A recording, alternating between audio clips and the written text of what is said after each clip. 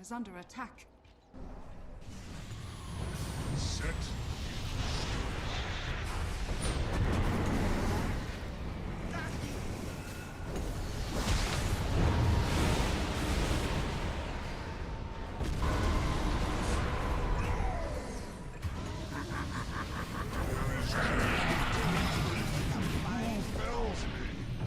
What's this?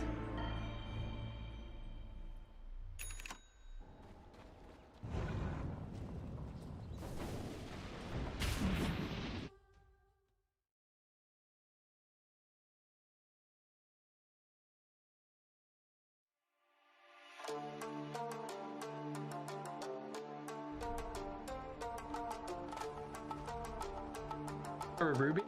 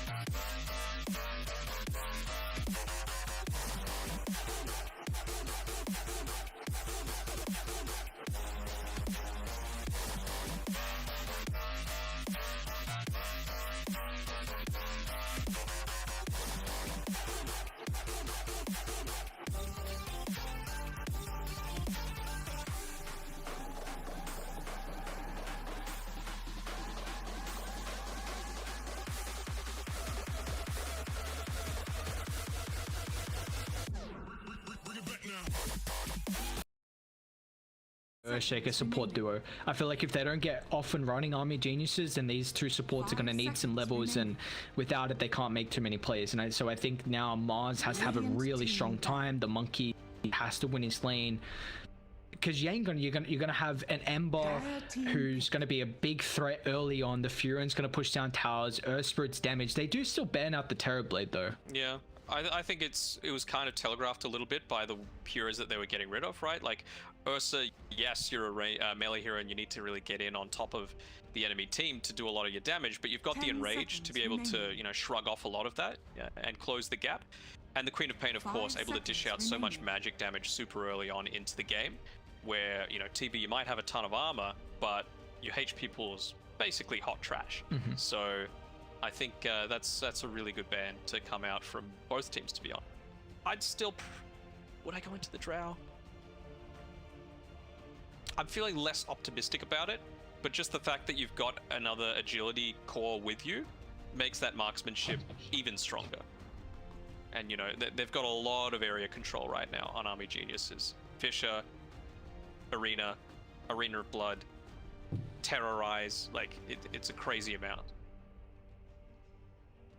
And that's a nice thing as well. It's going to make it very difficult for them to get on top of you then, with all this crowd control. You can punch it pretty safely. They're going to OD. It is a great... I like OD a lot as a core versus the Ember. But I thought you were going to put the Monkey King in that matchup. I think both is fine. I think we saw that Mamang Daya was very capable of winning any sort of mid matchups if you give him any kind of favorable one. And like you said before, OD against Ember Spirit, once you hit level 7 or so, it's basically a guaranteed kill. You should probably be getting that your Meteor Hammer around the 6 or 7 minute mark. As long as you've got that Sanity's Eclipse, you can 100-0 any single hero on the map, even an Ember Spirit. You just got to make sure he doesn't get that flame guard off.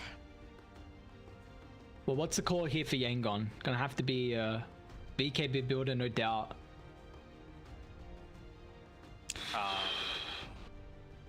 Juggernaut. Just throwing a name out here. I'll be real. Throwing something. You may as well chuck something out. See if you get it right, then some style points. Trying to see what they need. I mean, I'm gonna pick something. Choose your hero. One Ember. All right.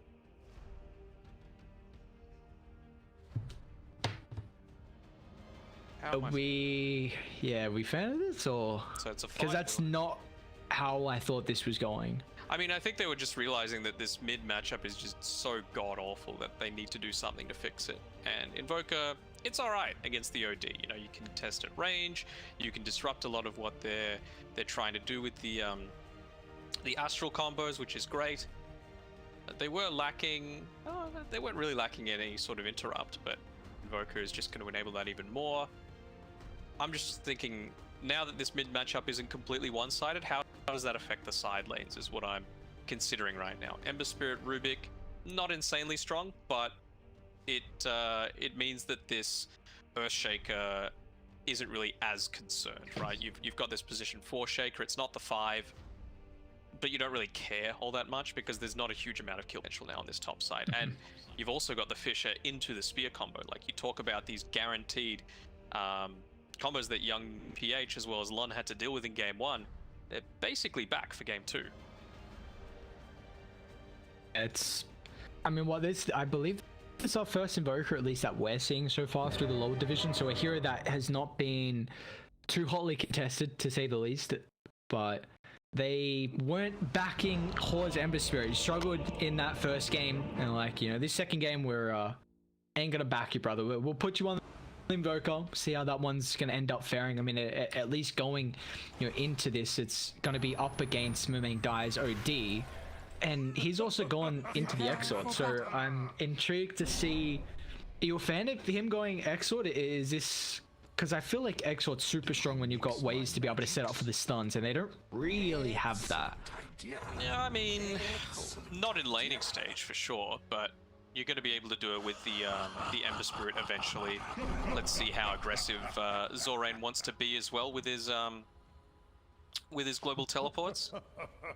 Saw before, you know, we were talking about all these different EU series. I mean, Seb has he basically nearly TP'd into the fountain in one game that they were playing against, I want to say Viking, yeah, but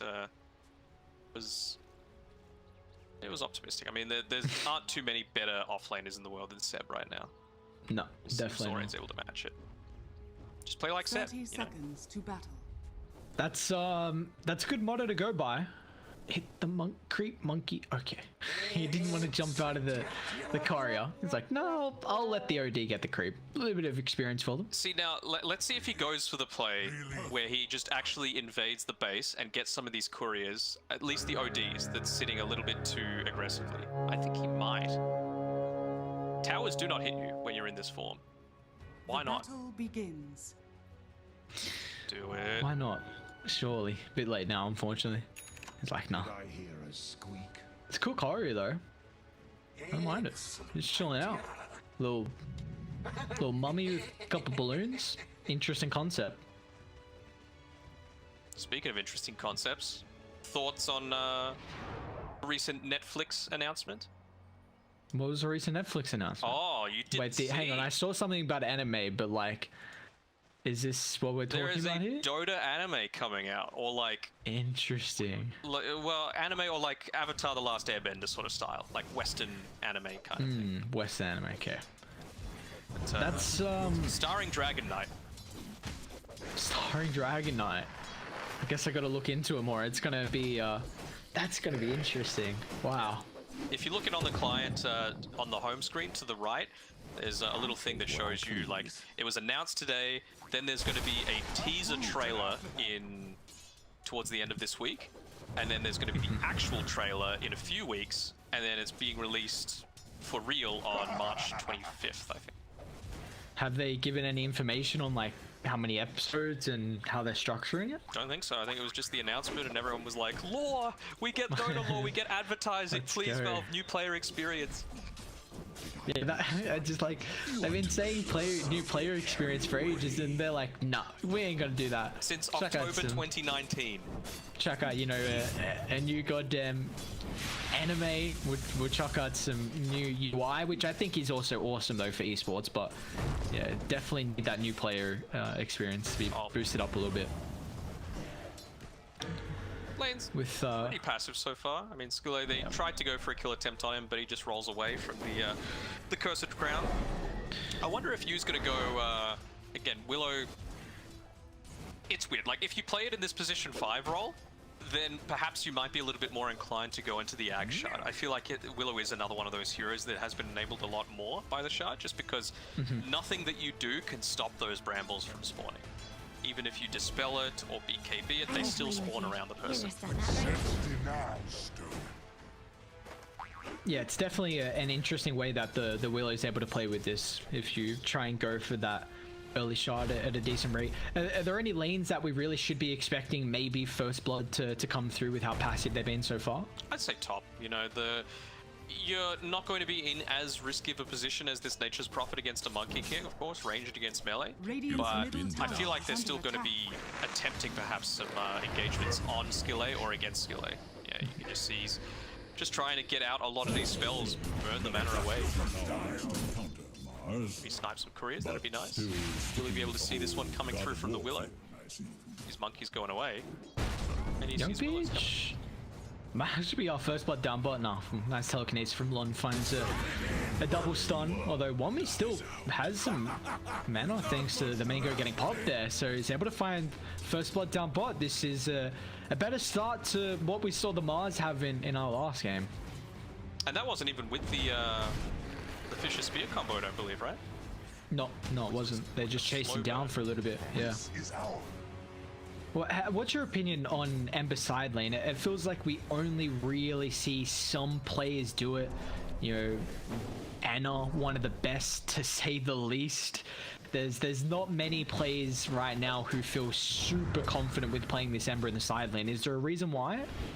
I feel like now more than ever, with like only a couple of exceptions, let's say like last game with the Tidehunter or more traditionally with heroes like the TA, your mid lane isn't the one that's actually the win condition to win you the game. You know, it's all on these side lanes to be able to make it happen. And with an Ember Spirit, sure, you might be able to get a bunch of kills, but you don't actually transition that into any sorts of towers. So this time around, Yangon, they're going to be leaning very heavily on Zorain to do a lot of their objective take. Yeah. Well, and he's had a relatively good lane so far. 14 loss. He is bottom out of the cause though, but we are going to see a lot of pressure come through, I think, around kind of maybe even that first catapult timing, if they can get a rotation. But you can't really leave the Ember solo and an Invoker having Exort. It's not really a hero that wants to be making rotations. So I am really intrigued to see if this Invoker going Exort is going to be a nice payoff for them, or if it's going to end up costing them in the long run. And so Earthshaker might be in trouble though. Goes a bit too aggressive here against Yangon's duo down bot, and he's going to get punished. He's going to get punished for it. OD getting a lot closer towards that Meteor Hammer. It's probably going to hit it around the same sort of timing as his level 6 as well. So that's what I'm really going to be looking at Hoy. How is he going to manage both his health and mana stocks to be able to withstand that burst combo? The Astral's on cooldown now, so he doesn't have it defensively. This is the big thing about the OD mid, and now Zorain even showing up as well. They drop the Sunstrike, which doesn't find the connection. Now Mamang dies, still gonna pay the price though. You not able to keep his core alive, and he's eating a lot of damage as well from Yangon. Zorain gotta be careful though. They're even gonna roll in forward. Skill A. He's got another kick up in a couple of seconds, so finds the slow and finds the kill. 2 down from Army Geniuses in the mid lane. They've got a catapult wave as well, but they are very weak, so probably not going to be able to utilize it here to full effectiveness. And we even see kill down bot as Young PH. This has been a rough laning stage so far for the Ember. And this time around, it was the combo that ends up killing him. Again, I'm sure it was nice that they were still able to clean up the Dark Willow at the end on skill A, but it was some misspell usage again. The Nature's Call was used after the Sprout, and that enables the Willow to just walk away from the Meteor combo that Hall was able to launch out. And when you're against an OD, if you could even just break even in this mid lane, you're feeling very happy on this Invoker. So the fact that that kill went begging is going to feel a little bit sore for him. It was the right kind of movement though that they had to make. They needed to get a kill super early on to delay this timing, even by a minute or two, is the difference maker. You start to... He might be dead here. Yeah. If he drops the ult remaining, oh, not enough. That's the thing, like he kept his mana up high enough on Hor that he didn't actually take too much damage from the Sanity's Eclipse. So what I was talking about before with both health and mana management, he was doing it right there. Effectiveness of having those raindrops as well as the magic wand, and they're going in onto Mamang Dai, misses the roll. So have to scare him off a little bit. Now he's got the Meteor Hammer though. The issue is that it leaves the Fury and solo up top, so DB and you were able to dive under the tower, and Lum was a little bit too late on the rotation. So see, if you do put some emphasis on a different lane, then it enables Army Geniuses to be able to then ramp up that pressure in their own lane. You know, we see the Earth Spirit having to help mid, but it puts pressure on now with the Fury on, and even down bot as well. They've done a very good job at utilizing the advantage, you know, whenever a young PH is in a very disadvantageous spot. Yeah, for sure. And I do like the fact that they were instantly able to make that rotation. Like, as soon as you see Earth Spirit has left the lane, they were just like, right, this Furian's dead meat. He doesn't have the defensive capabilities to be able to prevent dives in onto us. Maybe if he has the Wrath of Nature, it's enough to deter them from just diving under the tower because of the huge amount of burst damage that you're able to dish out. But just the power tread's not quite enough.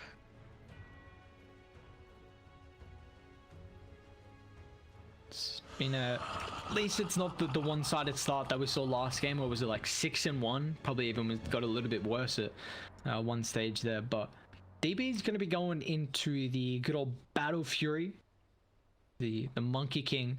See, already trying to look towards that farming item, and if Radiant going to be able to pressure him before he's able to get too much on the map. But how do we feel some of these fights are going to break out? Is that Army Geniuses are more prioritized on taking team fights because they line up, and is that what you're reading so far? I think they're a team that just needs to play a lot heavier around their cooldowns, of course. Like, basically, it's only the Wrath of Nature that they need to heavily wait around for. I suppose the Magnetize on top of that, but that's not what Skill A is there for. He's just there to disrupt the backline, make sure Earthshaker isn't able to get off these big combos. If they're able to silence him as well, that's an extra win. But you just compare that with what Army Geniuses have. You know, when Sanity's Eclipse is online, you can look to group up.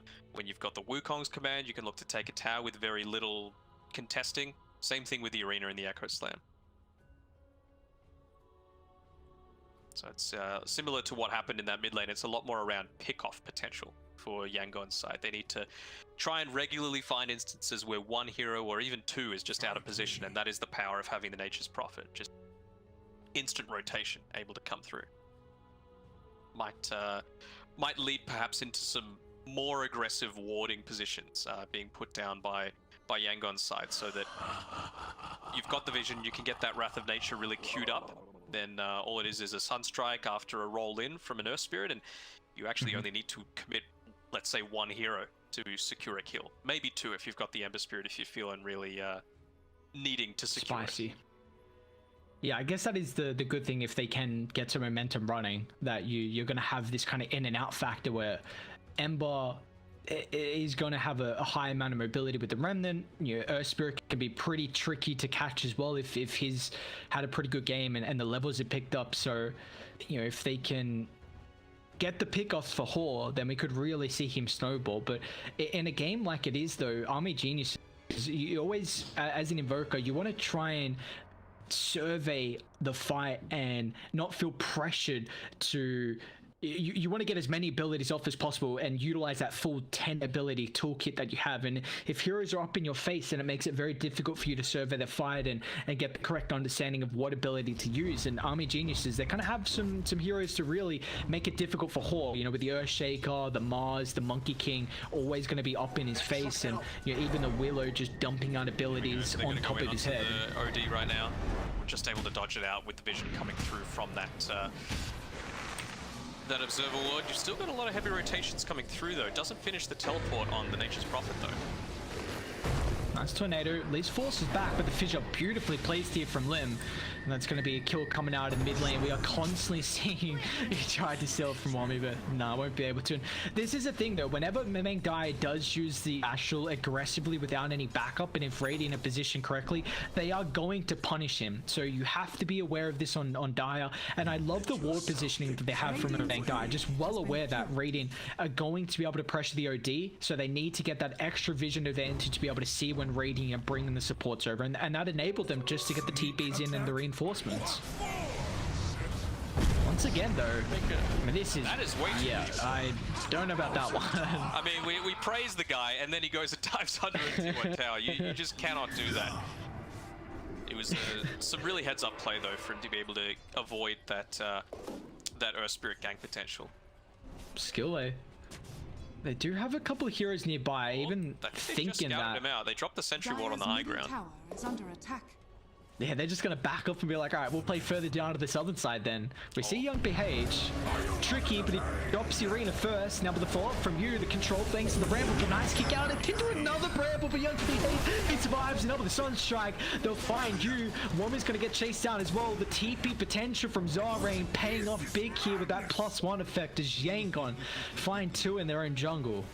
Again, pick-off style fights prefer Yangon's side. Like, it's just the nature of all of their heroes. It's very single target, it's very bursty focused, whereas I don't feel like you could just commit two heroes to try and get a kill, especially on something like an Ember Spirit. Like, maybe if Willow had 6, they could do that, where you've got the Bedlam to increase the burst damage, but you didn't. You just had the Cursed Crown and the Bramble Maze, and it's just not quite enough.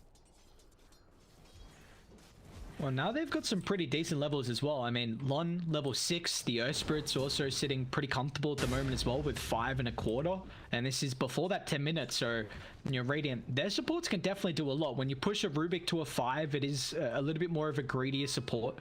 But if you've got a start like this, we could see Lon have a pretty good game, and it's definitely not a hero that we've seen him play, not his play style, which you brought up in the draft. So I'm intrigued to see how this different hero is able to be played from their 5. Yeah, for sure. They make sure that Willow is so dependent on her levels. Like, you're a completely different hero when you're level 4 versus level 6. Just that Bedlam, that solo pick-off potential is insane from what is a support at the end of the day. They're able to pick up the Midas as well. And oh, are they going to go for a kill here and actually get it by going the Exort? Again, this is the sort of thing that having this Invoker enables. You've got great setups for it. You've got the Searing Chains, even with the Nature's Prophet, you've got a Sprout, you've got the stun from the Earth Spirit. There's a lot of ways to just get these pickoffs that, you know, punish the... All you were really wanting to do was soak up some experience on this top side, but perhaps just getting a little bit hungry there. And OD's going to go down as well. Just once again, Memang Dire. I mean, in a position where you know, the Spirit Invoker punishing you here if you use the Astral a little bit too aggressively. They do have some ways to protect the tower with DB showing up and the Earthshaker, but it's not really going to do much. Lim's just going to have to do a walk-in Echo Slam, and Monkey, there's a lot of control to be able to deal with the Monkey King right now, so he's not really wanting to kind of show up to fight. So this being is a much better start from Yangon. It is, but I feel like part of it is just because of how Army Geniuses have chosen to take these fights. You know, I feel like you're more than happy to sit back, play a little bit more passively around your towers, but for whatever reason they tried to take the fight to these pickoff heroes. Again, another Sunstrike landing in onto Wami. That's all they need. Looking good. Paying off here. The Exort Invoker was a bit worried that might be greedy, but no, it's definitely doing its job here. You see the setup's coming through, and well, young PH, he's been able to have a little bit better catch-up as well after the laning stage. Was worried, but he's showing up, setting up for the Invoker, doing a very good job, and they're struggling right now. Until Dire are able to find some items and especially some levels as well, their catch versus Ember is going to be very difficult. And even now, like I talked about, maybe Yangon might go for a few more of those aggressive Observer wards. They've only got the one up right now, but it's around the Ancient Camp where they know that this Monkey King, which they've been creating a lot of space for, let's be real, on Army Genius's side, he's getting closer towards that Perseverance, to that Battle Fury. And you've nearly got the Orchid finished up on this Nature's Prophet, so you can even go for a lot of this solo pick-off potential onto a Monkey King, which is the win condition for Army Geniuses. Dire's bottom tower is under attack. Yeah, it seems like that Army Geniuses, they've got a much clearer win condition than what Yangon do, right? Oh yeah. But, well, they're kind of playing right into Yangon's hands. They're like, what, you want to run at us? Rather than just sit back, get your levels, get your experience. Like, you cannot do anything as this Earthshaker without the Blink Dagger. So the fact that they've attempted to go for a few fights, and, well, Lim hasn't really died from them, but still, might die now. Skill even with the help of the Wrath of Nature. So gonna tick him out with the Urn along with that Magnetize. Looks like Lim, one more rock's gonna get dropped here, but it puts Skill in a bit of a difficult spot going for that deep attempt. Unfortunately, the Sunstrike was off the mark, so that extra damage was lacking there. And you see the boys come up just to protect their position for Earthshaker, but they are still getting a lot out of the map. I mean, Zalray shoving in top, got the Invoker, level 11 already. This Midas continuing to pay off. He's already got 2,200 gold in the bank, so getting close to the Ags. Oof, a lot of damage on Lim as well. Able to save him though, which of course, as a Shaker, you're having to save up so much gold, most of it being unreliable, so you're just going to keep losing. They're going in onto DB here with the Orchid pop potentially. Has to be a little bit careful. Doesn't have the rest of the team to be able to back this up. But they're continuing to go, but I don't know if they can fight this. They're coming over DB. One drop the ultimate, but look at the damage. They're just slowly poking and prodding them down on Army Genius, and now with how weak they are, they're gonna have to disengage. Wami drops the ultimate, so they find the kill on Lun, but now DB has to retreat away. Even Lim as well is getting chased down, but a hasted up Fury on, and just this constant choking across the map just puts Army Genius in a tricky spot here. But the Boundless finds two. They push back Ember as well into the tower, so they're gonna be able to punish the deep attempt there. And now with the Bramble set up for the Terrorize, Wami doesn't have a spear available, but he's gonna run into the follow-up of the Bramble. Memang Dire drops the hammer, finds a triple kill, and well, Army Geniuses hit back here through that team fight. That's the big difference. They took the fight on their side of the map. They forced them to dive into unfriendly territory where, yeah, you've got the Nature's Prophet that can TP, but no one else can. And their reinforcements were able to come on Army Geniuses to repel all of that. It was really nicely done by DB as well. He got the Jingu stacks up to maximum, so he had that lifesteal waiting on him for a long time, but just didn't end up using it until he needed to right at the very end, getting the Boundless Strike onto 2, allows Wami to get the spear into the tree, And, well, when that's under a tier 2 tower, you've got a lot of extra armor and regen to be able to play with. So, this feels like the game of who makes the wrong aggressive plays at the wrong time. Yeah, we've seen a couple times that either team hasn't been able to limit this aggressiveness where early on under that tier 1 tower mid from Dire, they just dived a little bit too far on the main Dire, and now this side for Radiant going a little bit too deep on the tier 2 tower mid. So it's just, yeah, can you really restrict this eagerness to find kills? And, well, they might have to set up here. Meteor followed up with the Bramble is in trouble here with the Earth Spirit, although they don't want to dump too many abilities because they don't have a ward seeing the rotations by the T1 tower. But there didn't actually end up being any, so Skillay is just able to walk away. I do like that they have to make sure if they don't have a lineup that can play too overly aggressive right now in Army Geniuses, but if you're ever going to take fights, it has to be on your terms around your own choke points and where they were positioning just before on their high ground. And once again, on their high ground around the triangle camp, they're going to be able to catch up. Lun Fissure doesn't find Young PH. They still drop the Sunstrike, which is an immense amount of damage on Wommy. See Young PH trying to posture aggressively to find that extra little bit of damage to be able to bring down the Mars, but it won't be enough. And now has he stuck around for a little bit too long? Astral sets up for the spear. They find the connection, and now even Skillay tries to help out somewhat defensively with the silence, but it's not enough as Lim just walks in, drops the Echo, and that's a double for you there. Once again, Army Geniuses taking a fight on their terms around their vision. Yeah, just a little bit too late with the silence coming through there from the Earth Spirit. Would have been enough, of course, as an Ember Spirit to potentially get away. I don't think they layered the Fissure over the top of that spear stun, so another kill that's gone begging. It's still a 4K net worth lead though for Yangon, but definitely enabled Army Geniuses to come back into things. I talked about Shaker not really being able to do much of anything in these extended team fights without the Blink Dagger, but with that assist gold that he got from there, he's only 300 gold away. Yeah, that's big. He's a bit low of a level right now. Just got tied up with the rest of the supports as well.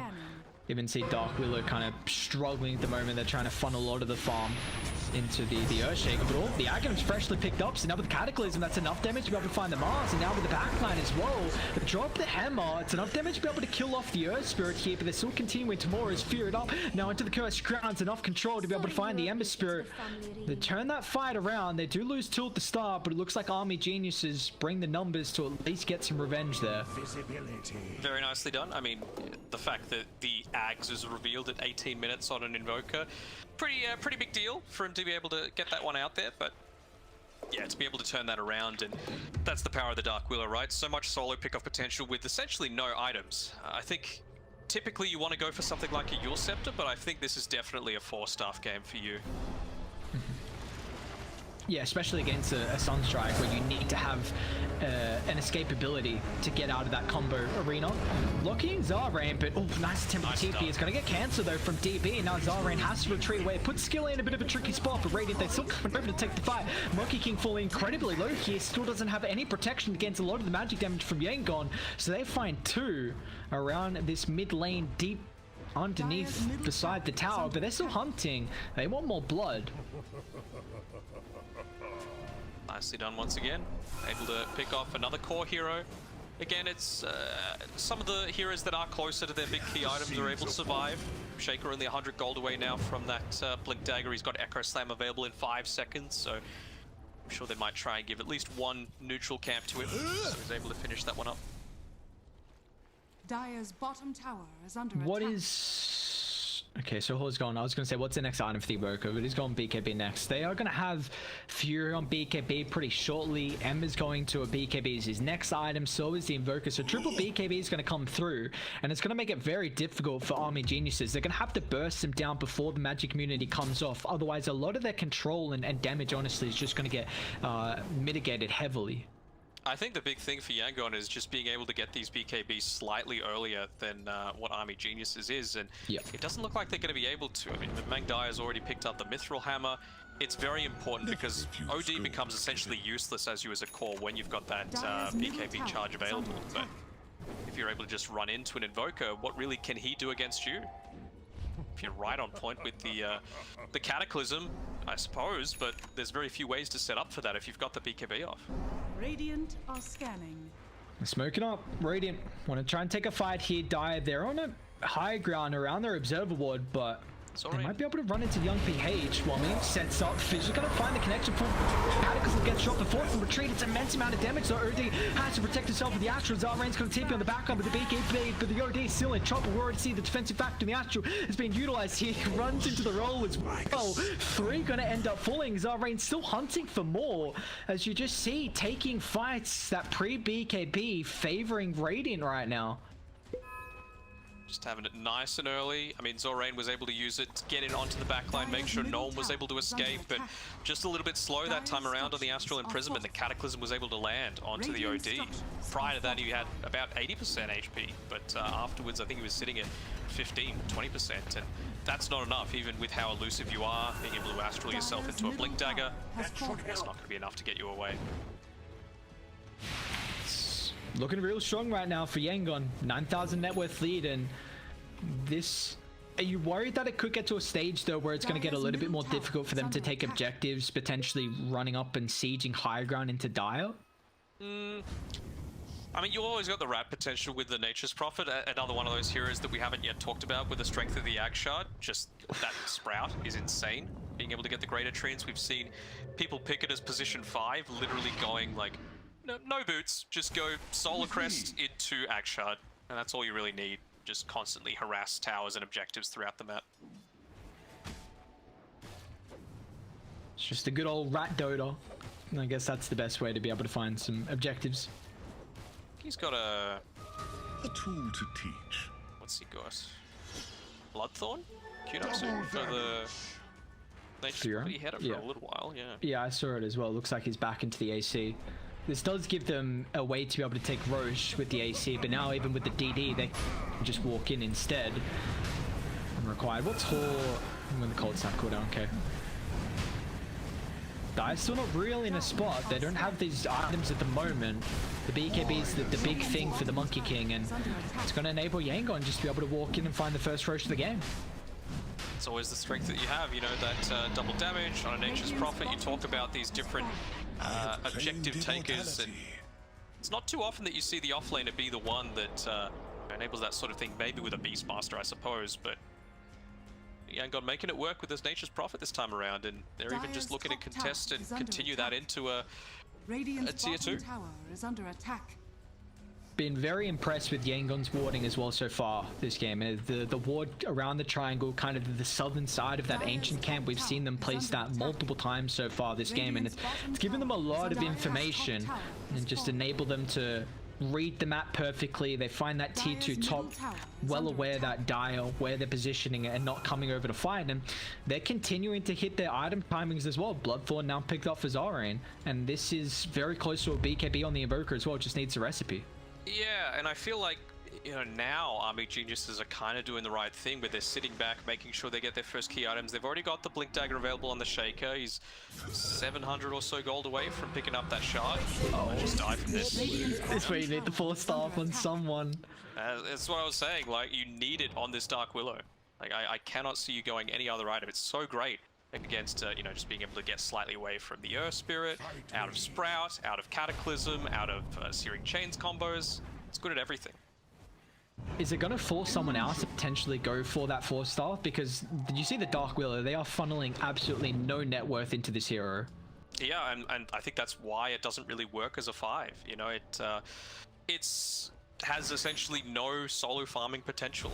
You need to be able to be part of kills, and they haven't really gone a lineup that gets kills super early on. Just wanting to finish up the Magic Wand, which I think is understandable, but that 4-star, you really do. I mean, OD can go for it, but I feel like this BKB is very important to finish up as well. Of course, just having that extra movement speed is always good. Having that extra intelligence from the Staff of Wizardry that makes up the 4-star, very good too.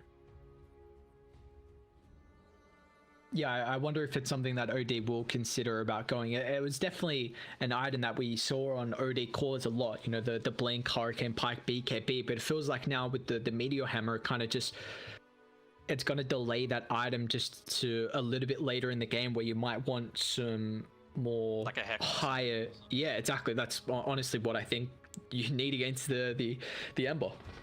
You do need it against the Ember, and of course, you know, especially now that it's purely based off mana as opposed to intelligence with your Sanity's Eclipse, having the Ultimate Orb, having the Mystic Staff, great at being able to deal with all of that, right? So it's a rough position to be in, but I feel like if you try and go for this Sheep Stick before you're able to finish up a 4-staff on the OD, you're just not going to get to that point of the game. They're just going to run over you in time needed.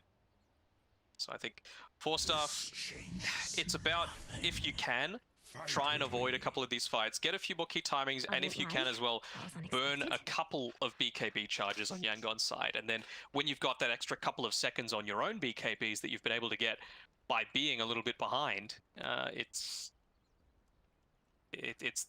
go time. Yeah, it's still a rough position to be in though, and maybe they're suffering from success a little bit here because their game one was so dominant that they felt that even with this lineup that doesn't really fit the style of playing as aggressively as they did in the early stage, they tried to, and they were just punished by Yangon for it.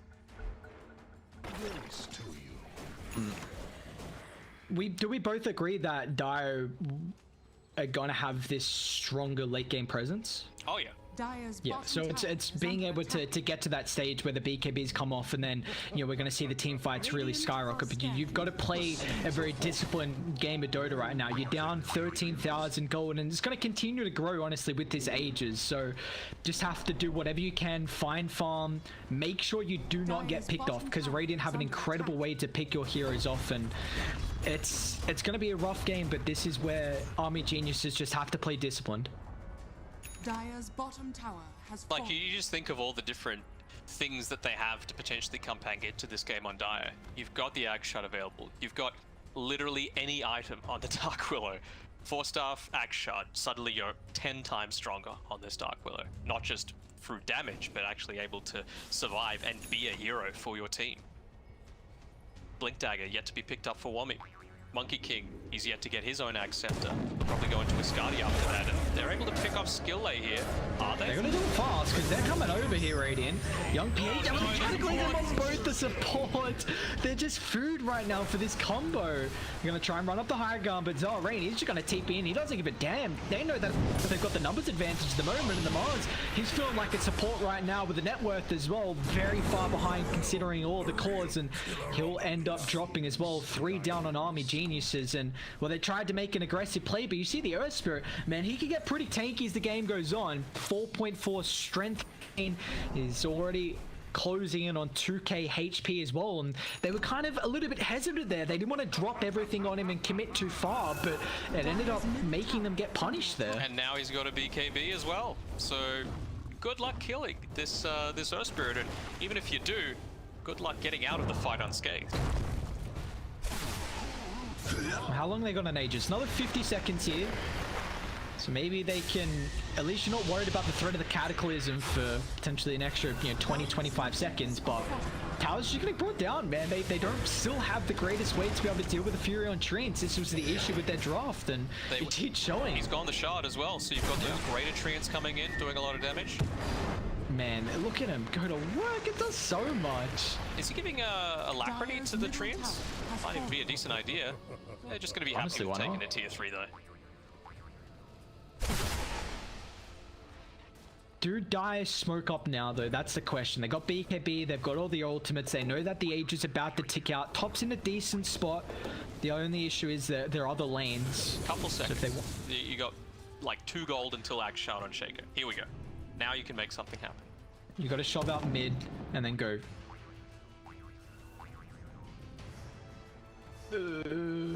No? Do they have a smoke? I don't think they have one actually. Yeah, they don't have a smoke, so they're just stuck in. Oof. They buy one now, but I mean, Brady's still posturing. You see they're on their high ground though. Skill in a great spot to pop a smoke. Lon even positioning around just in case.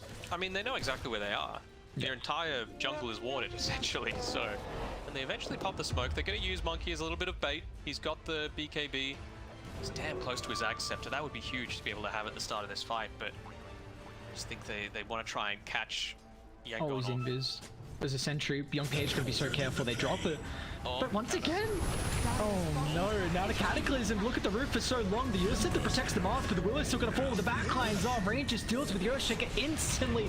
Army Genius just constantly just getting picked up before they can start the fight for the team fight. And now Monkey King, he's gonna get caught out as well. Can't even utilize the BKB. Memeng dies, getting chased back inside the base, but Yangon, they need the buybacks, they need them down. Memeng dies in trouble, so has the Astral just in case, but it's actually stolen it from Radiant.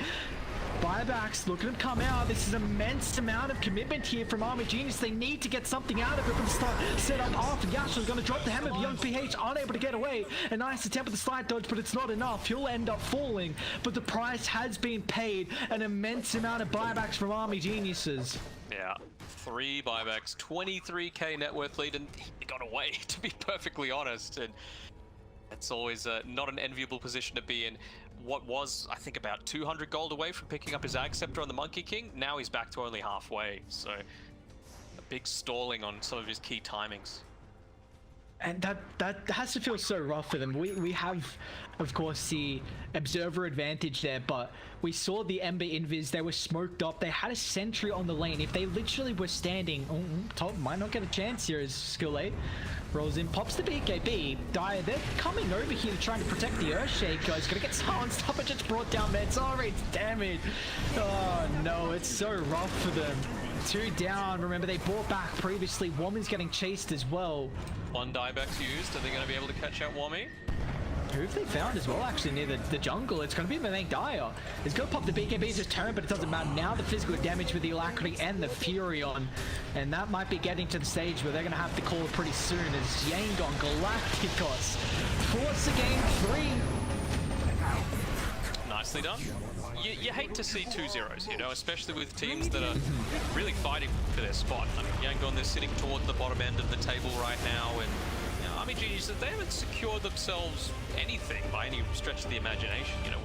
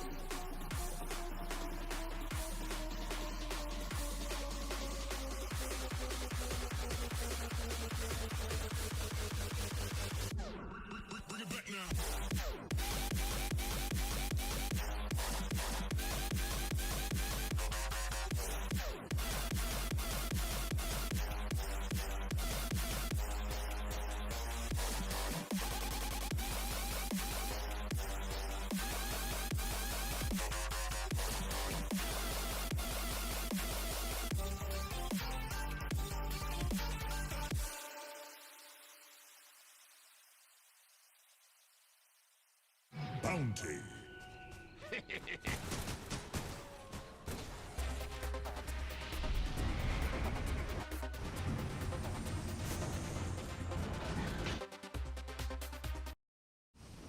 The next level play is Radiant's middle tower has fallen. Radiant's middle barracks has fallen. Radiant's middle barracks has fallen. Radiant's bottom tower is under attack.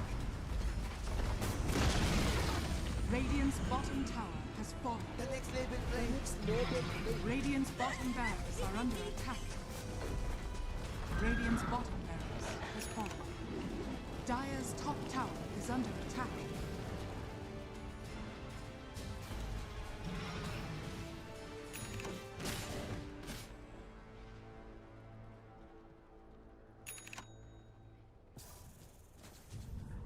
Bounty. Dire's top tower is under attack.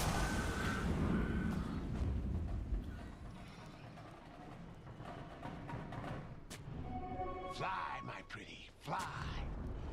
Dire's top tower has fallen.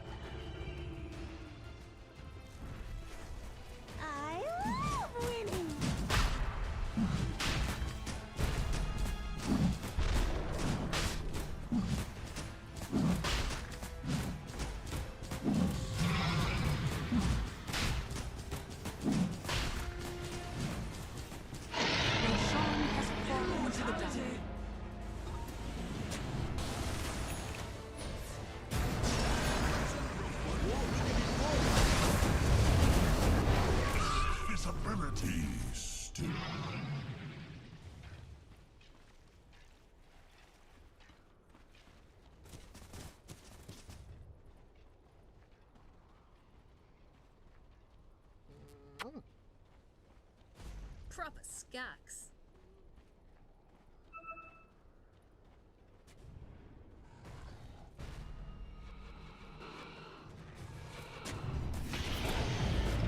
Lights rekindled.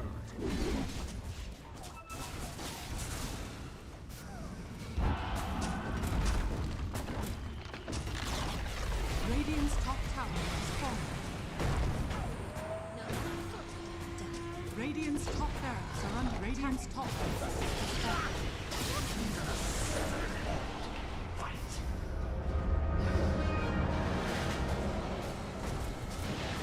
He's about to fight. Radiant structures are fortified. My final ritual.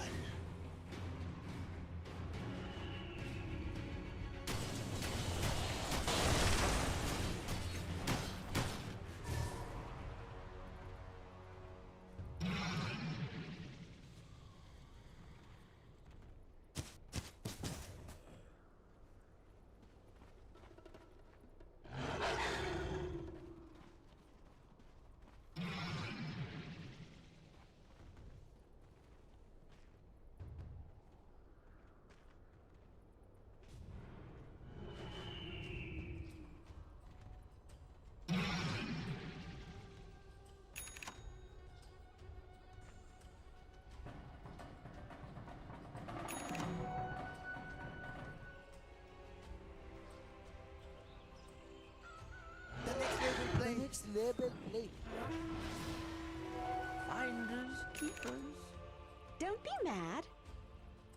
Dire are scanning. New treasures.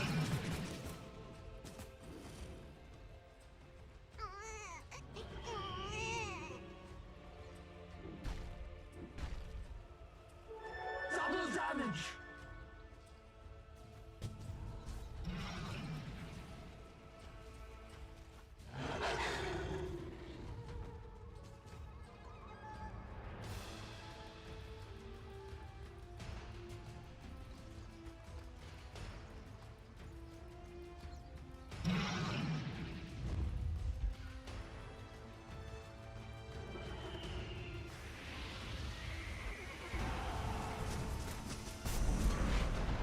Radiant's top barracks is falling. Dire now have victory.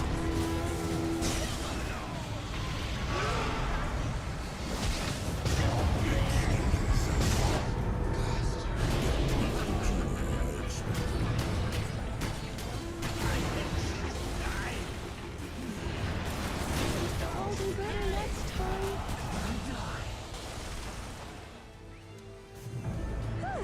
That's a relief.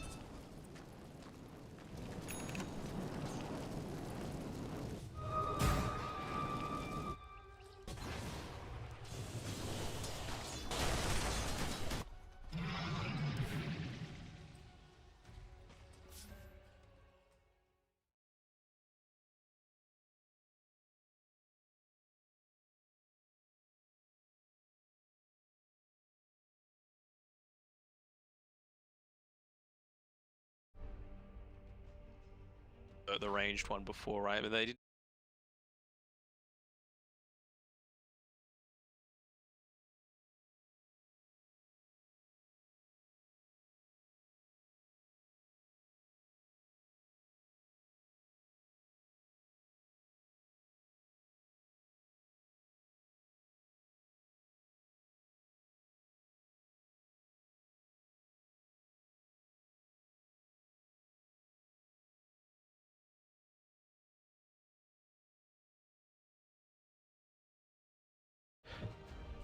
Be a bit I worried think in Phoenix that and regard. Enigma's probably a little bit too greedy. I think Phoenix probably achieves similar to what you want the Enigma to do, at least in team fights, not so much in lane, but you've definitely got a 10 seconds really strong remaining. pick-off, and yeah, if they get on the winning 5 side of any seconds kind of remaining. engagement, Army Geniuses are just going to snowball through and take at least one objective, maybe two. Like tier 1 tower into Roche seems like a very early possibility.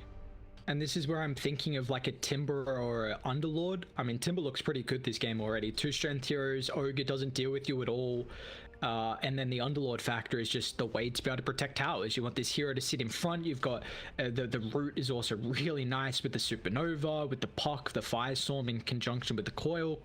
So I think you do need a way, like you just highlighted, that if Army Geniuses win a fight, or even if they don't, they can just take towers. So you need a way to protect it. How do I feel about this Tusk? Not that good. It's the long and short of it, right? Like, what is it essentially providing to Yangon right now? It's obviously nice to have a BKB piercing seconds remaining. disable, but is there anything really that needs to deal with that 5 right now? seconds Not remaining. really. Is there any burst damage that you need to deal with you know, Blink Snowball? Not really. Do you have 2 heroes that can be engaged by your tag team just yet? Not really. Do you have a strong Roche taking lineup? Not really. So I'm just trying to think what the mindset behind going this Tusk is. Maybe it could trade reasonably into an Ogre. That's about it.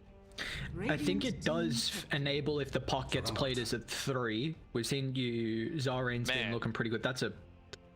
This is just... They are just going to group as 5 as soon as they get, like, even just Necro 1, to be honest, on the Beastmaster, and create havoc. Like, you just need to place that healing 10 ward down, seconds remaining. sit next to the Juggernaut, and go. 5 seconds remaining. Honestly, they could still Lycan. Like, really. What's stopping them? Not a lot, because Army Geniuses very much don't deal with Radiant team summons. back. Like the Earth Spirit Ogre support duo, they're gonna PL, so that's further kind of saying that they don't deal with summons / illusions, which they don't. Very good against the Beastmaster. It's difficult to find the raw. The Jug Omnislash is gonna get tanked up. It is a bit slower though as a core, so Army Geniuses could still be able to take an immense amount of objectives before the PL can feel like he's going to come alive. And you see they're protecting the PL as well.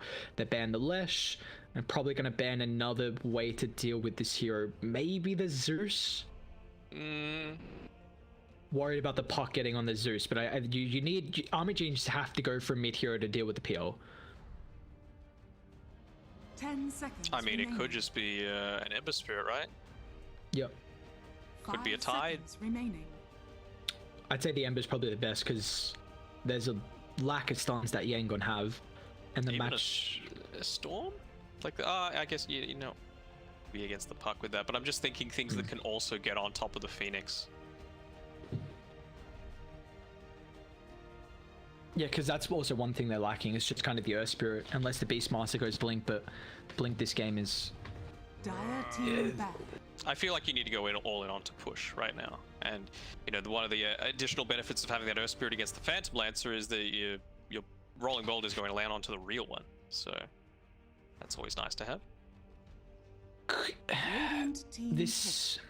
Could you TA against the Puck? I know it's not good versus the PL, but then you go all in on just ending this game before the PL comes online. Because I think we're both worried that Army Geniuses are just going to group up and take objectives and the PL is a little slow.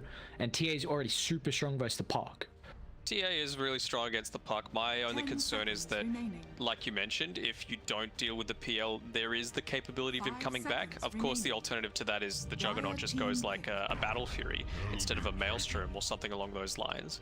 But is there enough farm on the map to actually enable that to happen?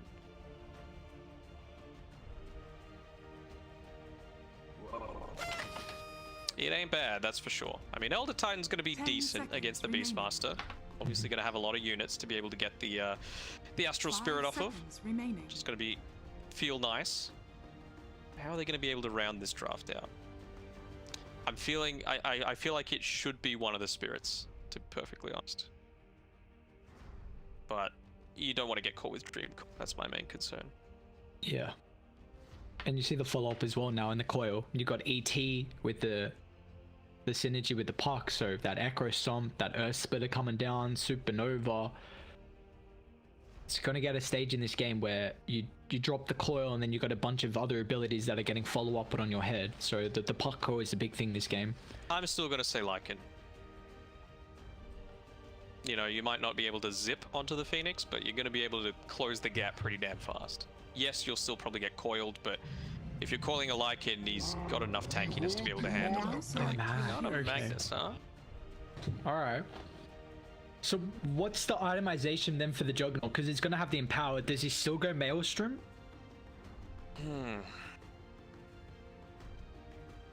I think you can. I think you can go Maelstrom and then just build purely into attack speed to take advantage of the cleave that you're going to be getting through the Magnus. I feel like Jug's one of those few heroes that SwiftLink is just absolutely amazing on. I think Army Geniuses would be hoping that they're going to be able to close the game out before it gets to that point, but it definitely a viability. I mean, Mjolnir is just such a nice item against this PL that I think you'd be... It'd be a mistake not to build it when you've got this mag that's just going to be able to give you the cleave naturally as well. And this is going to be an ET in the offlane as well. So Zarain picking this one up really nice with the tusk. Both these heroes just want to right click. Is this going to force Army Geniuses to maybe go with a defensive try? Because I feel like Jug and Ogre are going to struggle in that matchup. So do you have to bring the extra hero in the Earth Spirit just to maybe offset the worry at the early levels? Or do they even just switch up the lanes entirely? Do they put Wami in that lane instead? So what it would... Yeah. Well, you're always going to be able to doppel off the, you know, the slow and all that sort of stuff. So you're not really going to be as concerned about as this Phantom Lancer. And I feel like Jug does okay against a PL. It's rough though. I don't mind the Elder Titan pick. I'm still feeling pretty strong about Army Geniuses draft though. How do you feel? In my head, I want your opinion. If honestly, do you think that the mag slows the Army Geniuses lineup down a bit too much though? Because you highlighted that you think Army Genius can just group up and take objectives, and the mag is a mid hero traditionally known to take a little bit more time where you really want to use that Empower. So is it that they're just going to hit? It depends what ability goes. Like, is he going to go, you know, just a couple of braces to be able to sustain a bit better in lane, into an Echo Saber, into a Blink Dagger after that? Is he going to look to go a early-ish BKB so that he can be a bit more of that front line and not put all of the load onto this this Earth Spirit? It's hard to say, but you know, a puck at least is going to be able to outrange a lot of the harass that's going to be coming out from the Empower cleave in the mid lane. You typically see, like, Magnus used to be picked as your Void Spirits, for example, that, you know, just want to be standing and right-clicking for the majority of the lane, but you're not able to do that against a strength hero with cleave. I mean, this is a game where Hor has to pop off. Like, you're going in a matchup where Mag's going to get his farm, Puck might struggle early on just because of the damage disadvantage that you have, but the Mag is traditionally just going to be playing around mid, shoving out the lane and going back to the jungle. So it is just going to enable the Puck where you won't really feel too much pressure on your own tower because you're not versing someone like a DK, and Mag's not going to mirror your movements to gank, and you're also going against heroes that don't really deal with you in the early game. You know, Lim's going to need some extra levels, then that might make it a little bit more difficult, you know, Beastmaster with Raw, but if you play away from him. So I do think that the Puck early on, I think, has to have an incredibly strong game. I'm looking at this offlane from Yangon as well. If it does just go with the natural setup of the ET Tusk up against the Jug and the Ogre, I'm worried for Army Geniuses because I think they really might be able to snowball that lane. No, I agree entirely with everything you said. So what was the final prediction here? Who are we feeling? You say Army Geniuses?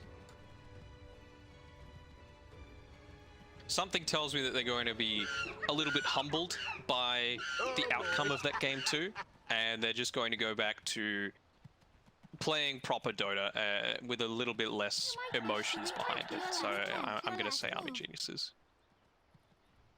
I think the BKB timing for them is incredibly important. If they can get it on pretty early from a ntakii, Jug's of course gonna have his own Blade Fury. It will take away a lot of the team fight capabilities that you're gonna have, and I think through the early game they're gonna have to be very reliant on winning every fight with when their team fights are up. And if they're not and they don't win them, we saw what happened with Army Geniuses in the previous game. So they got to execute fights incredibly well, and if they don't, then Army Genius is just gonna take objectives. Yeah, So for sure. as well, they've got a very Yangon don't 30 shove waves. seconds It's to all on Hor. Yup. I mean, Tusk needs to get level 15 before he's capable of doing it at all, and then it Yep. requires both of his abilities to be able to do it. Yeah, and that takes too long to the game, especially as a 4 to that stage. And we even see that the Beastmaster, he's gone for the build to just rush the Necros. We're seeing this a little bit more lately, just the belt to strength, the Quelling Blade, and a pulled Tango. Really just going to try and get that Necro book as fast as possible, shove the Phantom Lancer into the jungle, and you know it's going to very much make it difficult for how Yangon can play once they lose that tower. Why not? And you can even see on this top side, even though he's a position 4, skill 8, he just goes brace a tango. He's built to brawl right now, along with Zorain. So I think this is where we're going to be focusing a lot of our attention on this top side. Similarly, of course, going the Ignite on the Ogre Magi. To get that D-ward off, so nice little bit of gold injection coming into him, as well as an earlier than the other heroes level 2. It's going to be real nice.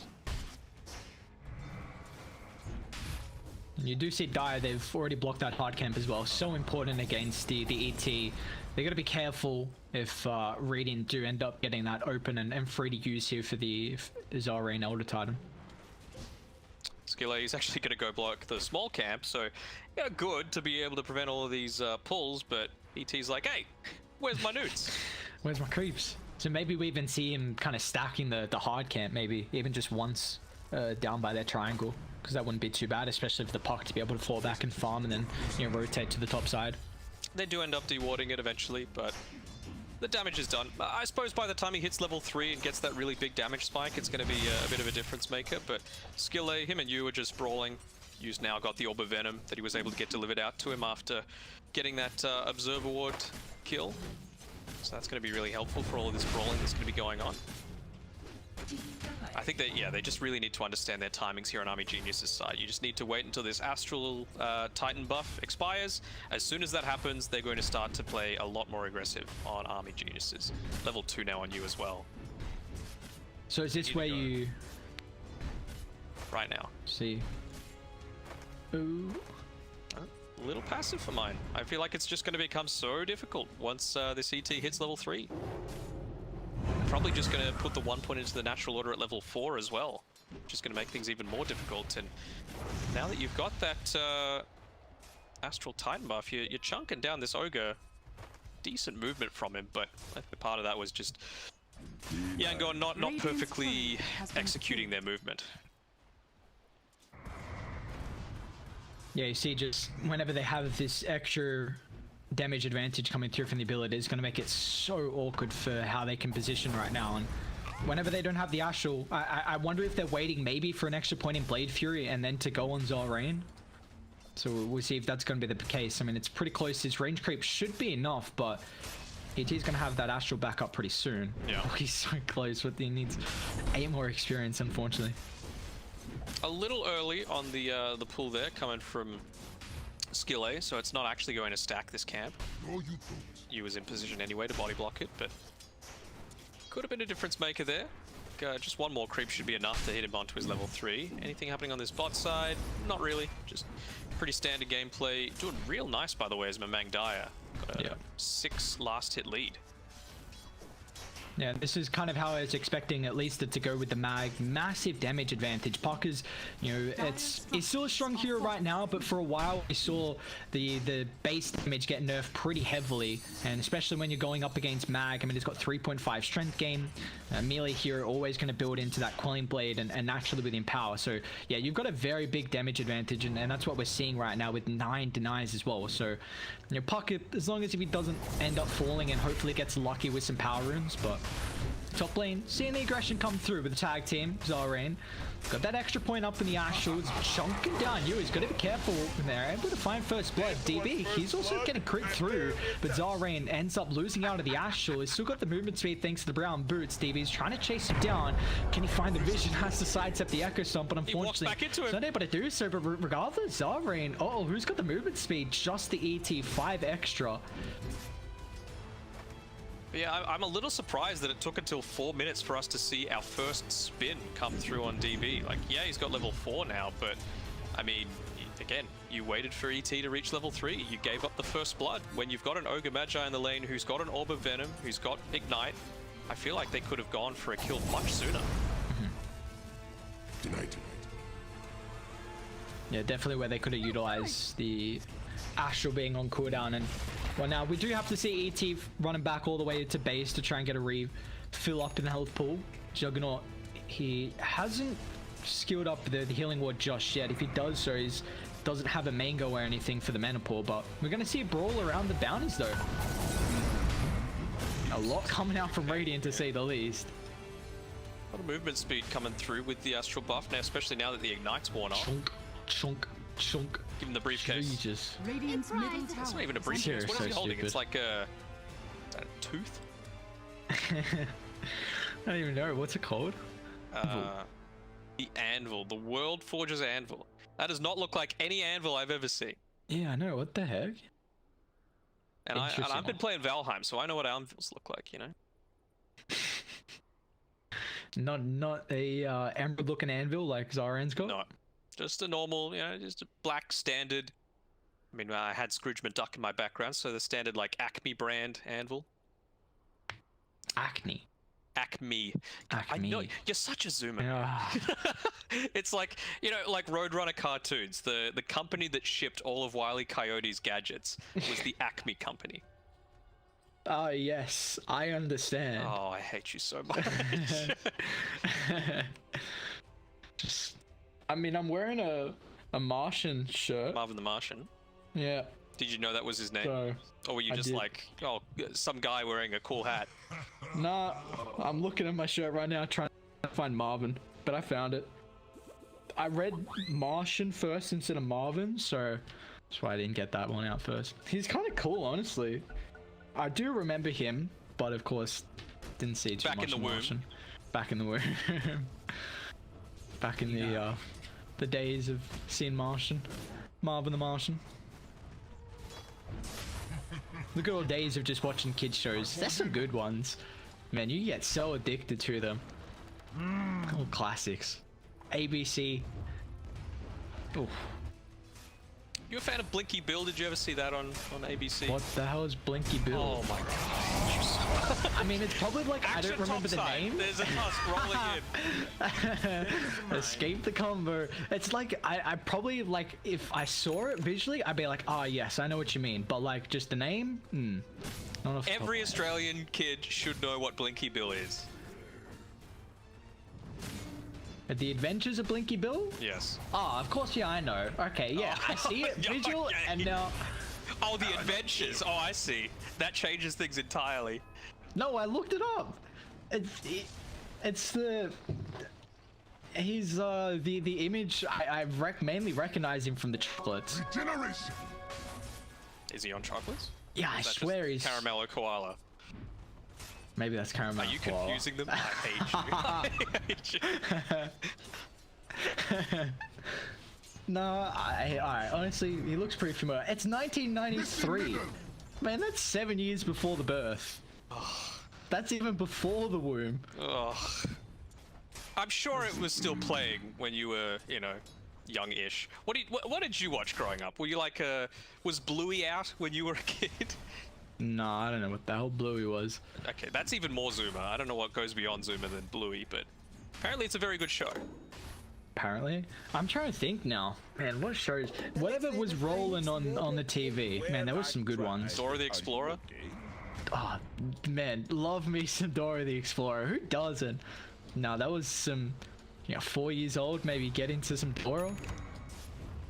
I just had Ben Saturday morning 10's kind of cartoons with popping. Ben 10. That's probably the biggest Zuma cartoon of all. Radiant's middle tower Who is doesn't under like attack. Ben 10? That's I mean, that's a that great was one. after my time. I was just Pokemon, Dragon Ball Z, Digimon, Beyblade, all Dire's this sort of bottom stuff. tower is under BliNcc Bill. attack. BliNcc Bill. BliNcc Bill. Oh, we haven't had too much action. Just the farm fest that's naturally going to be when you're in a mag lineup. But they will drop the RP. So Tusk just making some aggressive rotations. I don't know if he was trying to ward. Has he got one? No, he doesn't. So skill A? No, he'll still end up falling. You must have mistaken my purpose. Yeah, I haven't seen, honestly, I wonder when Hor is going to start making some movements across the map as well. It does get an invis, so potentially if he shoves out this next wave, might then think about being free to make a rotation to top or bot.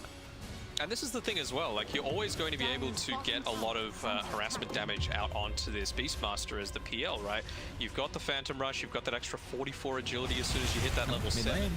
Mag in trouble. Is pretty beefy though. Treads, brace off, Fairy Fire as well, but Hor is able to bring him down with the help of the Tusker. The damage is enough. Top side, we got an onset coming out as well. Zaran trying to man fight, almost finds a kill on you, but the crit from DB is going to secure that one. So kills across the map. I'd be a little worried on Army Genius's side though with how much young PH is getting out of this lane. I mean, you just compare his net worth to the Juggernauts, he's nearly 1,000 gold ahead. It's an early-ish Diffusal Blade. You're not going to be worrying too much about those BKBs. They're going to find Lun, although, oh, just is able to get off the Fairy Fire. The tower though! That Tranks, it didn't pop him fast enough. Yeah, unlucky. I was worried that he popped that roar and I'm like, you might not get that kill and then that's going to be a little rough with your necro timing. But, like, I don't know, we're seeing he rushed the necros, but who groups up with him? Like, Mag still wants to farm. Jug, I guess, you pop Omni Slash now, so you don't really have this big ultimate where you want to infiltrate into the enemy safely, and even though you're probably stronger early on versus a Phantom Lancer. So it just feels like, yes, you pick up the Necro Book super early for Wommy, but he's just using it to farm.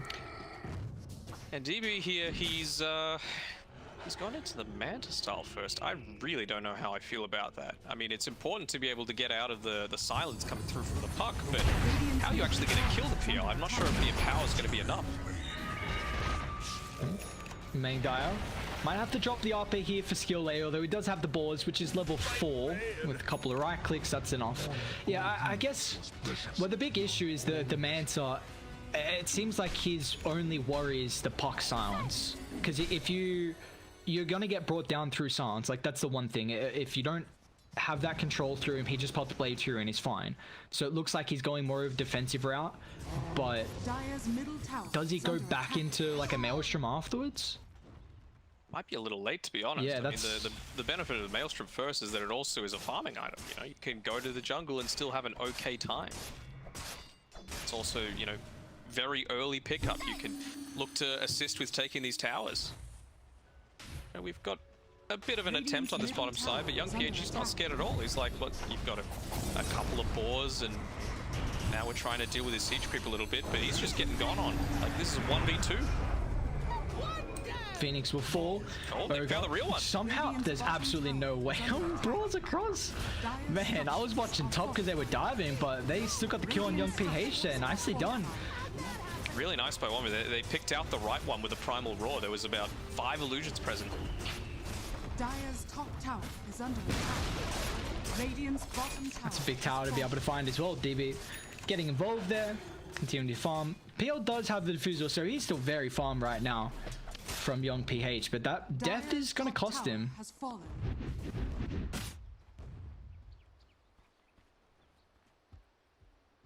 Towers across the map now. At least Army Geniuses get that early tower, which they were really wanting with the Beastmaster rushing the Necros, and it's going to open up the map here for DB. So we'll see how their farm's able to continue on. Radiant's What's bottom the... tower is under Is it attack. still just a game of kind of Radiant little structures skirmishes are across the map fortified. right now? I think so. I mean, you can see as soon as they take out that tower, it's just this roaming army with... it feels like Ember Spirit's just a part of Beastmaster... sorry, Earth Spirit's a part of Beastmaster's army right now. Anyone that they find is just an easy pickup. Radiant, they're bringing the numbers mid though. They still got Coil. Veil also picked up, so the damage right now from Radiant, highly magical as well. Snowball in. They're going to be able to catch out Wommy, man. Half his HP just evaporates. Now with the Supernova getting dropped from the river. Where's the control coming out? Magnetize doing a decent amount to be able to deal with the Tusker. Beastmaster's going to end up trading his life as well. Thanks to the core getting dropped from Horde, but it's a 1-for-1. Looks like they're still coming over you. If you can get a Fire Blast on to be able to set up for maybe an extra follow-up in the mag, but he's just farming away. So, a couple kills. It's about all. Did they drop the RP? Silenced. Split off Zareen. Not long enough for the Echo Stomp, however. Doesn't matter, they've Man, been this dealing is with it anyway. Dire's top tower is under wonky attack. stuff. Wonky is probably the way I would put it, you know. It doesn't feel like either team is taking a decisive hold over this game just yet. And, well, yeah, the Echo Saber is going to make things a little easier for Mamang Daya. You know, you can see he's sitting at a level 12 right now, top of the experience board. It's always just going to happen, being able to share a lot of the map around with your supports. So, even them, they're having a pretty decent time. Yu's getting dived underneath the tower here, though. He's got some backup though, but the Omni Slash getting dropped. Skill is going to take the full brunt of the falls thanks to the slashes. Once again, another 1-for-1, and Horde just scurries away with the lack of control really showing right now. He's got up. Main guy's still chasing. Meanwhile, Lon is in trouble as well. Gets a dive away to the low ground. He's going to be able to keep his life. Horde, can they get the RP? Main Daya. He could have, I think. I think that would have gone off. That's framed. That's like, whew, do you go for it? Do you not? It's in his head there. It's like, if I miss it, but what's the point in in cancelling it? You know, like, what if you're not going to go for it? Don't go for it. You know, just get out. No, I think he had it. I'd say so too. Yeah. Maybe he didn't have vision of when he started the TP. I don't know. It's daytime. He probably did. Whatever. It's in the past. And we have a pause. We hear that it's a freeze on one of the computers, and. Is that where he has to go agi treads, get a little extra movement speed? Maybe he would have got there faster. Is that the inefficiency? Agi doesn't do that anymore, does it? I thought they removed that capability, and then a lot of people felt like their heroes were just super slow because they took away a lot of these secondary stats that came from. Yeah, I think you're. Because never mind. Yeah, I think they did. I'm trying to think of what it was now. I just remember like hearing people, especially ones that played like Morphling, and they're like, "God damn, this hero is slow." That's right. They normally were able to just rely super heavily on that attribute shift. Yeah, I always think of I always get it confused with the primary attribute, like the primary gain that you get from it, like the armor or damage, etc. Attack speed. Yeah. Yeah, movement speed. No more. No more. Never mind. You're right, Main Daya. I'm just trying to rip into you, brother. You're performing well. Don't worry. 2-1-1. Looking good. Still there. Behind in the net worth at the moment. Radiant 2,000 net worth lead advantage so far.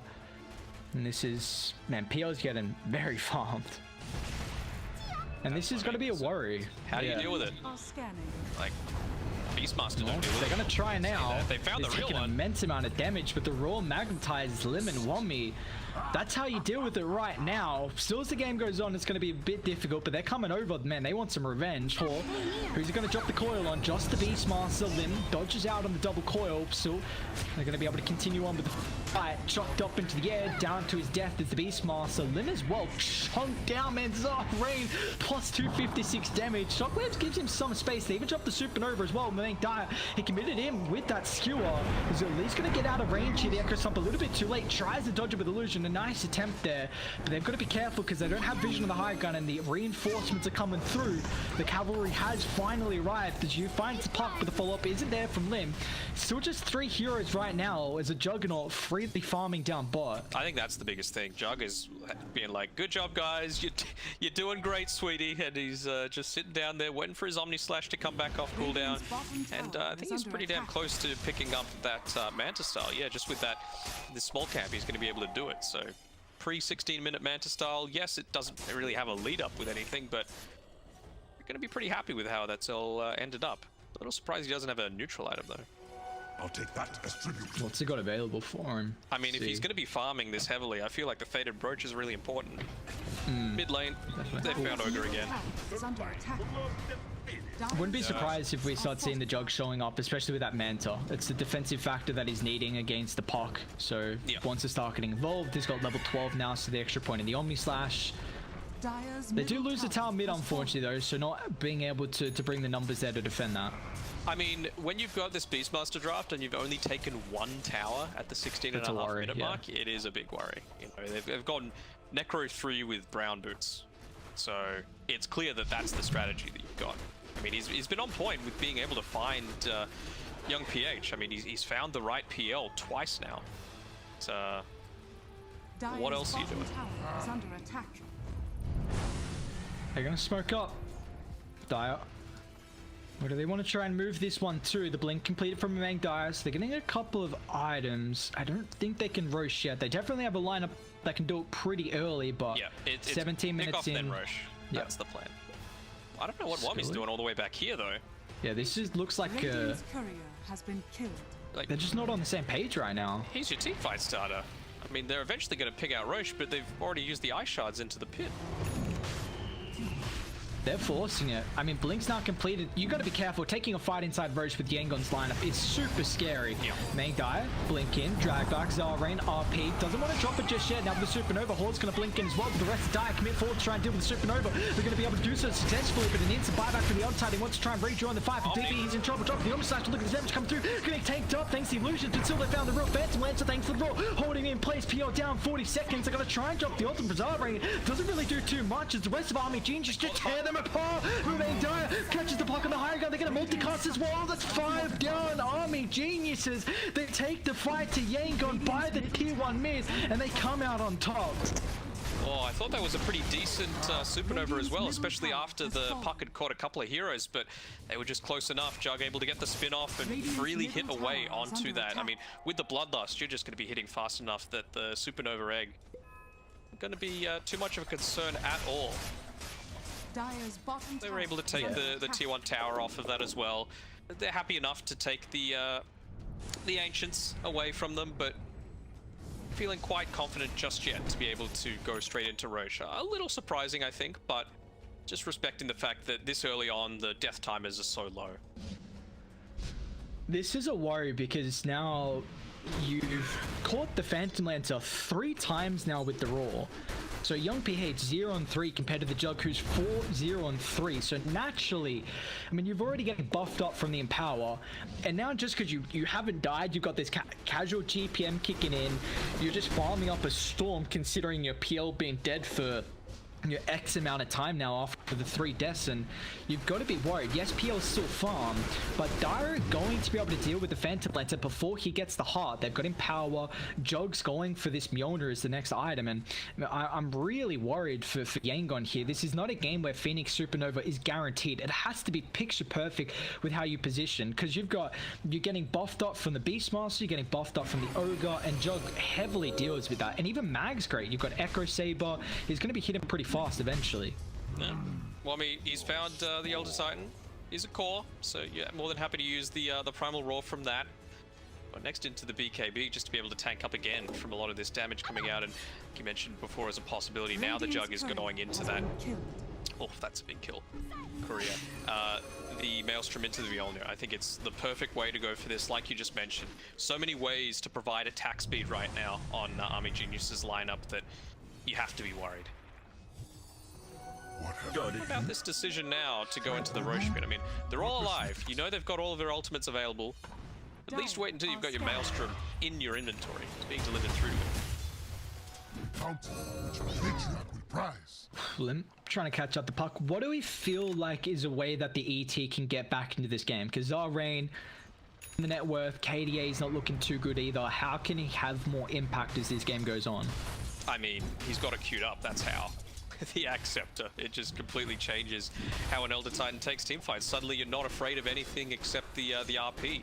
It feels like they've been needing to hold this Primal Roar for the PL to be able to catch him out, and once you don't have to worry about that too much, it's doing just fine. We're going to see skill lay picked off down bot here. Mang Dire and you going to be able to cut him down through the trees, so killing spree right now for Ewan. He's able to have a little bit more farm than what we saw last game when they went for the Willow, so just getting some nice items, especially once he gets that pipe. It is a lot of magic damage that Radiant are dishing out. For sure.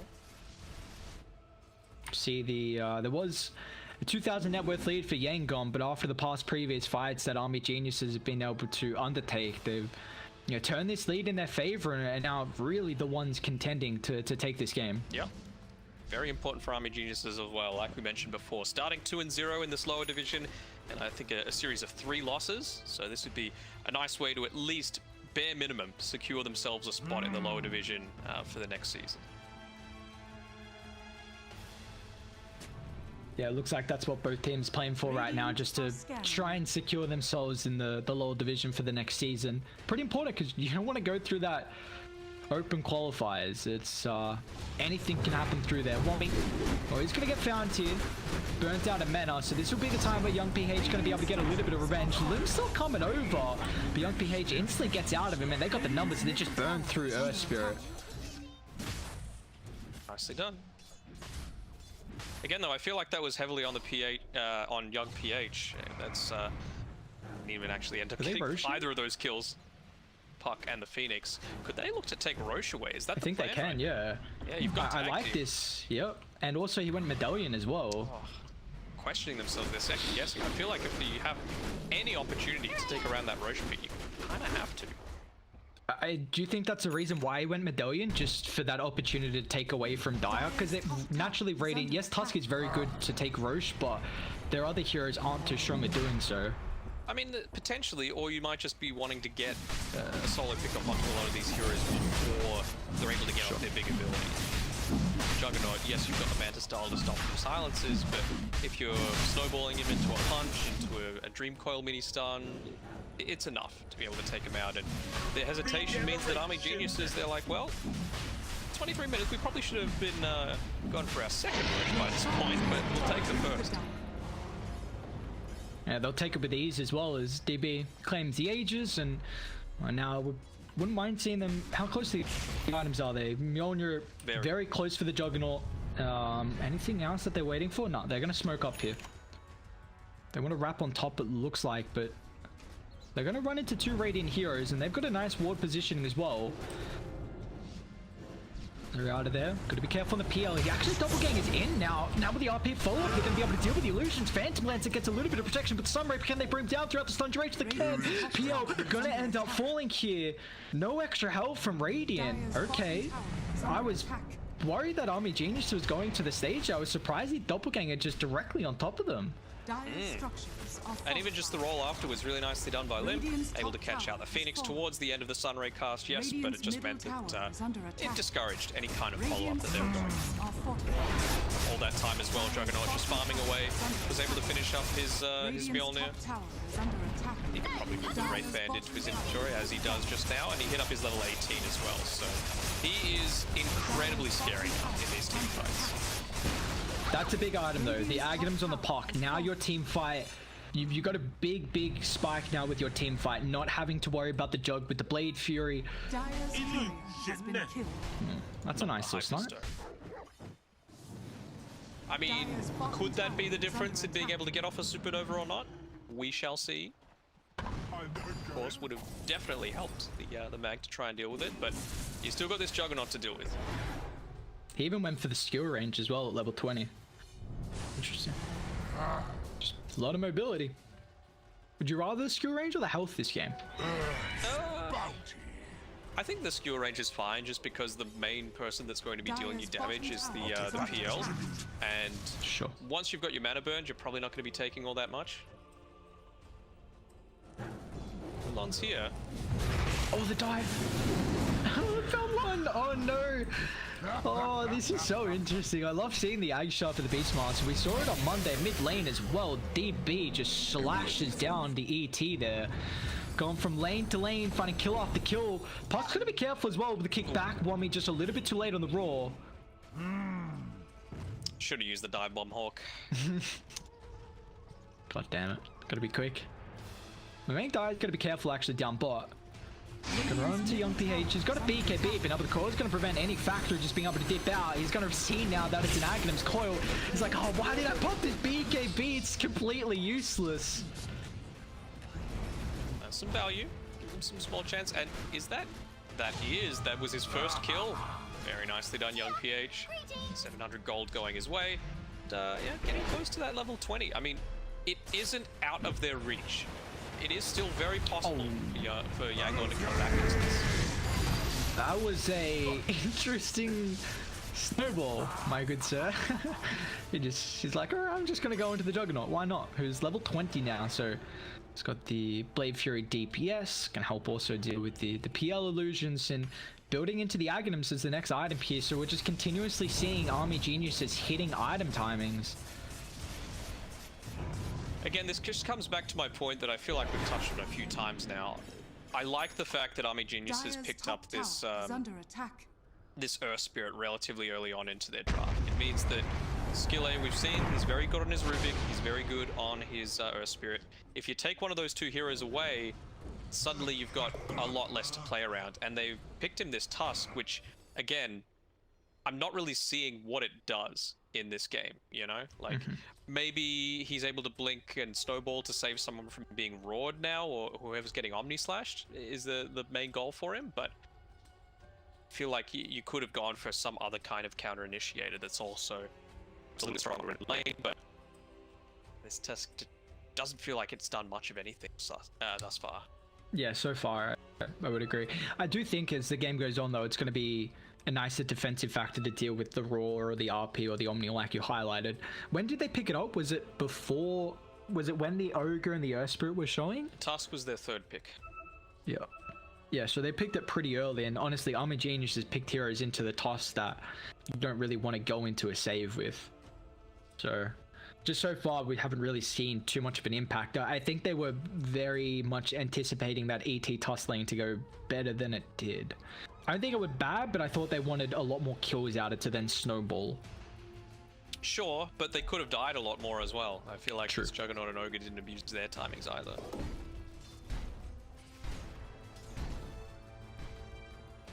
We are seeing how long they got on the Aegis. Another 50 seconds, so DB pretty close to the Aghanims here. This Ancients, see if that's going to be enough for him or not. But got also some neutral items. And that's nice. Action Against shot is PL. going to be real nice as well on the Juggernaut against the PL. Just to be able to spin right in the middle of a team fight, be slashing away, have your Mjolnir proccing. It's great. It is only once per second though, so it's not affected by your attack speed. Any little extra buff you can get in the AoE to help deal with the illusions, so I think you definitely take. Nice to be able to dish out a bit of AoE damage while you're trying to deal with the egg as well though. Yeah. Well, there we go. Finally, Zarrain, he's got kind of the big item that he was looking for. The Ags picked up, so we'll hopefully see a little bit more impact from this ET, but he needs something else. He needs level 15. He's really close to it. So I think he's in this mid lane is where he needs to be, soaking up this experience that's gone with his creep wave. They might have to play a little bit more carefully because the Aegis just expired on Army Geniuses. Oh, don't far forward, Zarrain. You just picked up your item. You don't have buyback. Vang dies, skewers him back. They get the silence as well. Look how fast he gets brought down. Not too much armor against this lineup. I mean, when you don't get an Astral out, it makes it pretty awkward. And well, he's down, like you said, doesn't have a buyback here. Dire, what do they want to do with this? Thinking about walking up the high ground, they go. They still got all their ultimates available. You got to be careful because Radiant, their team fight, pretty goddamn scary as well. But they don't have the ET. They need to slowly burn the mana on DB. That's a big factor if the PL can get the illusions going. Oh, skill up. They find the Phoenix. Where's the extra stun lock? They're able to commit the Roar as well. Phoenix down 45 seconds, but another pick off here. Army Geniuses just continuing the onslaught. They'll drop the Necro 3s, walking up the high ground. They don't want to relieve the pressure right now. Nice micro as well from DB. Made sure to keep that healing ward away from the PL for the majority of that fight. He ends up getting it towards the end, but it was basically done its duration anyway. Now that should be a tier 3 easily claimed. No. Save it on 50 HP. Just keep it up. Do they double back here? Let's see what Dire want to do. Dire's top tower is under attack. Close it in on that 30-minute mark though, so we got bounties, outposts, Radiant. They need to do something. You got to get outside the base for the outposts here. They might be a bit too late, and they're underneath the ward, so this is going to be super obvious. I mean, they're It's underneath too late. the ward. They're also underneath the Hawk, which I'm surprised they haven't been able to de-ward. They had complete vision of that smoke coming through, and even though they had complete vision, they can just leave, right? They know that they're not going to get there in time to do the Smoke pops forward. It's instantly going to try and blink on forward. Remember, this is the Aghanim's Spoil, so Joe's going to be incredibly careful with the position. They're going to try and dive on forward and drop the Supernova, but instant with the counter blink on. They will be able to deal with the RP as well, giving the space to Phoenix. Supernova's going to end up popping up with the Omni Slash as well, whipping down Puck. It's all up to young PH, but they found a real Phantom Lance to tear him apart. They do. Army Geniuses, they're not done just yet. Chasing down Skilly. He's hiding through a couple of trees left standing, but he will end up falling too. Man, just a vision game from Army Geniuses. Vision, Radiant's bottom tower cohesive is under draft, attack. good spell usage, good item timings, Radiant's bottom good positioning, tower and has fallen. honestly a little lacking on Yangon's side, just to not take that around the same time. I mean, again, Radiant's bottom I mentioned it tower before with is under Zorain. attack. Like, he lived through all of that, but he has not gained any experience in the past 3 minutes. So he's still not level 15. He still can't make maximum use out of this Ag Scepter. And needs that extra buff up in the talent, and they're going to work here. They got the AC, they got Catapult Wave, Necro 3s, Finally Joe's gets it, fat but through the roof, and now, oh lord. Swift Slash, crit him down. That's another death here in Yangon. It's all falling apart right now for the boys on Radiant. I mean, they're just going to continue losing. They might just get Megas here. Look how fast they siege. This is what happens. You highlighted this. I mean, you've got a lineup that if you win a fight, you just take an objective after objective. And Radiant now to defend this, they have Supernova. Hawk dropping the coil. Damage needs to come through for young PH. He's going to try and dish it out, but he's got to be careful because he has to actually retreat away. Radiant, they found a real Phantom Lancer once again. He's able to get the man drop now with the doppelganger. Young PH scurries away. Jug falling a little low, but they've caught out the real Phantom Lancer. One with the roll. Where's the fault? Lim's going to roll him forward. Finds a connection now. Secure is dragged back as well. Young PH, doppelganger in the nick of time, is able to get a little bit of health back from the heart, but they're still diving underneath the tier 4 tower. The axe is enough to be able to secure the kill. Skill lane's going to end up falling as well. 2 down from Yangon. They've got a couple of buybacks. Meanwhile, outside the base, though, going to work. DB and Hall, they're solo 1v1. Who's going to end up winning it, though? They're not done just yet. They want these Megas. They want him now. Cut him down. Take him out of the game here. Mag going to end up falling, but DB still the Juggernaut shredding them apart here. Crit after crit. Supernova's going to end up popping. They're able to deal with the Earth Spirit. Now back in they go. Dire. They're incredibly healthy. They're able to utilize this healing ward to their fullest advantage here, but maybe they're getting burnt down a little bit too long. Have they stayed their welcome? Core blinking on. Core's about to come back up as well. They are able to catch out the Jug, but where's the damage? The team's not there. Hall, it's pretty much just up to the Puck, the solo man out of all of Yangon, turning these fights on their head. They'll get the TP out, but man, that fight cost them heavily there. A lot of objective damage has been done. That was a pretty long fight. Just have a quick look at the old fight recap, and yeah, like you said, it's very much Puck playing a lone hand. Of course, Phoenix helping out heavily with that Sun Ray, not just for the damage, for the healing as well. The Holy Locket able to sustain up the rest of the team, but again, you highlighted it sort of in game 1 where he was having a bit more of a difficult time. Zorain, it feels like his impact is essentially non-existent this time around. You know, he's been picked off by a skewer, it feels like 3 times now, when he's been slightly out of position or just trying to get that one little extra thing before a team fight, whereas maybe things will change around a little bit when he's actually able to start right-clicking people with this Ags buff, but we're yet to see it. And now their 2 lanes are racked down plus a tier 3 tower, so good luck dealing with these creeps pushing in. Double damage. Okay, maybe they get Roche. Jug's up in 20. I mean, Dire got RP. There's a chance, but man, they're not taking it too fast still with this. You got to at least send the boars in for the vision. Well, Jug's up in 5. This is taking a little bit too long. Nice cutting off of the entranceway. They just want kills. They know that's going to take a bit too long with Roche. Oh, got shocked up in the air for the punch. Lim's even going to try and jump in as well with Coral Drop. Pops himself with the BKB, but Lim's just taking a little bit too much damage here. Jug's able to rejoin him now. Look at the damage. The jump He's going to be able to fall off as well with the attack speed. It's through the roof. Supernova has never been able to go off this game, and now with the RP 4.2 Army Geniuses. They also get the stun thanks to the Hawk. Drop them down. Young PH Doppelgangers on top of them here. They're able to find the real Phantom Lancer. They don't have buybacks here. They'll chase down Zargrain as well. The impact hasn't been there so far in the ET. They're trying to buy back to potentially hold this Roshan, but it's just PL and the POC Army Geniuses hold on until the Jug's alive, and they turn that fight. Wommy's just found him over and over and over again. Lots of buybacks Oh, spent. they still it? No, Puck has used everything now. How do you get out? Brent, luckily he's got a buyback, but I mean the lanes are getting pushed in. You have to. Yeah, no doubt. That's looking like all she wrote. Again, I mean, Young PH just has no damage, and they heavily deal with them. And look at that. The skew For Meg Dyer, he's got this talent. They find Young PH once again. Doppel's on cooldown. He's got a Duke and Giant, but this Blade Fury damages through the roof. Once again, the Raw. They find the real Phantom Lancer, and that's it. Man, how many times are they going to find the real Phantom Lancer throughout the Raw? Wommy on point this game with the ultimate usage. I'll try and delay as much as possible, but this is over. They drop it. Army Geniuses are going to take the series here. Beautiful performance from them, and looking good.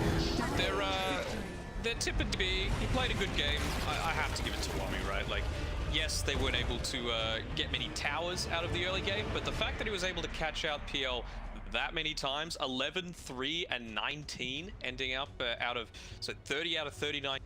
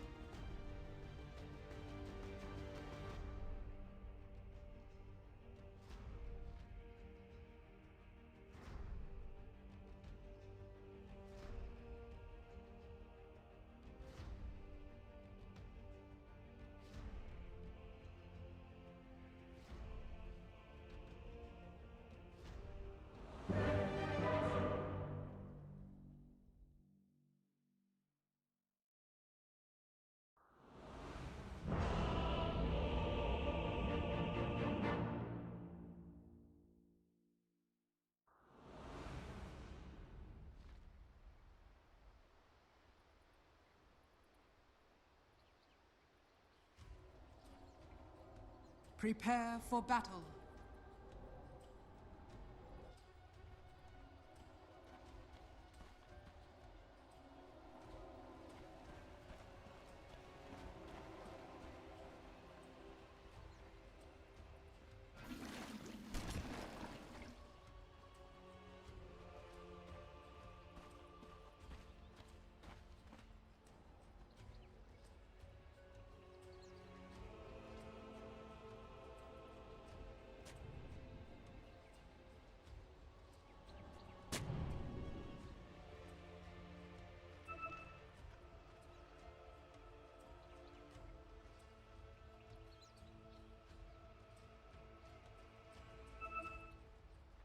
Thirty seconds to battle.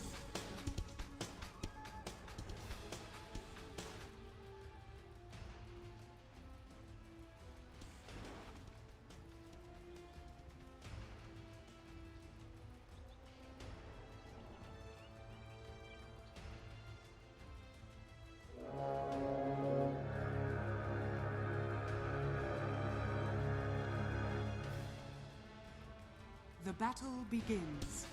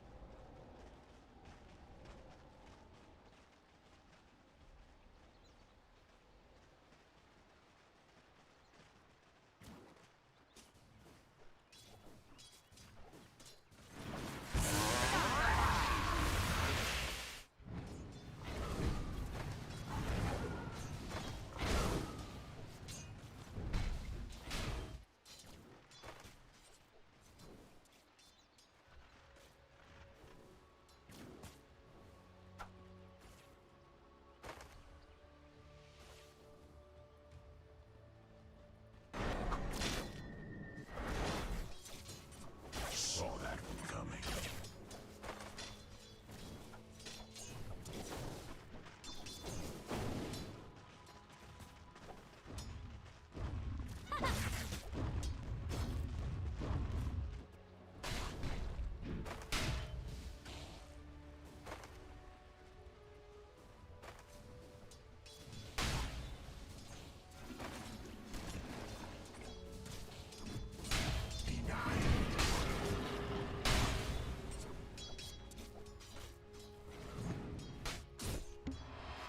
Puck out!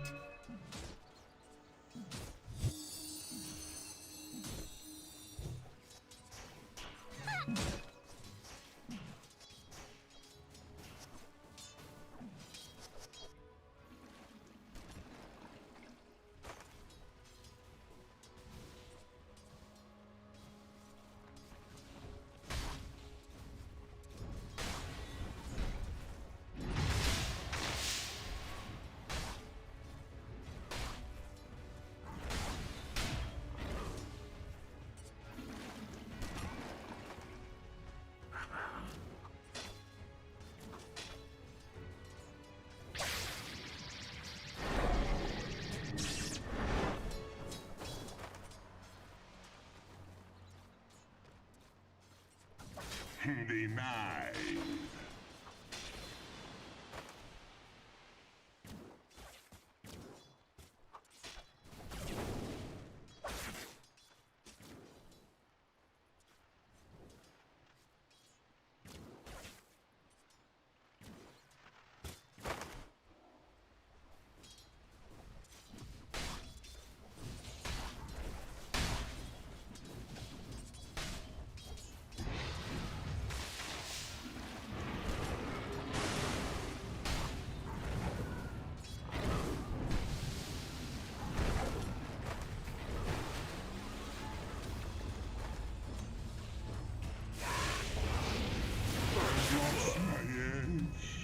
First blood. It was ours all along. Radiant's bottom tower is under attack.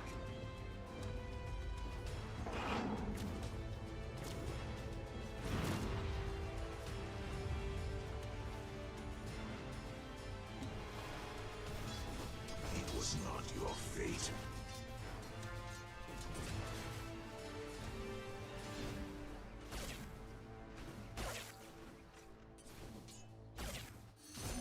Here I am.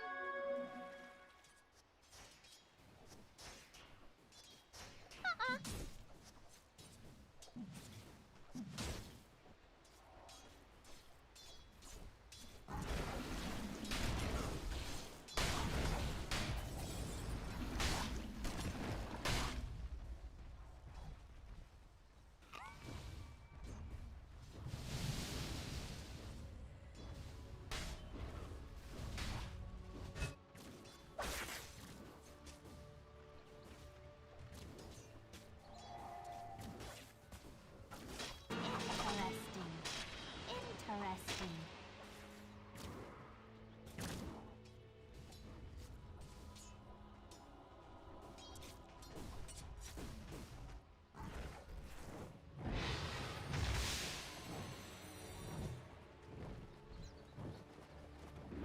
The prize is mine. Don't mind if I do.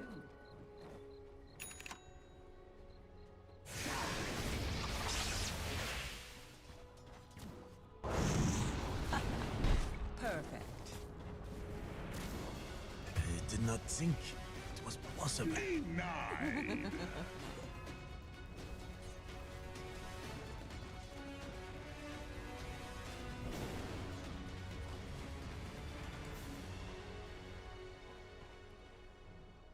Dive!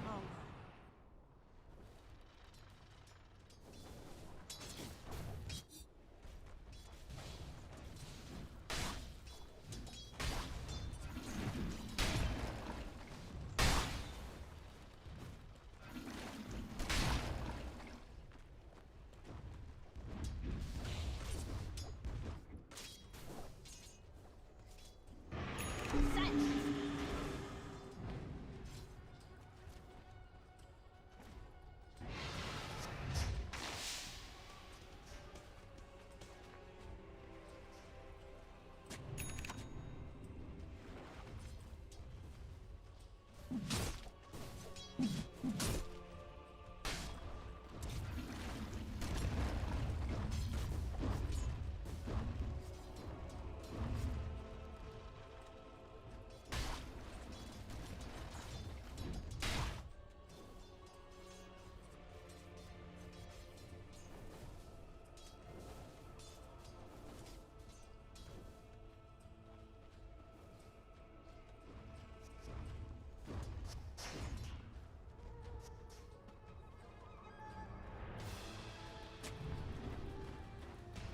Dire are scanning.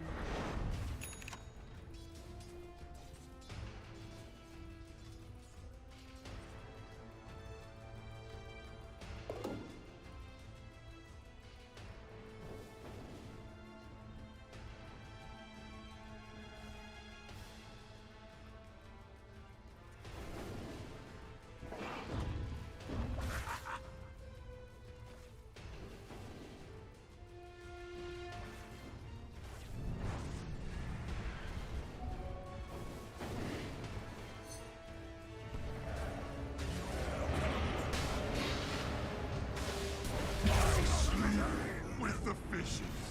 Mars the Impaler. To the Underscape with you.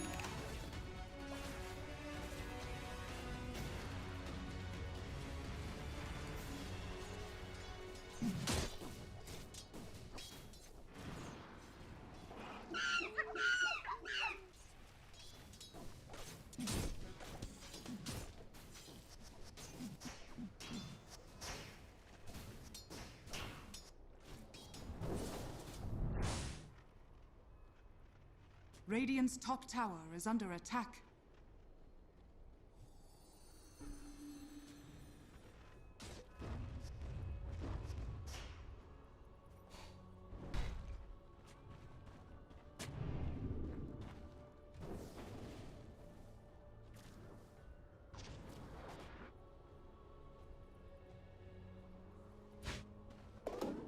Oh, glorious day! Radiant's bottom tower is under attack.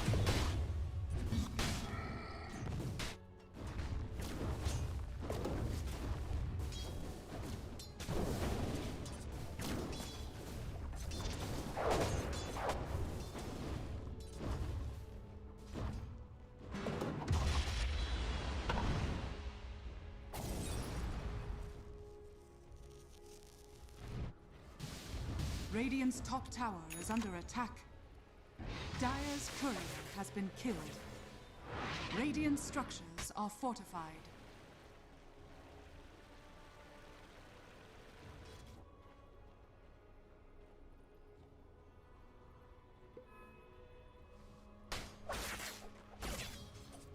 Radiant's bottom tower is under attack. Radiant's bottom tower has fallen.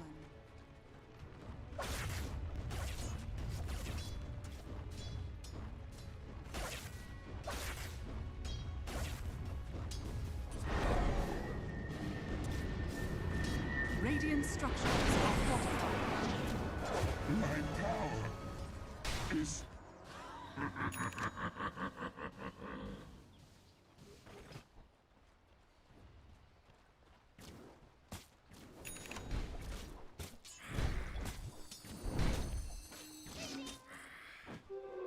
Invisibility!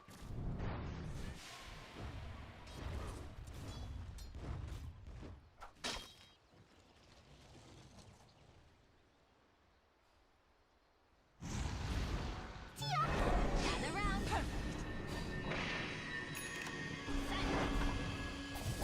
That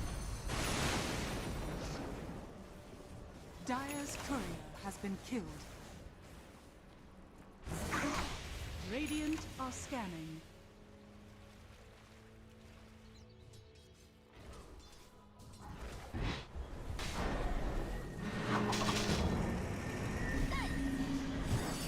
Dire's top tower is under attack. disposed toward you. Don't mind if I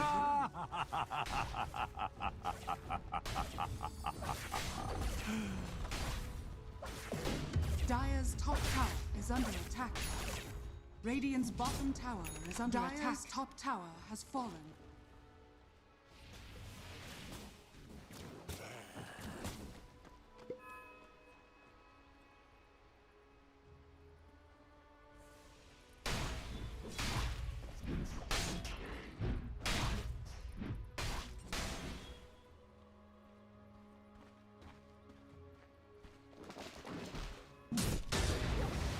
Dire are scanning.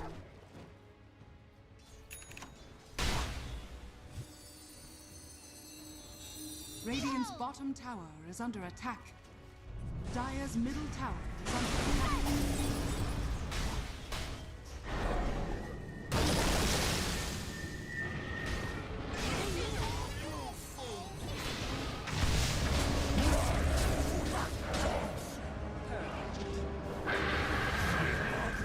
Cast upon the tide. you had no place here. Silence! You'll never find my horn. Write a poem about it in the air. Silence! Okay. Behold! Dire's top tower is under attack. Wide. Radiant's middle tower is under attack.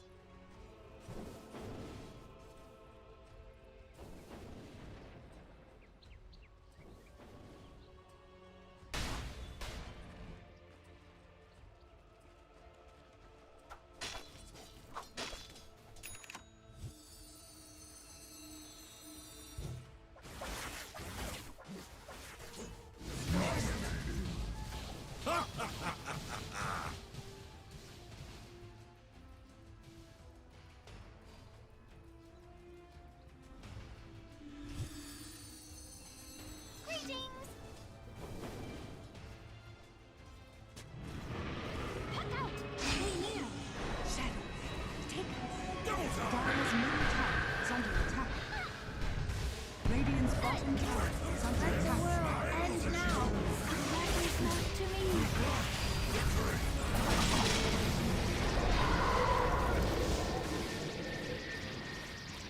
Yes. Radiant's bottom tower is under attack.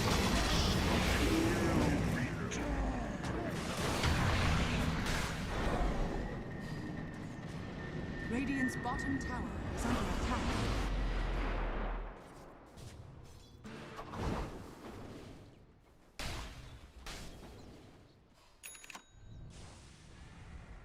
Radiant's middle tower is under attack.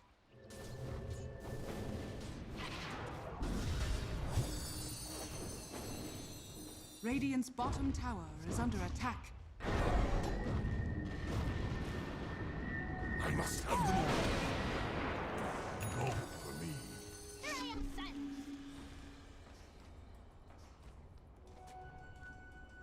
Bounty.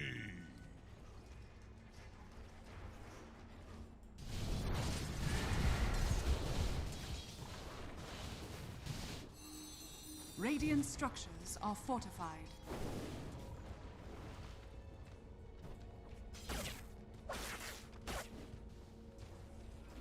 Turn around. I'm up.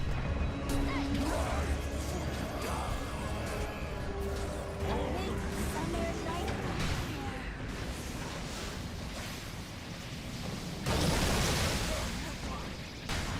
Well played. You feed the crabs.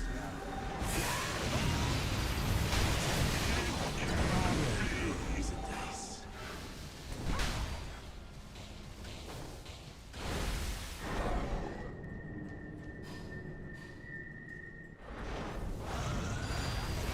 Dire's top tower is under attack. Let the sharks have my flesh.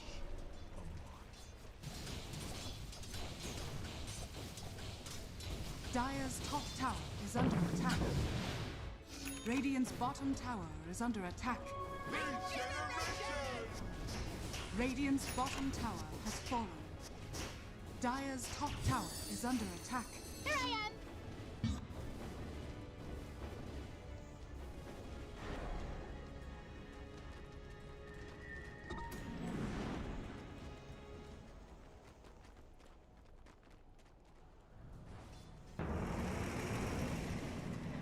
Son, move near. Allies disappear. I'm up. Behold.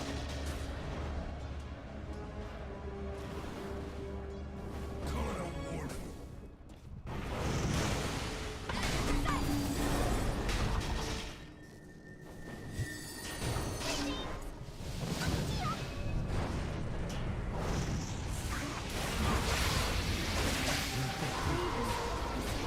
Standing.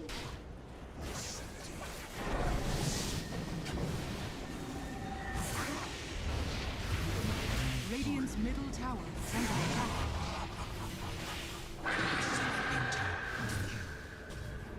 Execution style.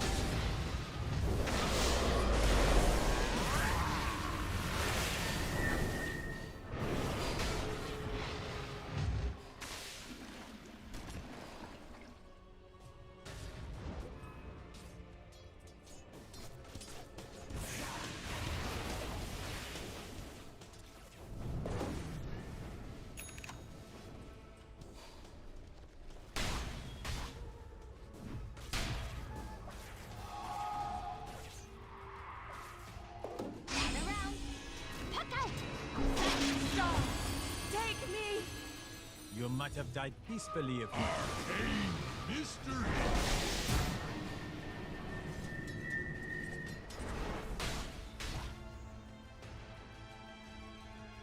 Dire's middle tower is under attack.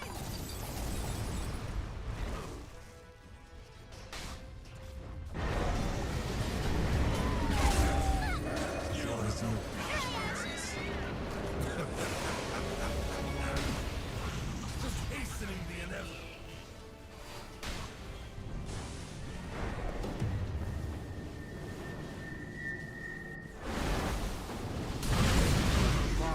My goal. Son, behold.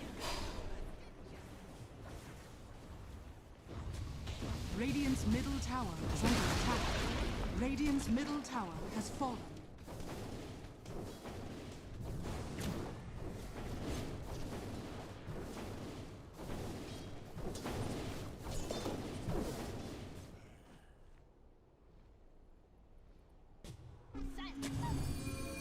Behold!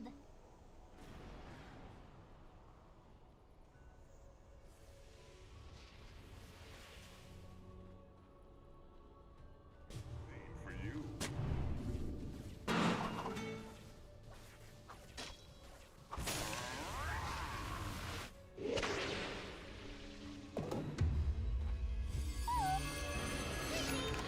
Shadows take us.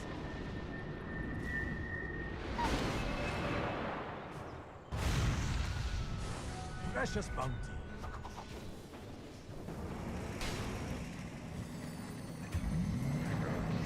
Sends me home. A prize.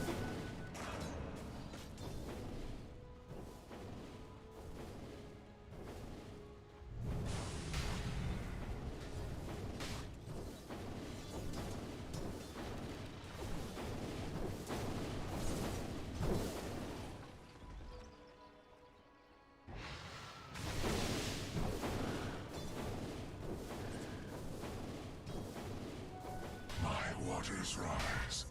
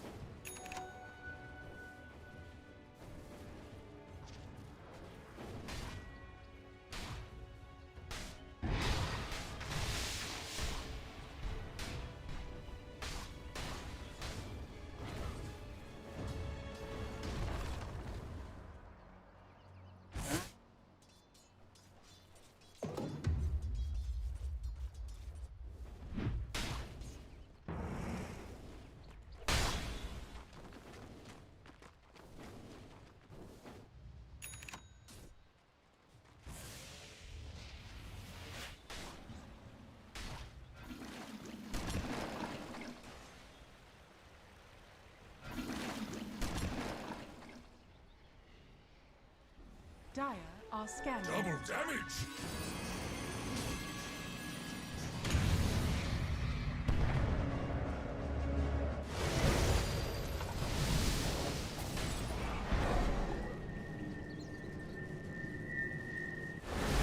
Stop around. Dire's middle tower is under attack.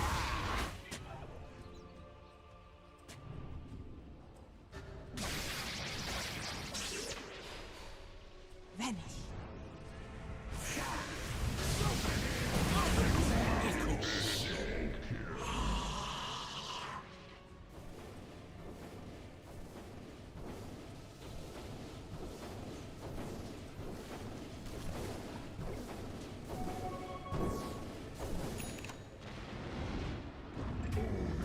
Radiant's top tower is under attack. Radiant structures are fortified.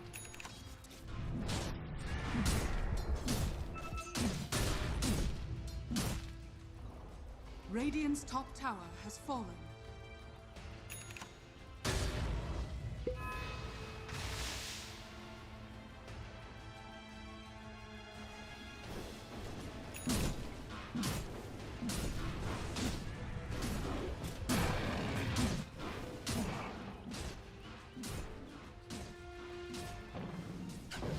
Radiant structures are fortified. Radiant are scanning.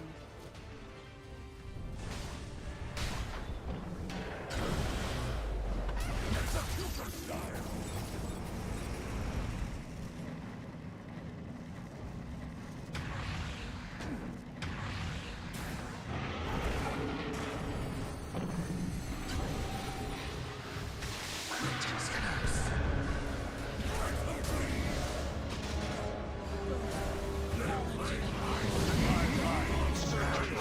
Radiant's top tower is under attack. Dire's middle tower is under attack. Radiant's top tower has fallen.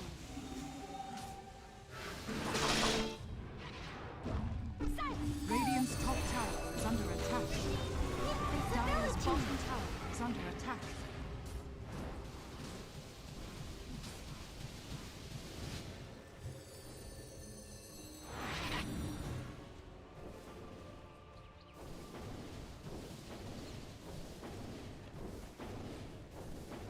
Radiant's middle tower is under attack.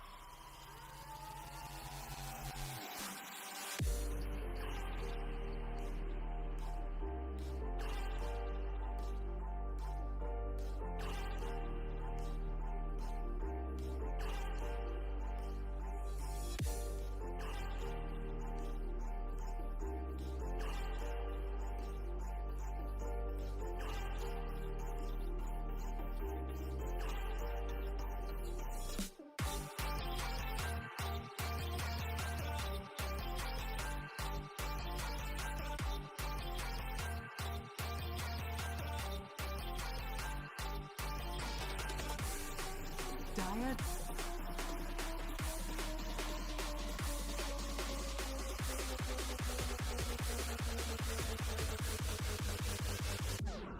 Bring it back now.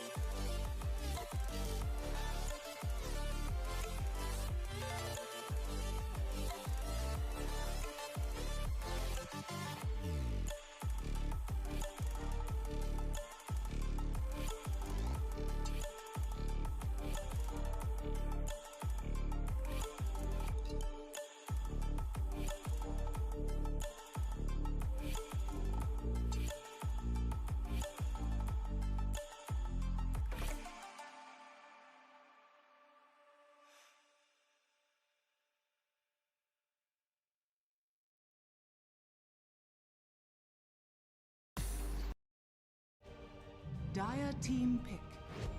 Queen of Pain.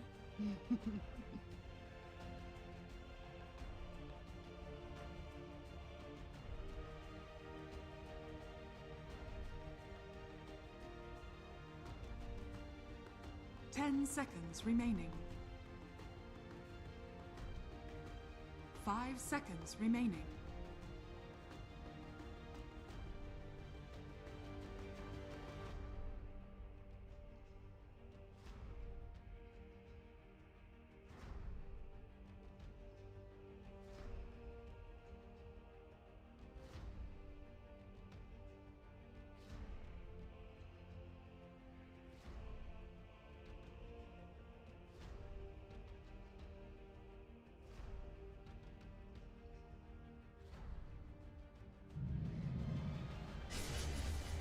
You may now select your heroes.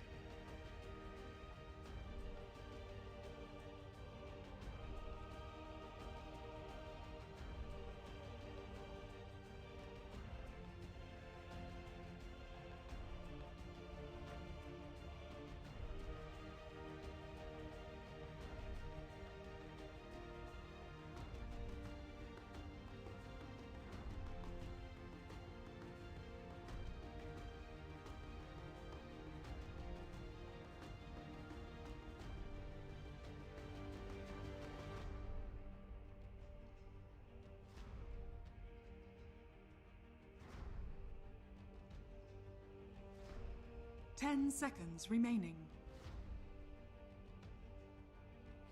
5 seconds remaining.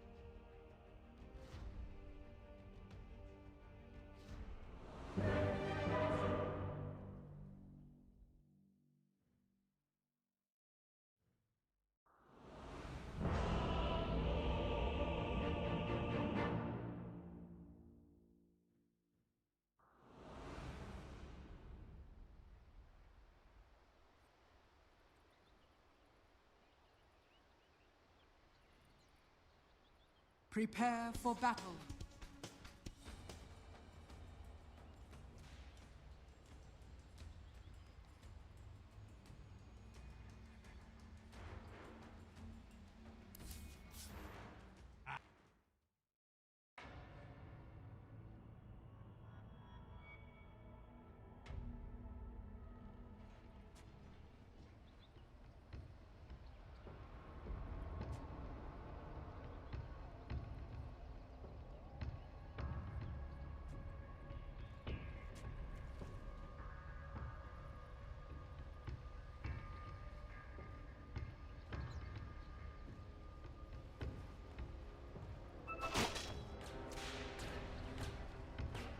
Thirty seconds to battle.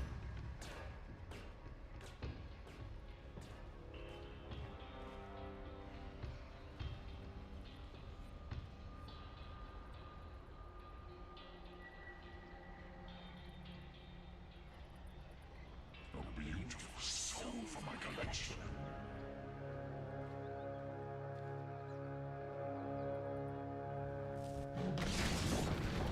The battle begins.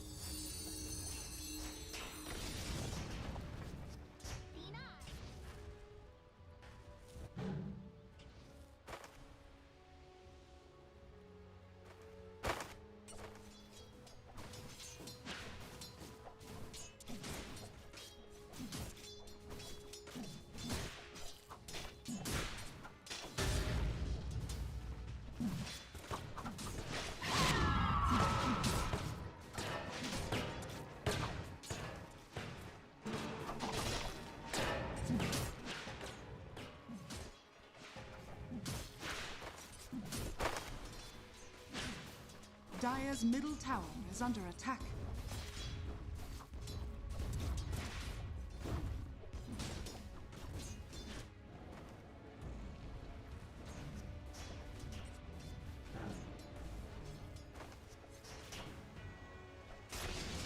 They die by our hand, not yours.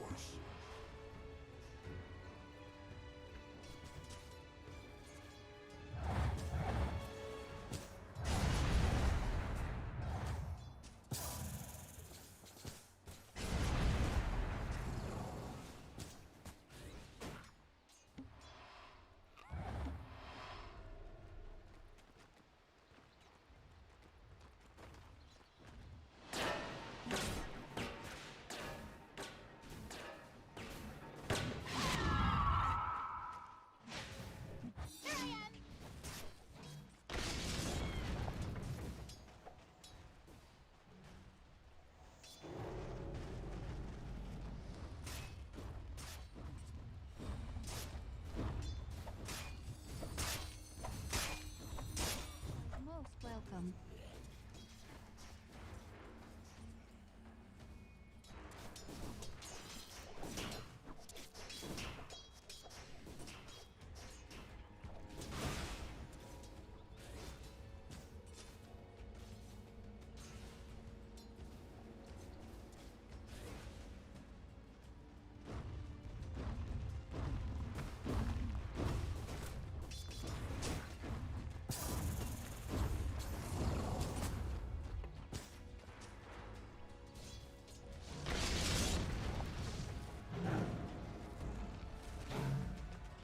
Radiant's courier has been killed.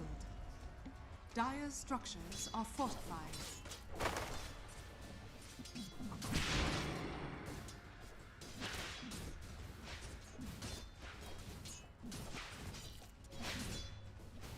Denied!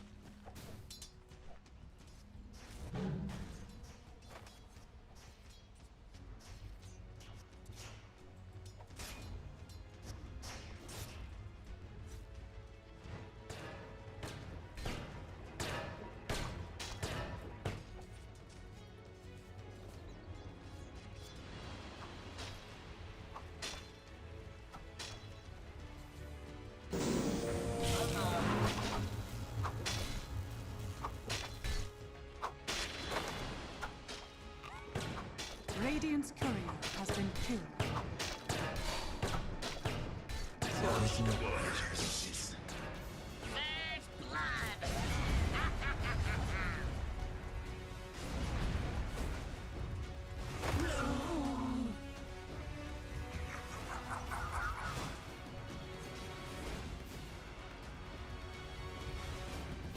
Radiant's middle tower is under attack.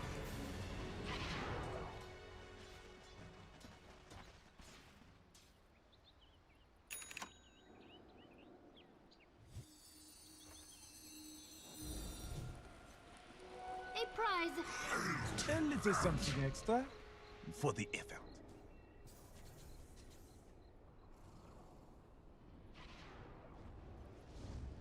Dire's middle tower is under attack. Dire's courier has been killed.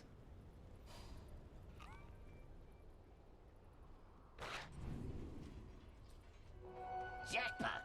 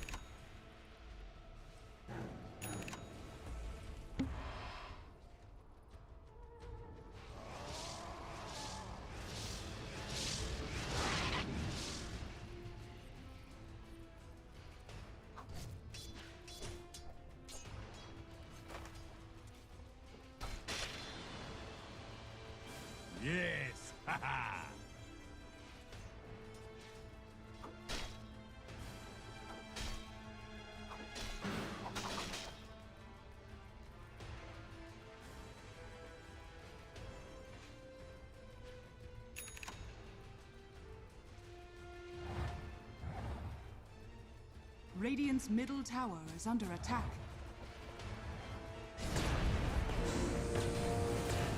That's entrapment.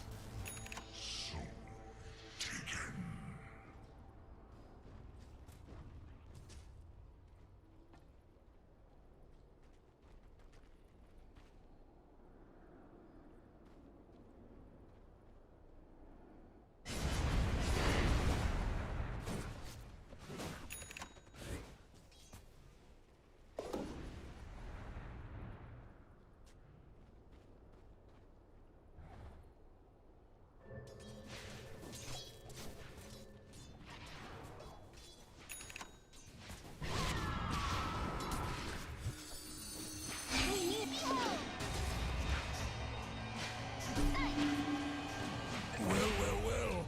A real killer on the loose. Get up if you can. Rock it on.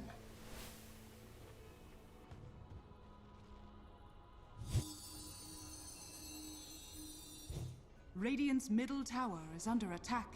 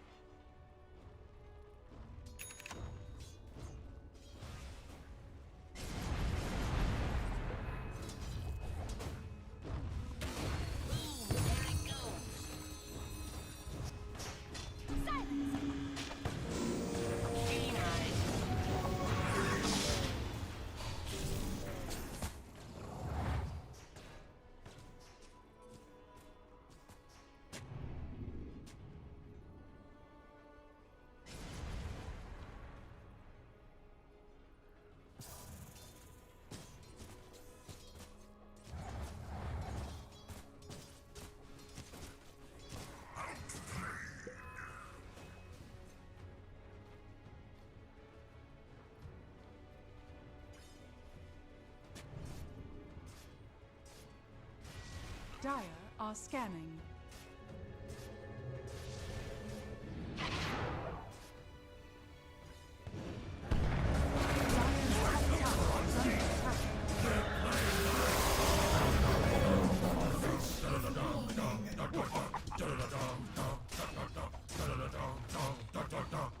Radiant's bottom tower is under attack. Dire's structures are fortified.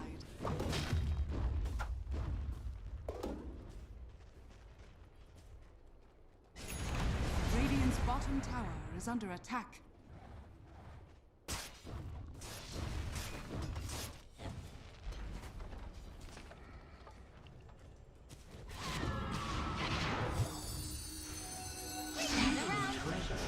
Dire's top tower is under attack.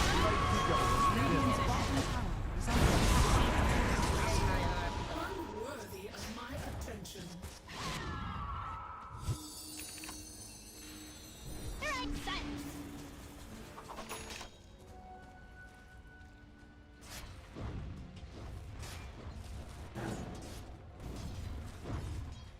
Amazing what you'll find laying around.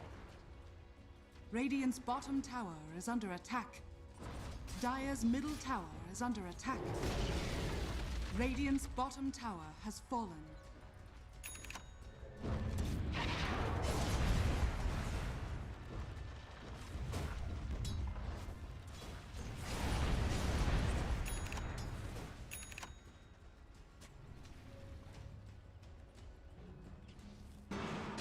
Radiant's middle tower is under attack.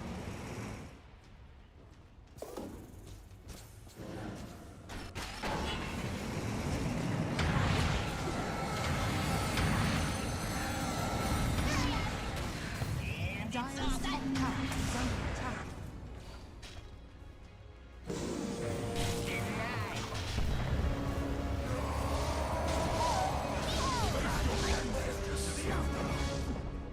Dire's top tower has fallen.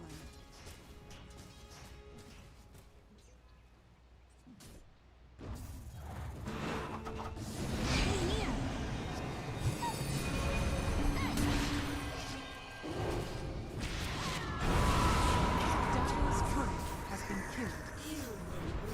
Where did you come from?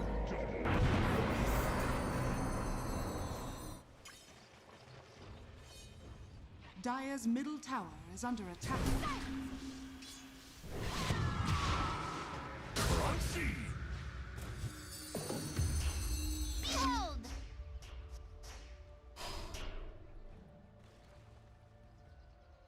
My body falls, but the might of Mars will You prevail! need to quit, Mars. You're a walking punchline.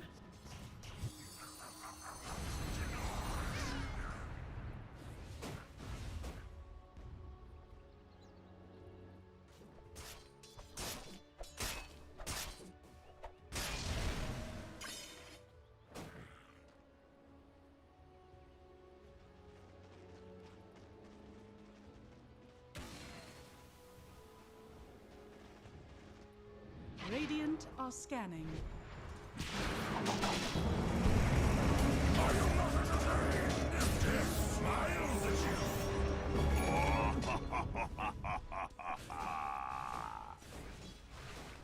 We Radiant's rely bottom not tower on is under fortune. attack.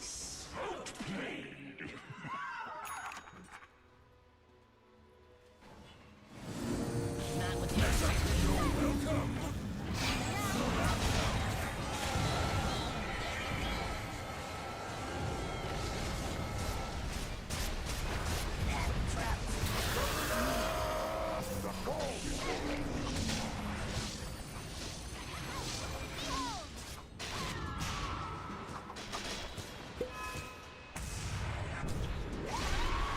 This failure will not define Dire's us. middle tower is Not under attack. in silence.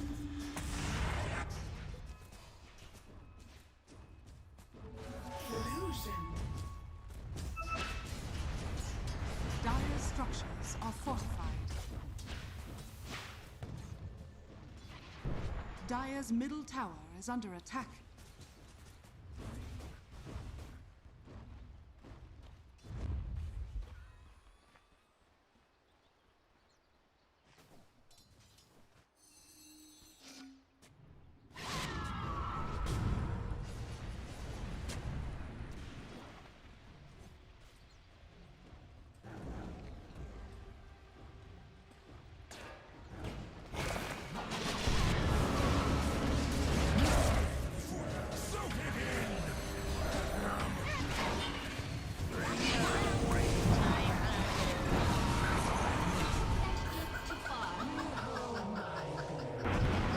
Radiant's top tower is under attack.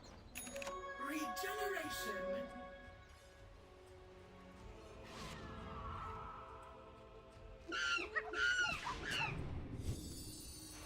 Radiant structures are fortified.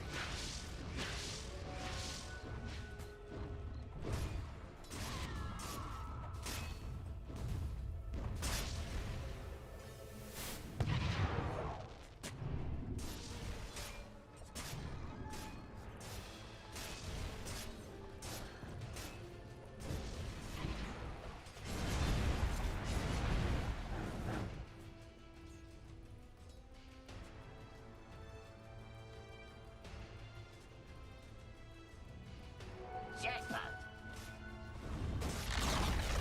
Radiant's middle tower has fallen.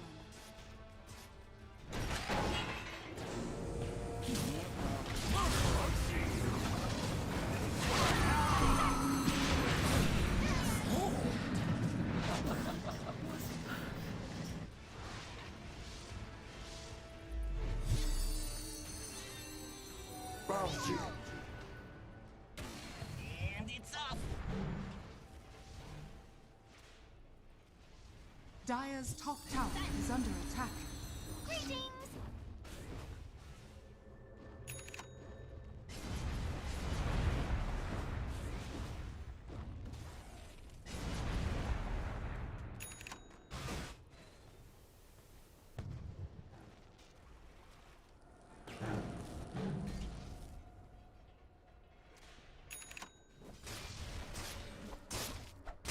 Dire's middle tower is under attack.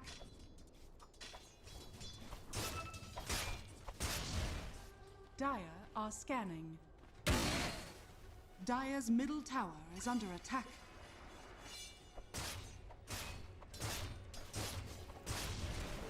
I'll have them scream. Dire's middle tower is under attack.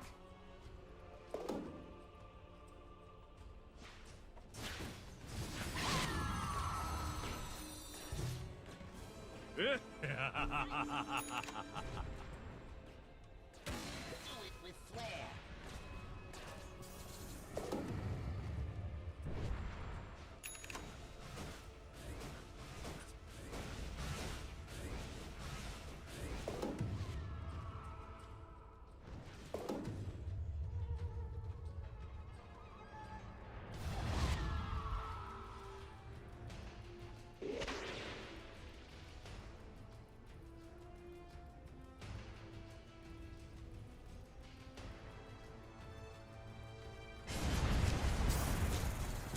Radiant's bottom tower is under attack. And it's up. Perhaps I underestimated you. Dire's turret has been killed. I will have my vengeance!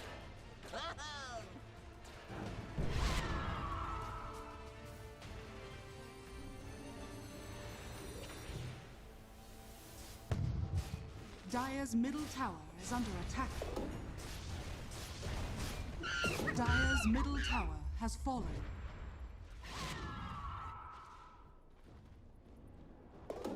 Dire's middle tower is under attack.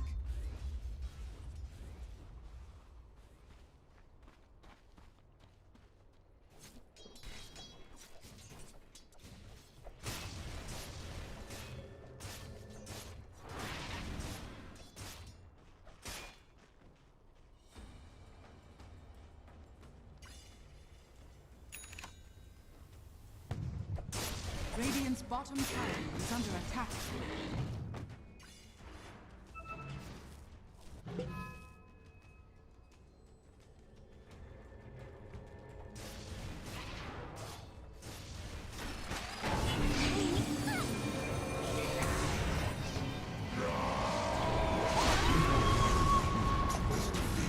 Flair's here.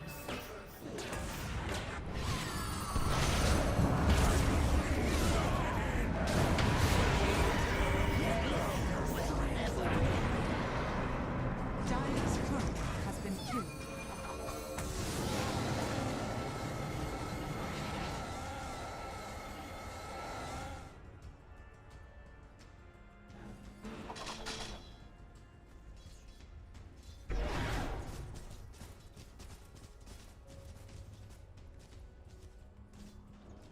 Precious bounty.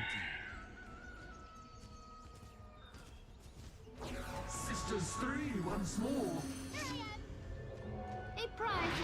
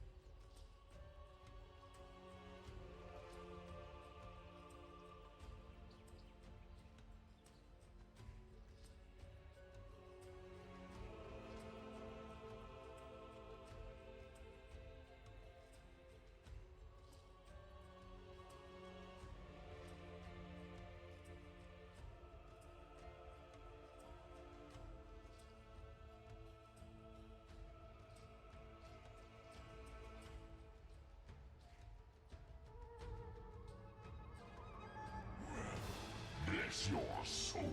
Was that intentional? It looked intentional. Was that intentional? It looked intentional.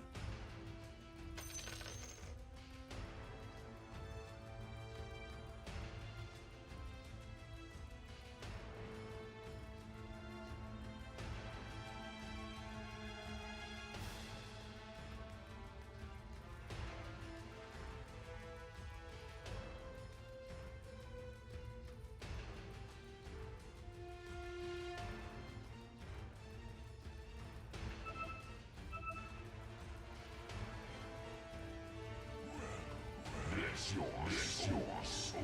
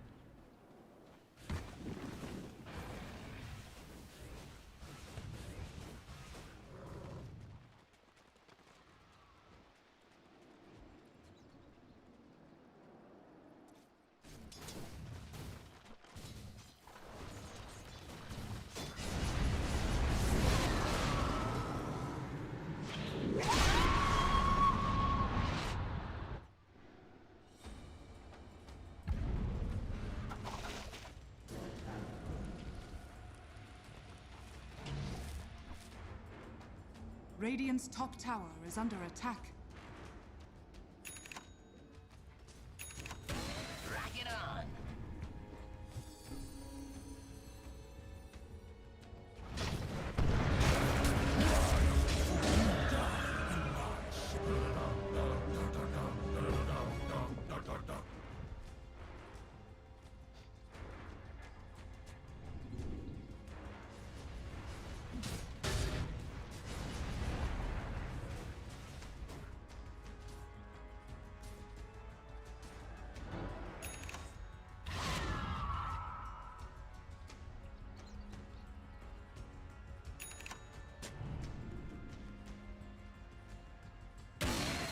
And it's off!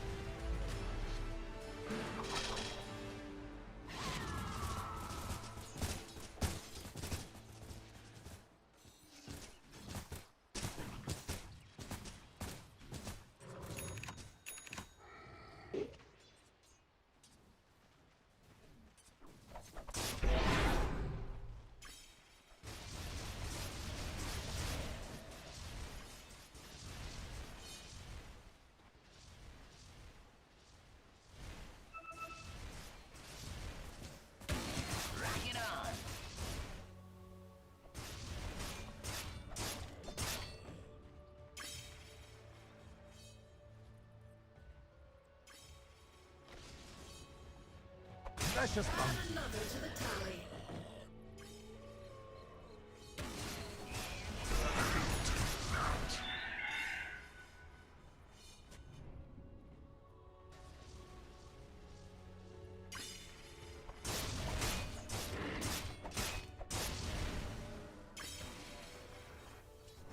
Dire's top tower is under attack.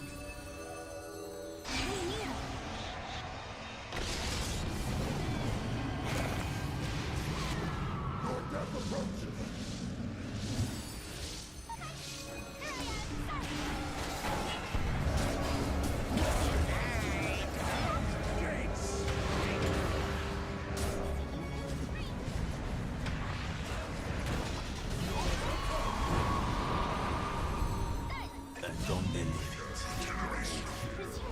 There will be another time to fight.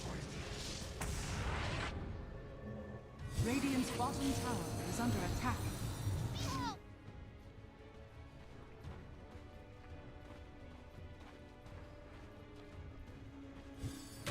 Do it with flair.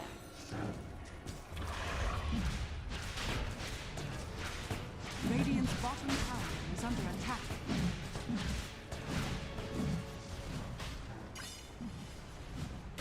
Boom, there it goes. Fit for a You will fall.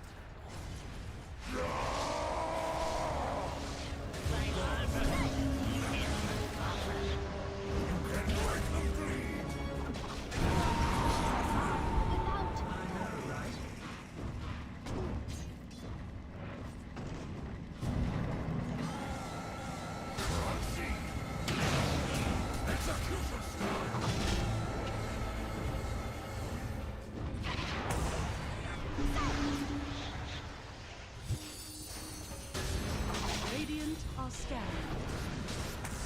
Radiant's bottom tower is under attack.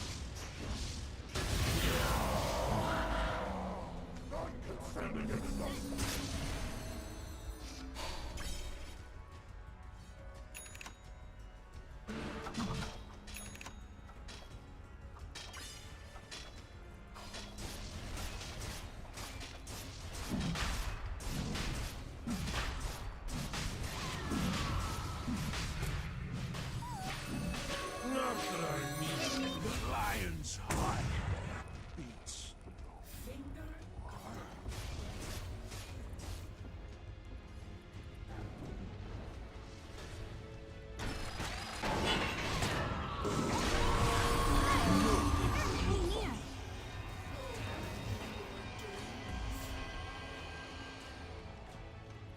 Radiant's middle tower is under attack.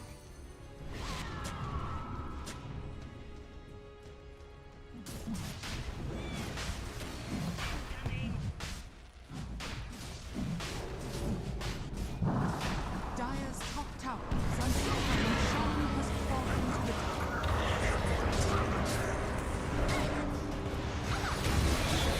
My mechanism lies broken.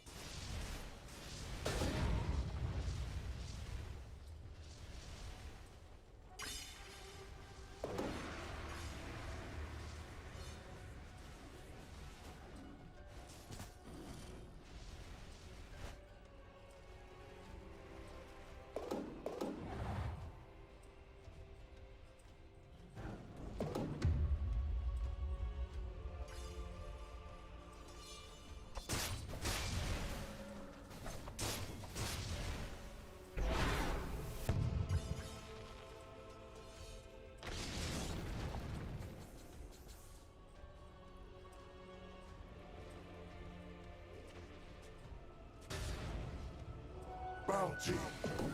Dire's top tower is under attack.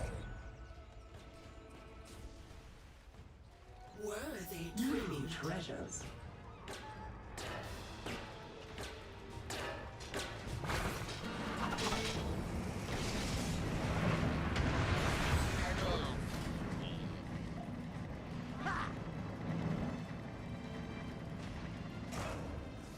Radiant's bottom tower is under attack. Radiant's bottom tower has fallen. Dire's structures are fortified. Dire's top tower is under attack. Radiant's bottom tower is under attack.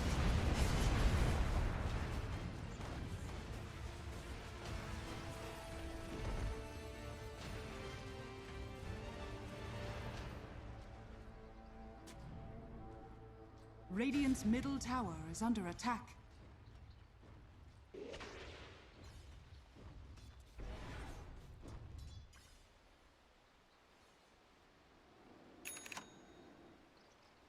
Dire are scanning.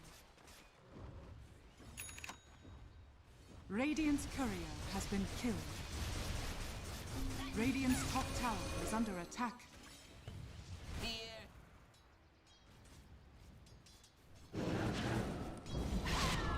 Radiant's top tower has fallen.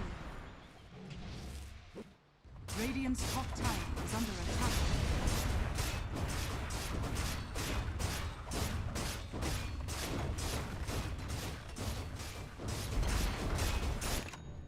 Dire's courier has been killed. Radiant's top tower is under attack.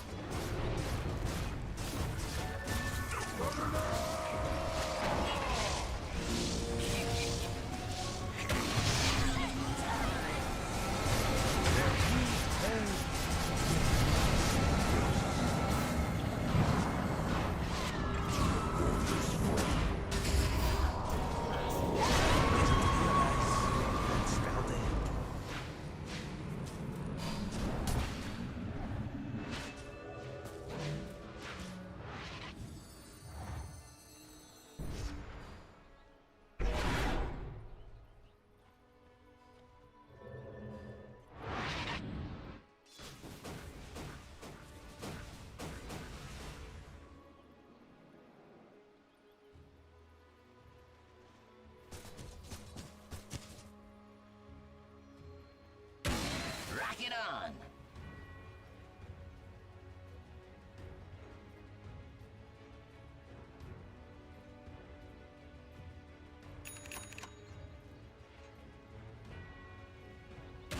Do it with flair!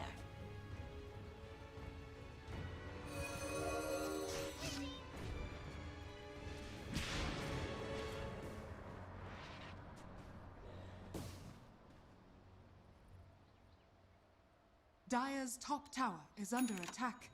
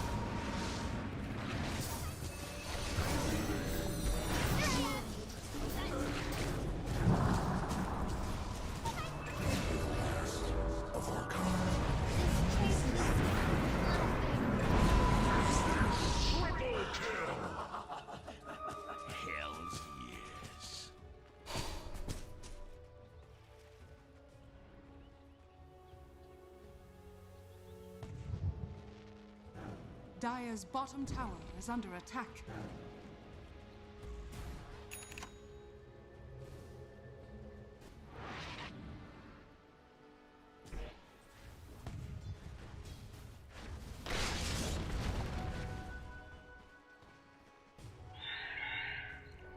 Money changes hands.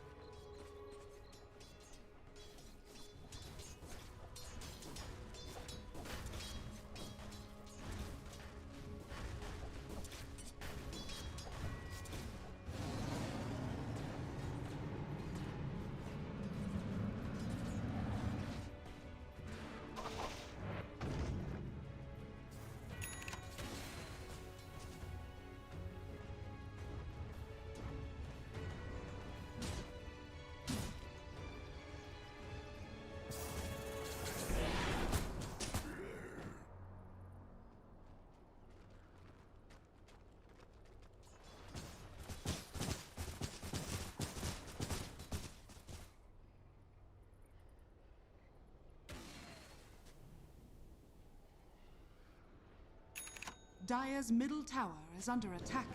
Invisibility!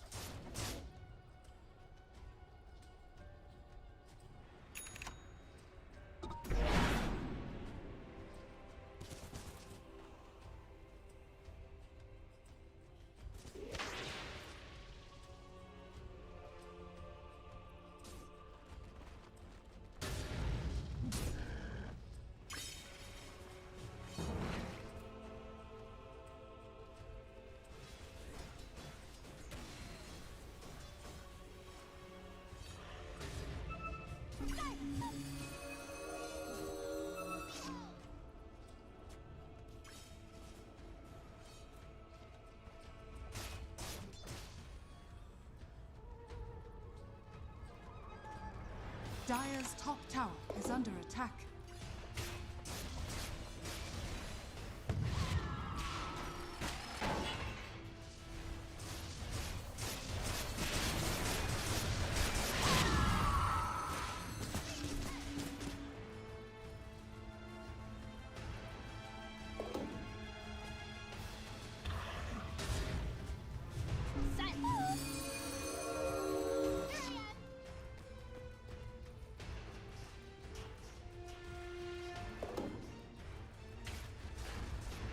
Radiant's courier has been killed.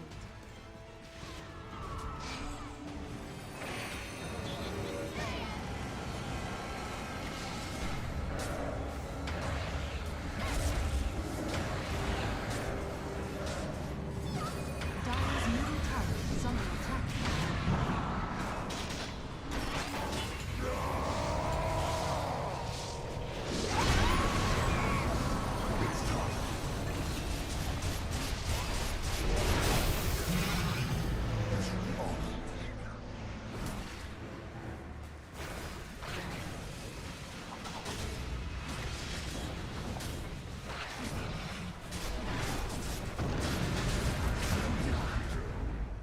What will become of your sisters now, Medusa?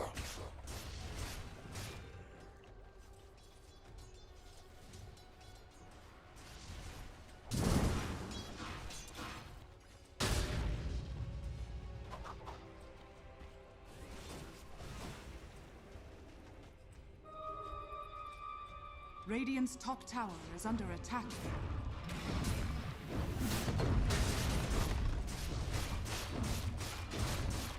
Radiant's middle tower is under attack. Radiant's middle tower has fallen. Dire's bottom tower is under attack. Radiant's middle tower is under attack. Radiant's top barracks has fallen. Radiant's middle tower has fallen. Radiant's middle barracks are under attack. Radiant's middle barracks has fallen. Radiant's top barracks has fallen. Radiant's bottom tower has fallen. Radiant's bottom barracks has fallen.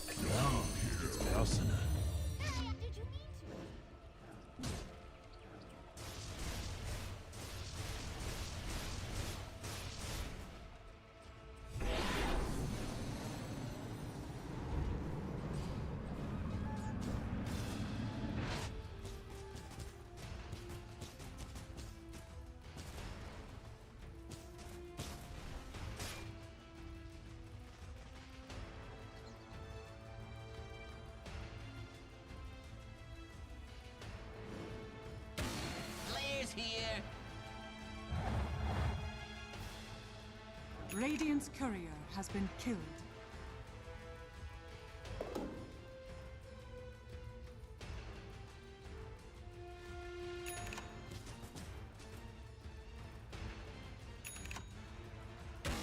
Rock it on.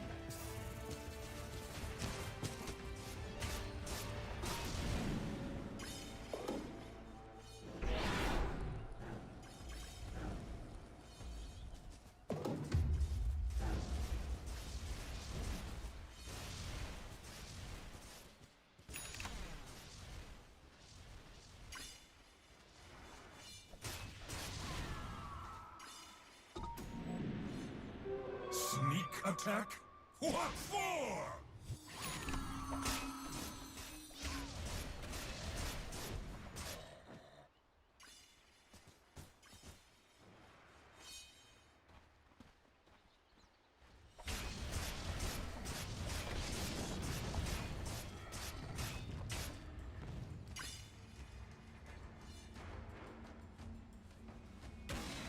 And it's off.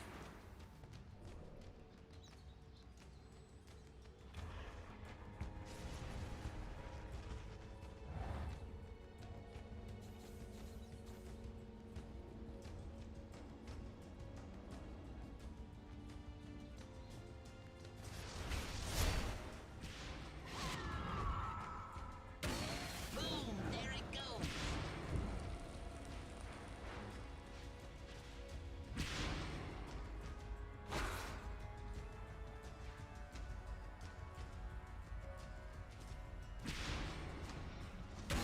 Incoming!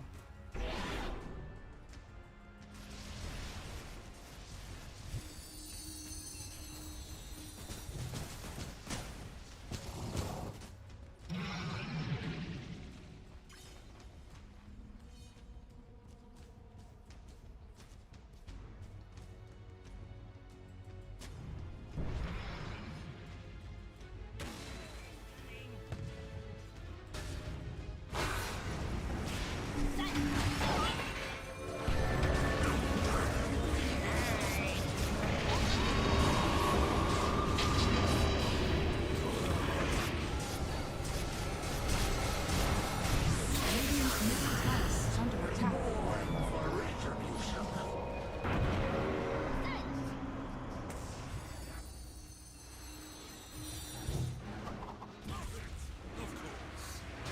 I do not comprehend.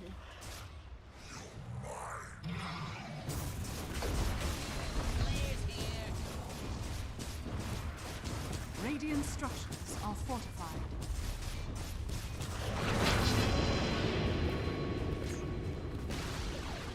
Radiant's middle tower has fallen.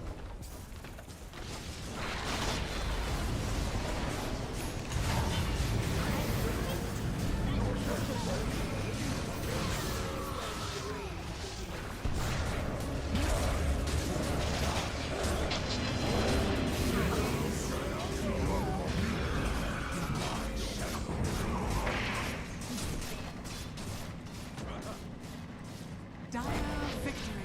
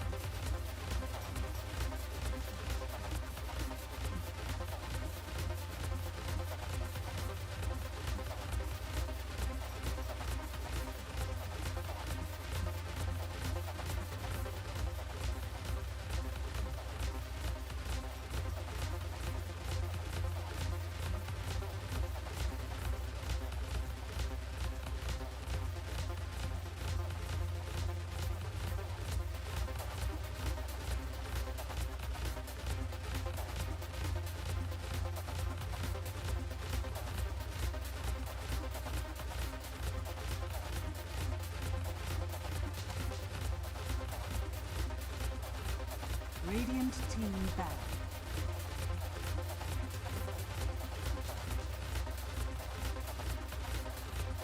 Radiant team back.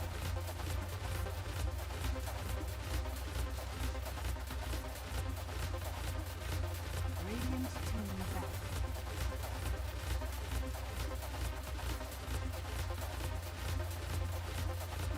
Radiant team back. Radiant team back.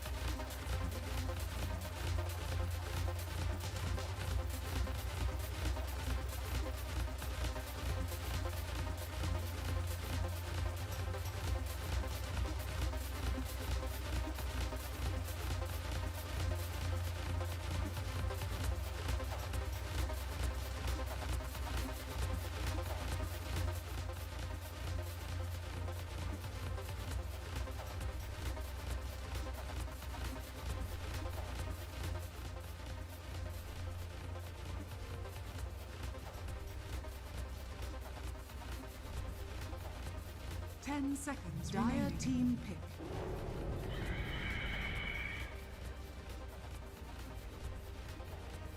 Ten seconds. Dire team pick.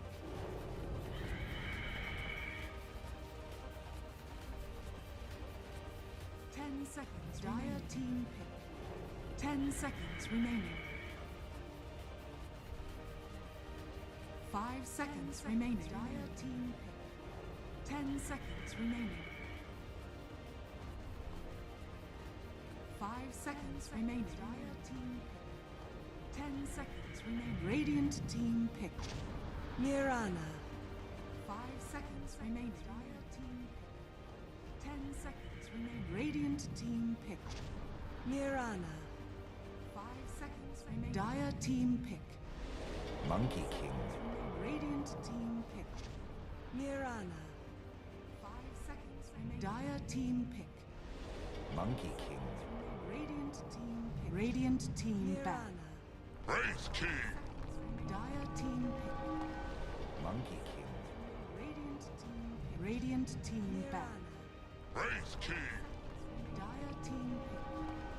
Monkey King. Radiant team back. 10 seconds remaining. Dire team pick. Monkey. Dire team back. Radiant team back. 10 seconds remaining. Dire team back. Radiant team back. 10 seconds remaining. Dire team back. Radiant team back. 10 seconds remaining. Dire team back. Radiant team back. 10 seconds remaining. Dire 5 seconds remaining. Radiant team back. 10 seconds remaining. Dire 5 seconds remaining. Radiant team back. 10 seconds remaining.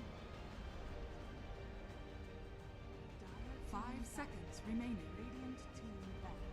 10 seconds remaining.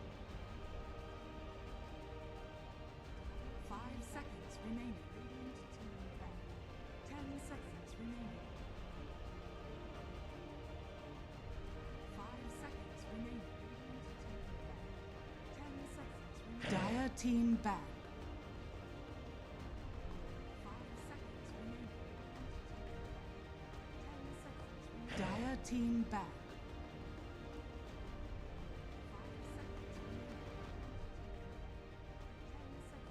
Dire team back. 10 seconds remaining. 5 seconds remaining. Dire team back. Radiant team back. 10 seconds remaining. 5 seconds remaining. Dire team back. Radiant team back. 10 seconds remaining. 5 seconds remaining. Dire team back. Radiant team back. 10 seconds remaining. 10 seconds remaining. 5 seconds remaining. Radiant team back. 10 seconds remaining. 5 seconds remaining. Radiant team back. 10 seconds remaining. Dire team back. 5 seconds remaining. Radiant team back. 10 seconds remaining. Dire team back. 5 seconds remaining. Dire team pick. 10 seconds remaining. Dire team back. 5 seconds remaining. Dire team pick. 10 seconds remaining. Dire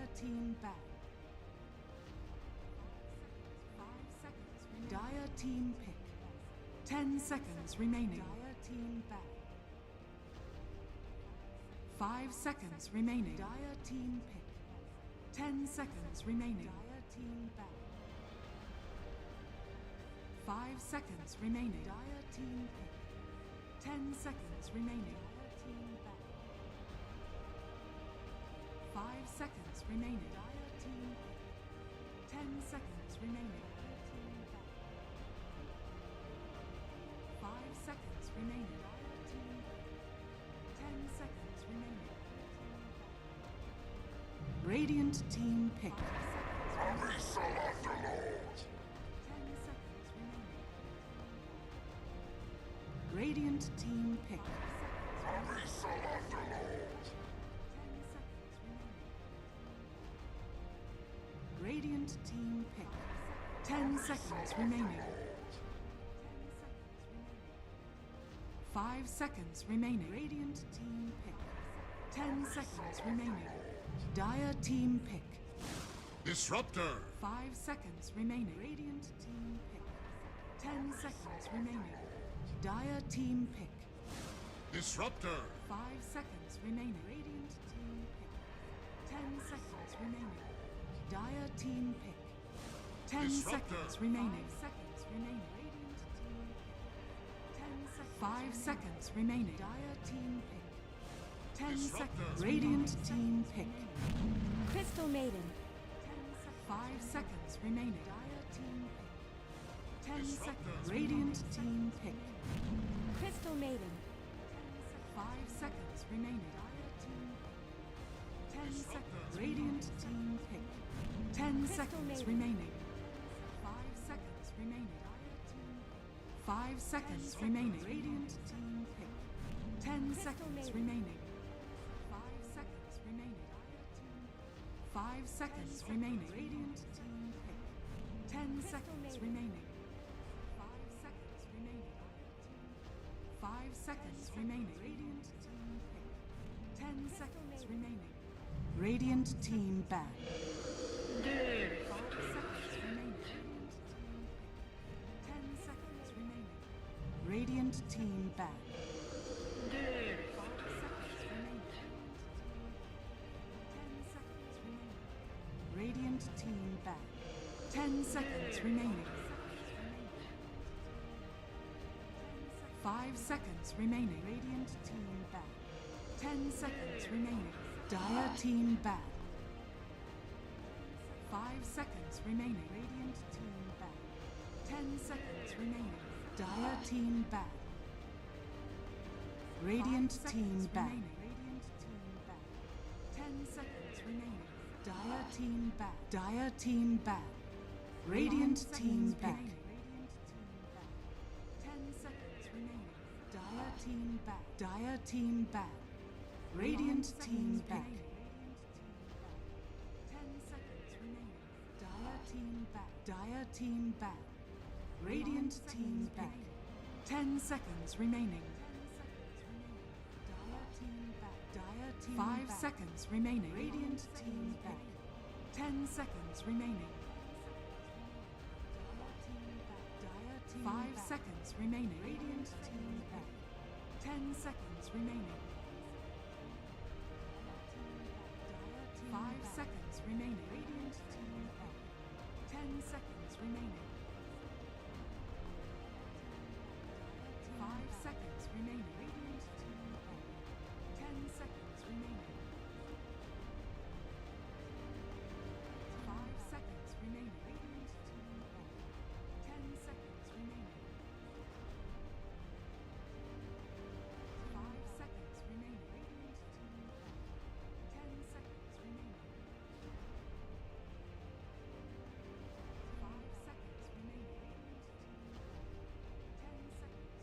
Dire team pick.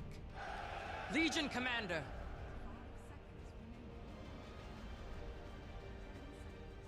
Dire team pick. Legion Commander.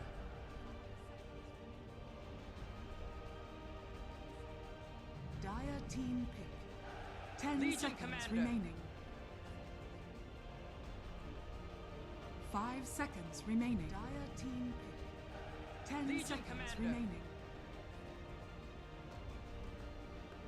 5 seconds remaining. Dire team pick. 10 Legion seconds Commander. remaining. 5 seconds remaining. Dire team pick. 10 Legion seconds Commander. remaining. 5 seconds remaining. Dire team. Wind Ranger at You your may now service. select your heroes. 5 seconds remaining. Wind Ranger at You your may now service. select your heroes. 5 seconds remaining. Wind Ranger at You your may now service. select your heroes. 5 seconds remaining. Wind Ranger at You your may now service. select your heroes.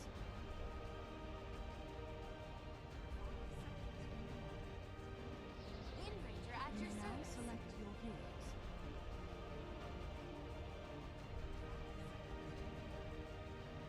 Wind Ranger at You your may now service. select your heroes. Wind Ranger at your service.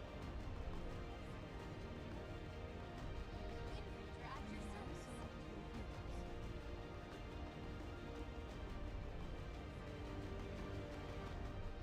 Ranger at your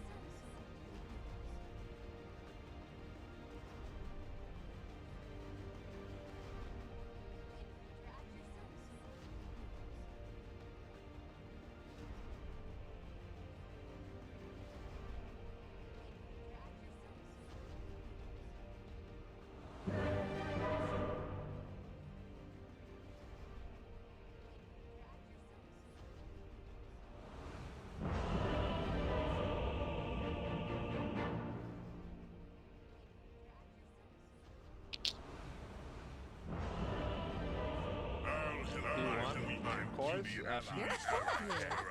I mean, I always have to go T1 from the very beginning already. Prepare Against for them, battle. and they ping Underlord into Mars. Rest DP at all, and a lot of things went already. Prepare Against them, for battle. and they Yeah, I ping looked Underlord into the Mars. stars as I couldn't sleep last night, and kind of laid an answer with Pigzs too. Prepare Against for them, battle. and they Yeah, I ping looked Underlord into the Mars. stars as I couldn't sleep last night, and kind of laid an answer with Pigzs too. Against them, and they Yeah, ping thank you very much, Nomad. Coming into the first game here, 2-1 against Vice. It is now feeling like do or die time if you're a Vice fan. And, thank you very much, Nomad. Coming into the first very important against Vice. Other than Neon, it feels like do or die time if you're a Vice. Towards the middle, especially with that boom win. It's really good dialogue because T1 loses this Other than from the Neon, it 3-3, I believe, feels the like last match with Neon. towards the You middle, don't want to be in especially with that boom win. It's really good dialogue because That's true, T1 but loses this their last match is against Neon. You think about that, theoretically, Neon have probably, if they win their next match, is up against Fnatic. Then they're 6-0, they're guaranteed that top spot. They might not take it a bit more relaxed, but at the same time, You never want to rely on. you want to also probably end that top the spot. season rather. They might not take it a bit more relaxed, but at the same time, You never want I'm to sure rely on. Neon, no matter what's going to happen, Also, probably end that top the spot. season rather. They might not take it a bit more relaxed. Hypothetically, 2-1 in, they go to 4-2, they're up in third. Things get close though, 2-1 in. Again, hypotheticals, they go 2-1 Neon, they go to 4-2, they're up in third. Things get close though, 2-1 in. See how it works. Neon, they go And the 4-3 as well. There's a lot of ifs still to be had. Only certainly Neon. see how it works. This is the final full week that we have of SCA. Next week is only 2 match days. So it's coming down the wire, which is, I mean, this is how you want it. We have where there are a lot of spots left, and there are a lot of, it's coming down the wire, which is, I mean, this is how you want it. We have where there are a lot of spots left, And there might have to be some tiebreakers played. it's coming down the wire, One which over is, there. this is how you want it. 1-5-1-4-1-4 could be very dangerous. You've got BliNcc, they play PNC, but they also play 1-4-1-4. Could be very deciding areas. You've got BliNcc. I mean, lots of potential upsets can happen, but it's gonna be fun to see what's gonna happen. Deciding areas. That's not clear at all yet. So I mean, lots of potential upsets can happen major. It's gonna be a lot of fun to see. It's gonna be fun to see what's gonna happen. Laning phase. Palace here with Crystal Maid. Do you like this combo against Phoenix? It's gonna be a lot of fun. And the lane's a little bit rusty. Laning phase for Raven. We have to Raven. Do you like this combo against Phoenix? It's gonna be a lot of fun. Anyways, I'm just really worried about this fight. It hasn't been rushed at all. Like they first picked it, and then they picked the bad matchup against it. It's always very scary. I'm just really worried that DP hasn't been rushed at all. Like they first picked it, super good together with the bad matchup against it. Create a lot of pressure. It's very scary. You ever want to run away from Exorcism, you get glimpsed back in. There's a lot of synergy on the side of the one. Select pressure is very resistant. You ever want to run away from Exorcism, you get work glimpsed back in. There's a lot of synergy. I don't exactly see how everything. Select pressure is Radiant's Their big team fight spells, Wukong, Static Storm, Exorcism, Supernova, like a lot of things are going to be going on in these team fights with their big team fight spells, Wukong, Static Storm, no first blood yet, 2.5 minutes, Supernova, like a lot of things are going to be going on in these team fights with Dyer's their turret big has team been fight spells, killed. Wukong, Static Storm, no first blood yet, 2.5 minutes, and especially, you know, just after he's one of those heroes that can go over, so Mirana, Phoenix maybe not as much, but we'll see. And especially, you know, just after he's one of those heroes. no more region. Mirana, very low health here. Phoenix Even though there's no kills, but one is definitely getting better out of landing phase of 1k already, without any kills going anywhere. Very low health here. Even though there's no kills, Monkey King at success, one is then free farming. DP matches up very well already as well. And of course, the last pick that even though there's no kills, Monkey King at success, one is then free farming. So DP matches up very well, holding very well as well. And of course, yeah, I'm kind of against using that rule to get the first life out of the hands of the Wraith King. So use that, get the victory, and then maybe we'll get after that. Going after the first life out of the hands of the Wraith King. Press the attack, it Cruz dives, Ranklin's on his ankle. This could just be first blood for Zephyr, and it will be. Zephyr finding his opportunity to dive on in. Cruz dives, Ranklin's on his ankle. Meanwhile, Zephyr finding his opportunity to dive on in. It's a matter of when, not if. Meanwhile, Jackie and back melee range. Took it out, falling really far, and it dropped to 7 out.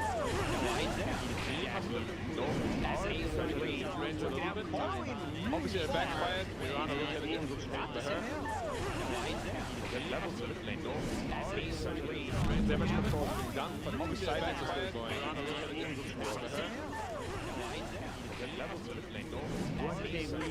Sage was closing in on that one. Obviously side is still going. Mirana looked at it again, dropped to her.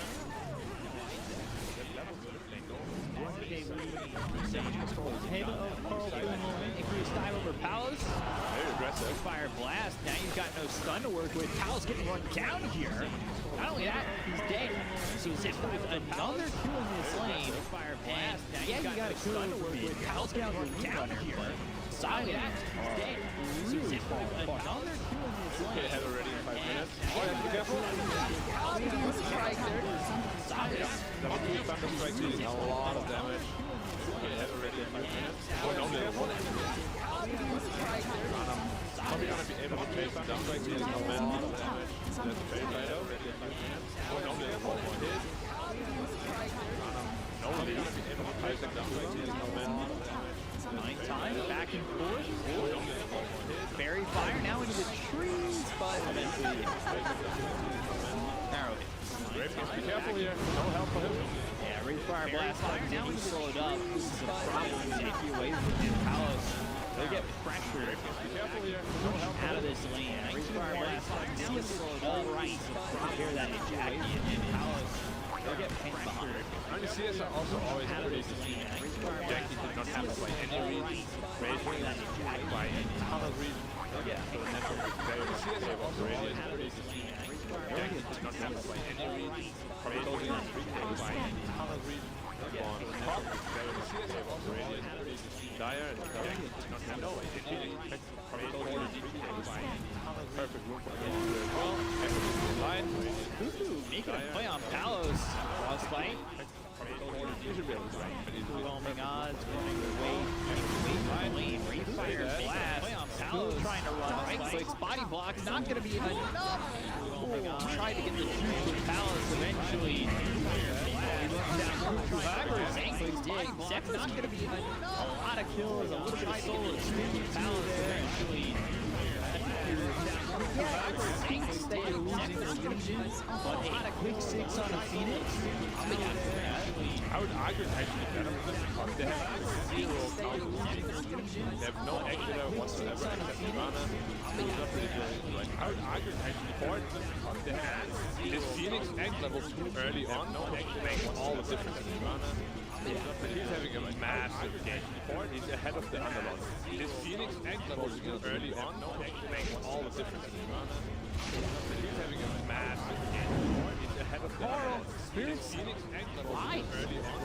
Bobkin's going to go down first. Good strike and kinetic field. Zephyr who can find Whitemon to get other one off his swing run. Bobkin's going to go down first. Good strike and kinetic field. Zephyr who can find Whitemon to get other one off his swing run.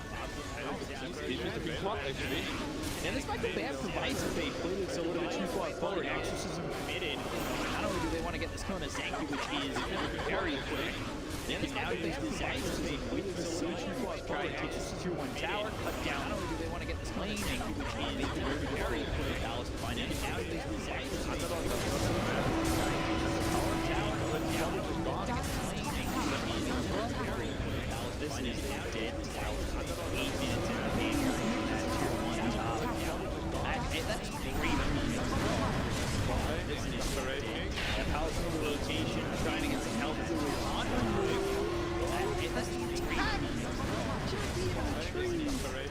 That Palos in the rotation, trying to get some help to Zephyr on. Flickers dive away, but Bob should be able to finish it. Power shot. Right click. Finally run down the Phoenix. Zephyr Flickers dive away, but Bob should be able to finish it. Power shot. We've seen it a lot actually. Wind Ranger and pick it last, you know, and it's not having the biggest they don't really have a comment there. We've seen it a lot like Wind Ranger and pick it last, half Maelstrom, not farming item and biggest get further. They don't really have a comment there. We've seen it a lot like Wind Ranger and pick it last, half Maelstrom, not farming item and biggest. It's always good to come up short. At least he has a javelin up, some damage, still no boots, very far away from the tower. At least he has a javelin up, some damage, still no boots, very far away from the tower. Shifts his attention over bottom. They've got 3 heroes here though. Fire Blast for the arrow. They'll land with the Starstorm. The damage coming through.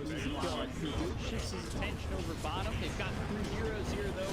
Fire Blast for the arrow. They'll land with the Starstorm. Because he will never. Like they want to pressure this tower. You know that. So you. I just don't know if I was expecting both. Yeah. Yeah, maybe not, but at this point you really got it. Because where else would they be? Yeah. Like they can't pressure middle, they can't pressure expecting both. top. Yeah. So yeah, they have to maybe not, but at this point you really got it. Because where else would they be? But still doing very well for themselves. They can't pressure back top. Yeah. It's not the worst game for him considering he's above the underworld and his game has been a lot more satisfying. But still doing very well for themselves. Not a deep available. Mind Shadow, but they've got the glimpse as well. Kinetic Duel will drop down the center. There's the duel. Sun Ray. Top of these heroes. And well, now we can deal with the Mind Shadow. They've got Bob. Kinetic Duel's up top down the center. There's like Vice. They want to stay both for top of these heroes. And duel. And while they're fighting in the center with Bob. Static Storm. That's a really right there. And Zanky gets caught the Kinetic Duel. And goes off. fighting nothing out of this static stick that is pretty nice. I think just exposing, playing, and fighting all they have is static stick that got static nice. Nova, I like that. That's the easy turn playing. It's not all bad though, they only got the CM. That series tags, static storm, and exorcist, and they only get one CM. I think Twice is still quite happy with it. It could have turned out to be much worse, but the way it went, that is actually pretty good for Twice. They might get one president for I think Twice is quite happy with it. It could have turned out to be right. Considering everything The that way it roll. went, that is actually pretty good for Twice. When it comes back, Twice is happy with it. Out of time.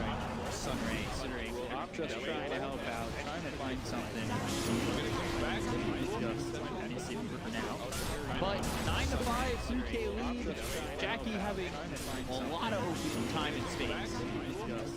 He is going for the greedy battle. 9-5, 2K lead. Jackie having a lot of open time and space. Probably. Raging is going for the very fighty conservative route. Armlet. Going Armlet into Radiant, massively slowing down the Radiant. Time going for the very much stronger route. Armlet.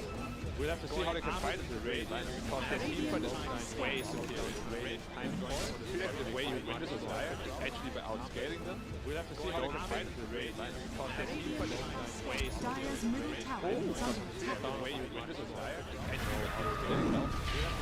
Malice and Starstorm with Disruptor dead. Dire's middle tower A lot of what Vice on do too is kind of fight around in these Malice and Starstorm with You have to Disruptor play, dead. what they did bot lane was really good, they made out all the cooldowns, but they're not really punishing the one person. Kind of fight around Three with big ults are down, but they're not trying to get many towers. They bot lane was really good, they made out all the cooldowns, but they have to try at least. Three big ults are down, but they're not trying to get many towers.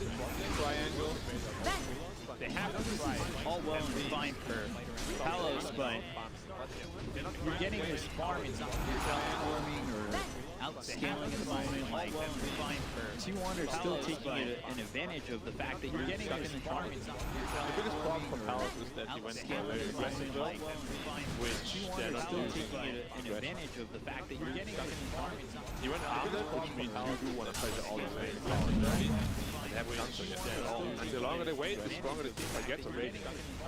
He went about that 15-minute mark around now, that mid-game moment where big smoke, the longer they wait, the stronger the team gets 4-2-1. already. We've gotten to the smoke. Obviously trying to hide the trees, get Malice down, and committed.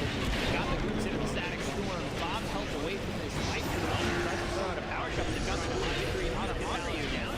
White one gets committed until there. Got the boots into the static on to Bob, who's fighting away for the X fight for the other. With this, also pressure on the 2-1 mid. This guy, people think about him as Super Nova, fighting away for the X fight. Silence on the 2, chase Crystal Maiden. And Zanku, while trying to run, that boundless strike. Or the Exorcist still overwhelming on. Yeah, Zanku behind the tower, still not safe. Zanku, while trying to run, that boundless strike. Also far away. Boundless strike overwhelming on. The Exorcist goes just chasing down. And all they do is was static so far away. And again, no response from Dire. Yeah. All they do is was static. Zoo is available again for the lead commander as damage already. See No this response from Dire. damage starting to pile up. Zoo is available Late again mail for the first, lead commander. because they recognize that they have the disruptor. So even if they run away, puts them back into the viewer, they don't really need the initiation. It's just going to be the front line recognize that they have the smoke. Malice, arrow to follow. Turn around 2-1. Radiant structures are Malice, that's why Vice. Radiant structures is under attack. Finally putting on some aggression after the Radiant structures is under Radiant attack. trying to put a tier 1 block tower. They still have a problem. Finally, of course, aggression getting out of it. They need to invade the triangle and trying to put a tier 1 block tower. They still have a problem. So, DPC Jackie still just kind of continue to farm away. It's going into the Radiance for Palos. Jackie has that Battle Fury last component shipping out. Jackie still just kind of continue to farm away. It's going into the Radiance for Palos. Jackie Get it with has that Battle Fury.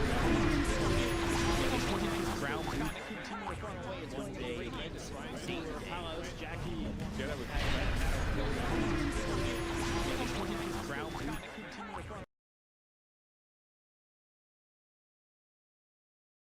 Trying to survive Dark Rift. There's the taxi away. 5-star Uber right there. Good service, thanks sir. And now the next timing of Dire, what's it gonna be? Probably the Radiance of the Wraith King. And until then they don't only have to weather the storm, but they also need to make sure that stop this Monkey King going full greed. Well, so here's the thing. Radiance comes, that's a timing.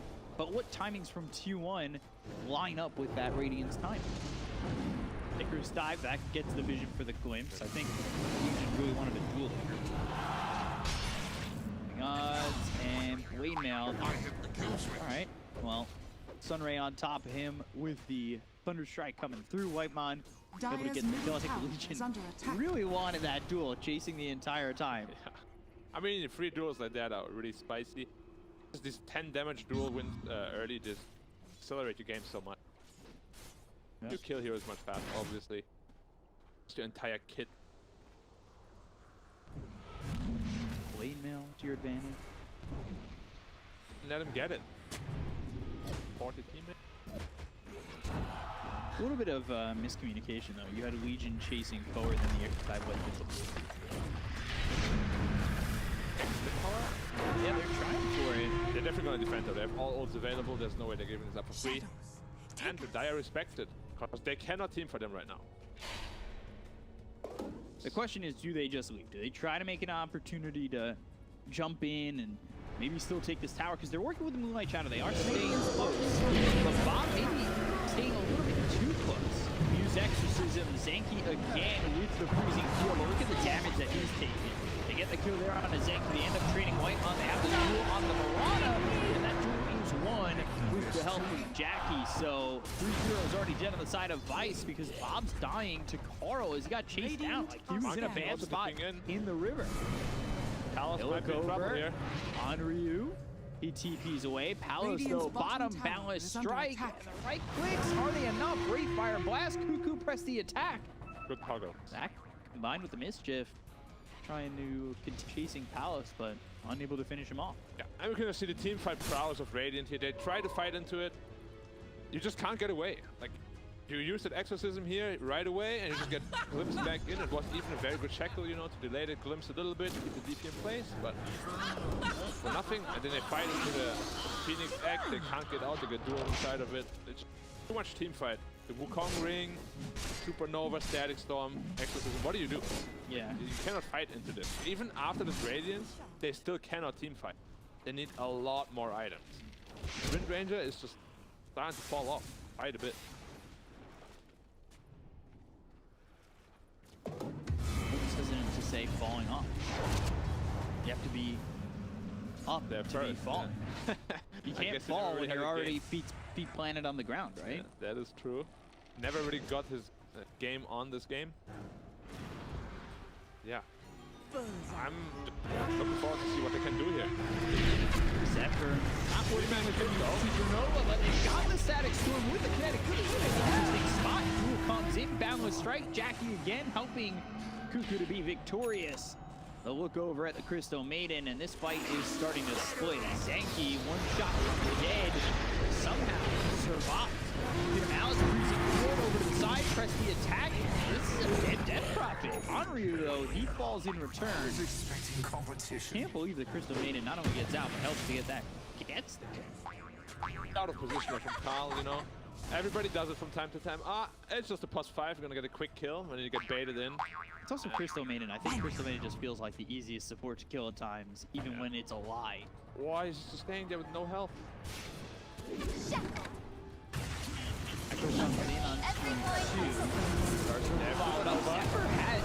got Supernova, and that's on the high ground. Leaping, trying to kill it. There's the duel and the victory. You try so hard, but you're not getting it so far. Radiant's And middle you're tower just is losing under heroes. Like, this isn't working out. Paolo's trying to fight again. Sunray right on top of Bob. Up balls. He'll be making burgers while he's in the grave.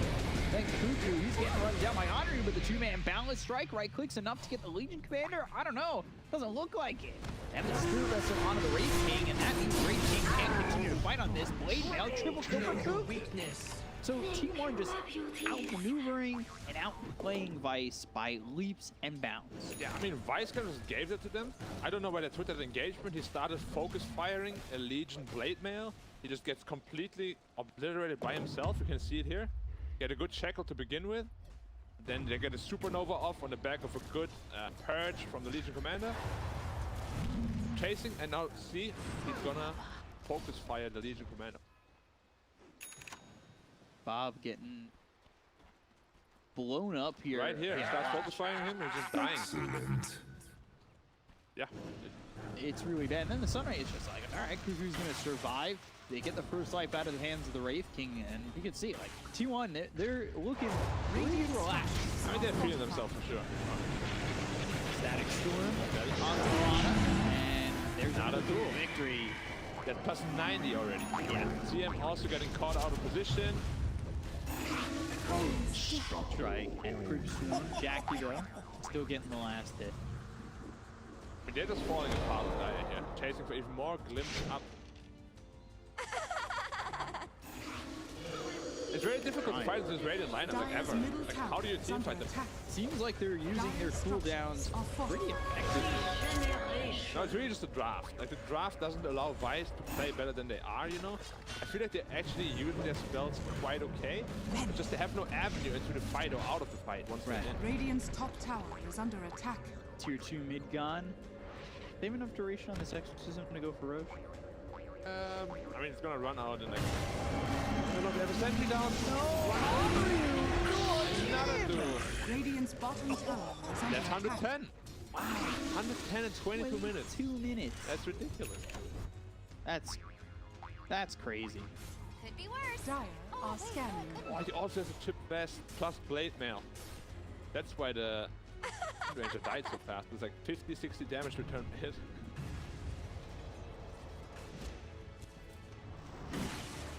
But yeah, I mean, at least the Wraith King is still farmed. There is some hope. We have seen Wraith King take over the game before. BliNcc again. Static Storm, Whitemon. Poor dear holding this Mirana. Well, at least no dual kill this time. Pull down for another 6. It's just a pretty brutal beatdown here. And they just have no way to defend themselves, really.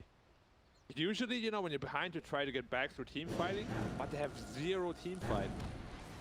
T1 has like 4 of the best team fighters in the game. Sure, with the next exorcism, they're just gonna look for Roshan and then probably close out the game from there. Pretty straightforward. T1. BliNcc has 10. And he's level 12 already. We spoke about 15, sorry. About how important the supernova is. Jackie, yes, BKB though.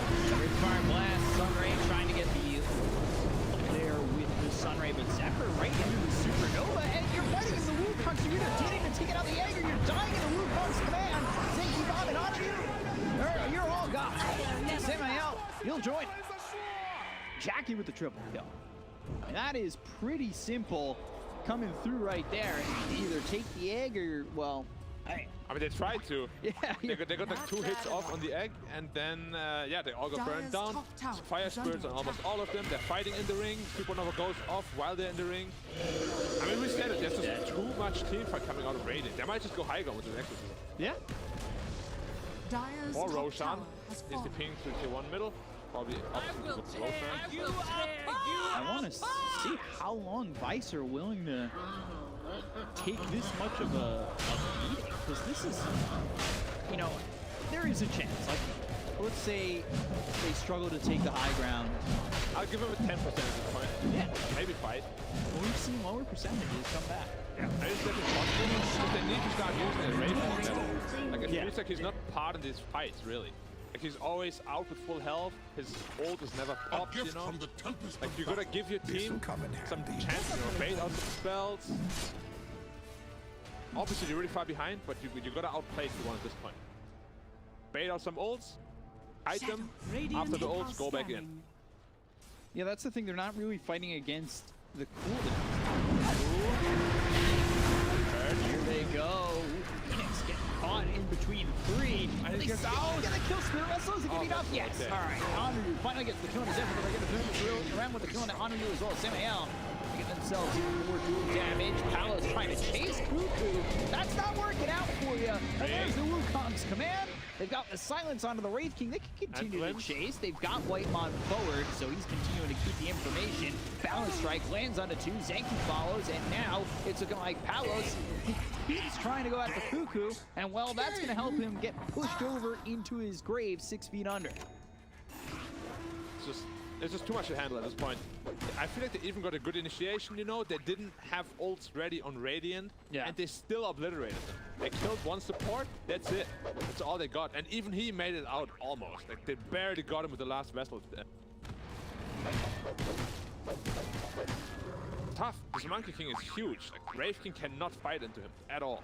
No, they can't. Dire's bottom tower. They're just so far ahead. I hate to just be the Debbie Downer because it. I mean, I would say it's more on how well T1. I mean, T1 have played really well, but more than that, I feel like they just drafted way too good this game. Yeah. Like, from the get-go, I gave Vice maybe like a 20% chance to win this game. And if you also get outplayed on top of that, just lights out for you. Look at Jack. It's like a semi-alchemist. Yeah, he really is. So much. Itemizing into the Basher next. He has Axe, Battle Fury, Ultimate Greed. He gets away with it, no problem. Luckily, he's itemizing into a carry alchemist style, not the off-lane alchemist we've been seeing, where your net worth does this, and all of a sudden you're just giving away Dire's bottom tower is under attack. Exorcism back online. Level 3 as well this time. Probably save it for the tier 3 and go in high ground, right? Might just be high ground. Because they'll have all their ults, they have them right now.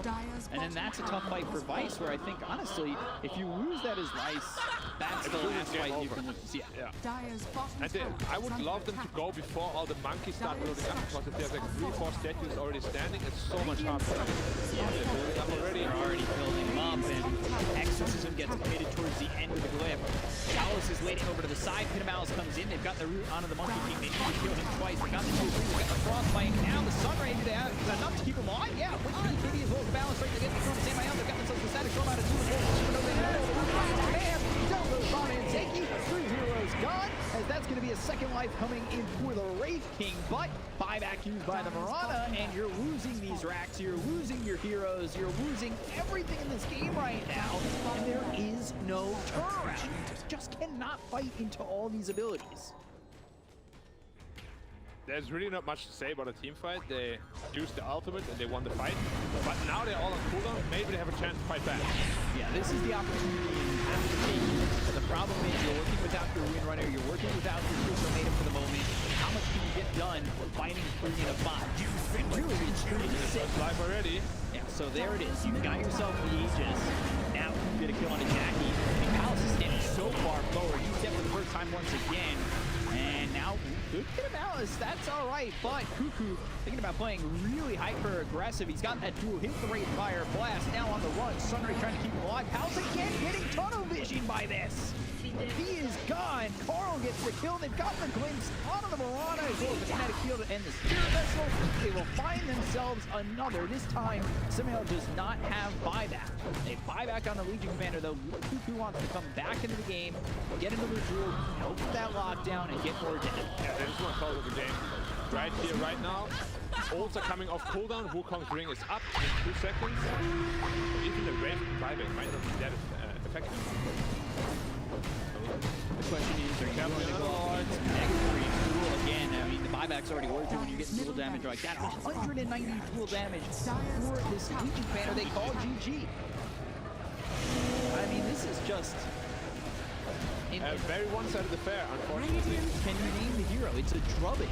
There was a hero with a voice on saying it before. Maybe one of the guys on the panel might know which hero says it's drubbing, but... drubbing or not, soon to forget. Yeah. That's it. So, you know, they get drubbed, if that's the word. I have no idea if drub's a word, but T1, they look really good there. It's been a bit of an evolution for T1's beginning. We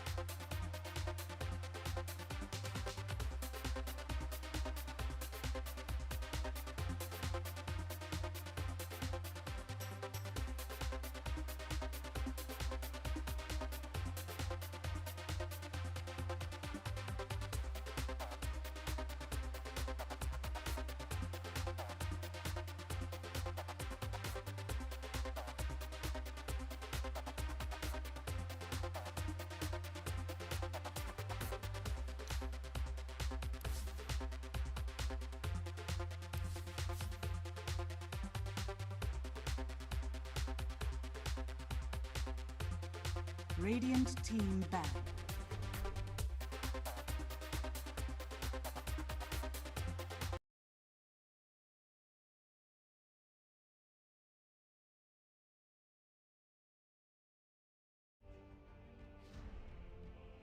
Dire team ban.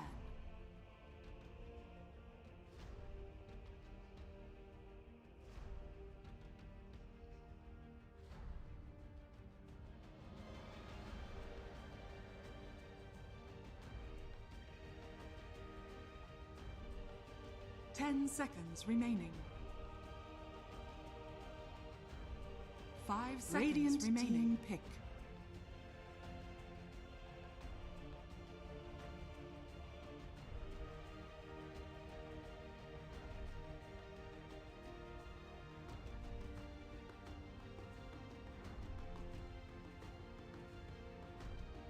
Ten seconds remaining.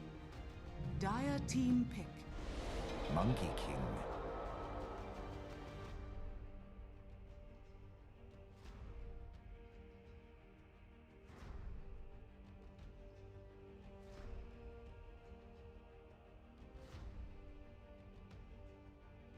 Ten seconds remaining. 5 seconds remaining. Radiant team pick. Rubik.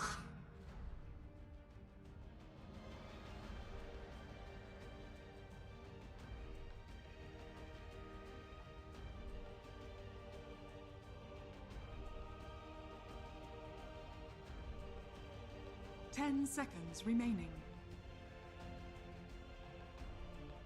5 seconds remaining. Dire team pick. Puck!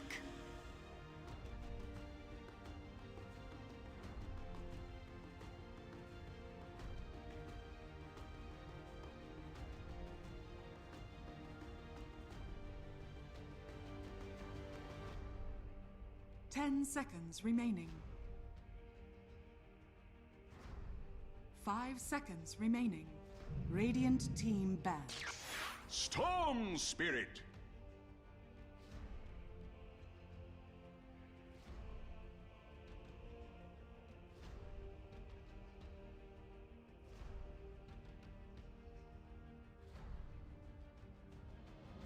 Ten seconds remaining. 5 seconds remaining.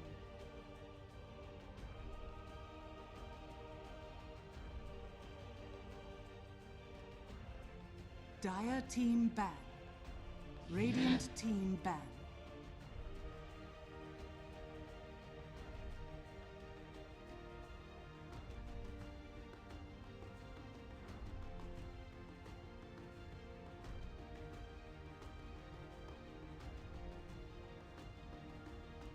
Ten seconds remaining. 5 seconds remaining.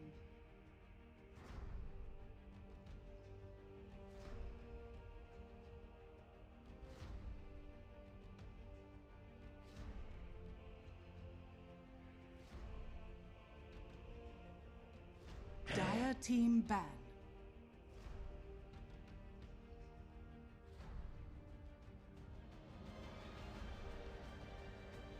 Radiant team ban.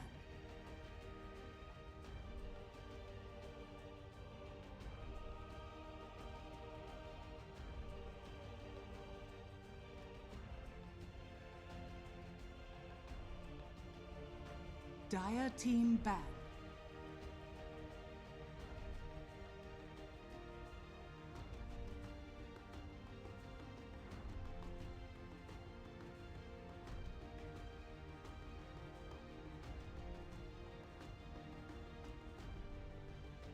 Ten seconds remaining. 5 seconds remaining. Dire team pick. Radiant team pick. Slada.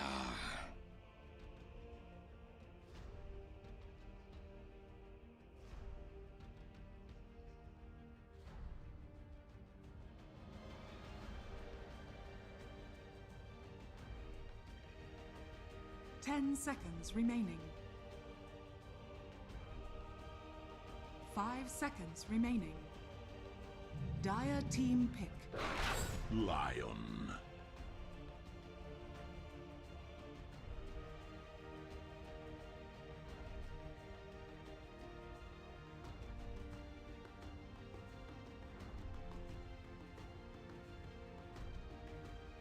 Ten seconds remaining. Radiant team pick. Ancient apparition.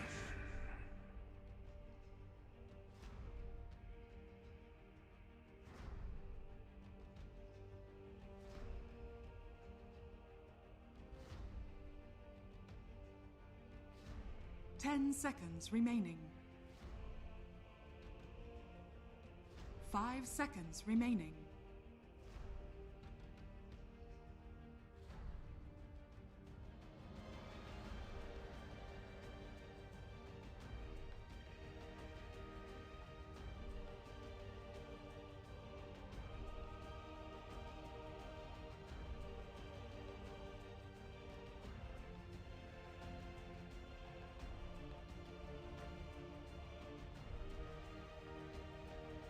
Radiant team ban. Lycan.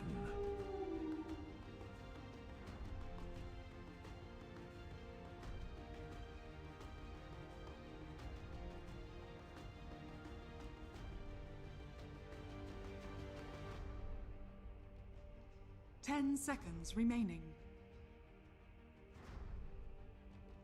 5 seconds remaining.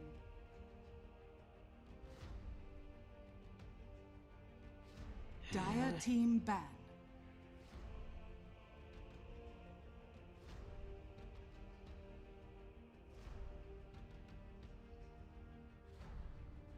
Radiant team ban.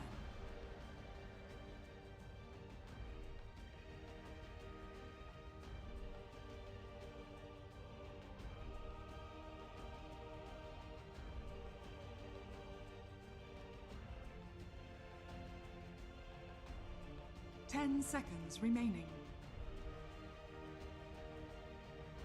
5 seconds remaining.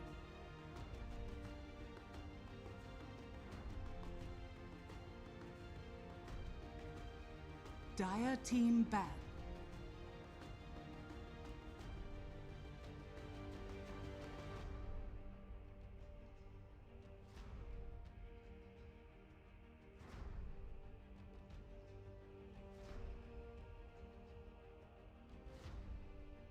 Ten seconds Radiant remaining. Team pick.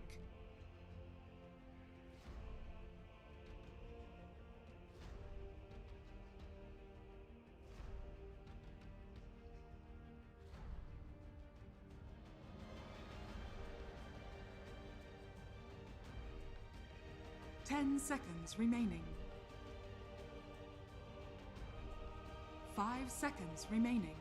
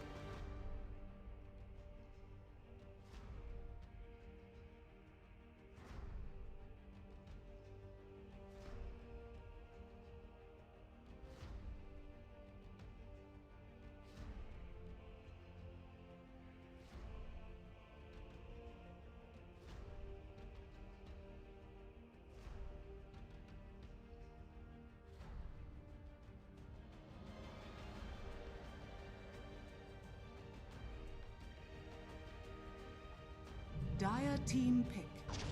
Mirana.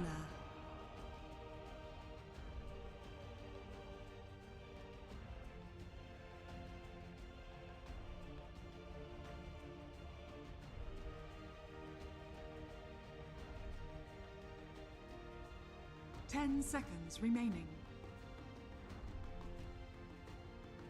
5 seconds remaining.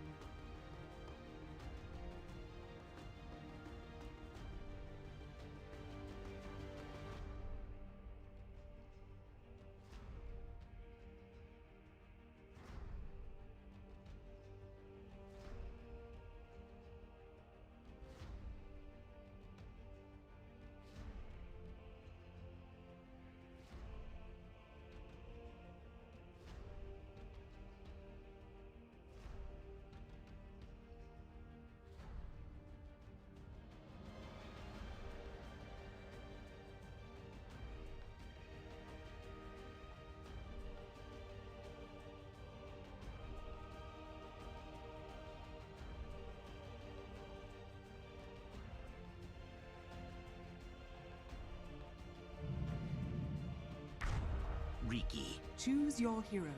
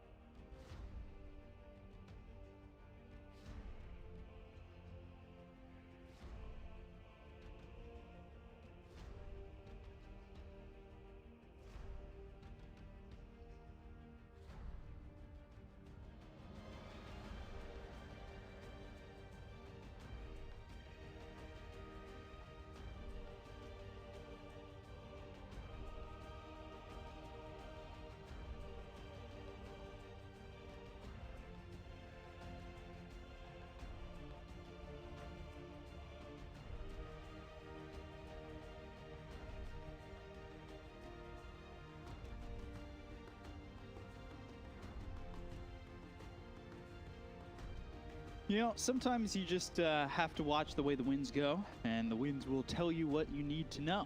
So the way they go is how you know, and with that I go for T1. Wow. All right, T1. I like the ambiance. Yes.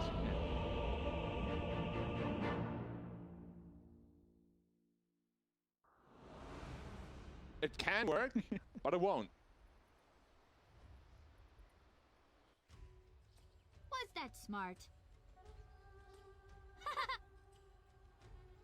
Thank you very much, Nomad. Coming into game number 2, we were trying to get our rapping career on. It's going really well. It's just sometimes we get surprised by the camera. You It's know? the lyrics. We're just not. We're beat guys, not lyrics guys.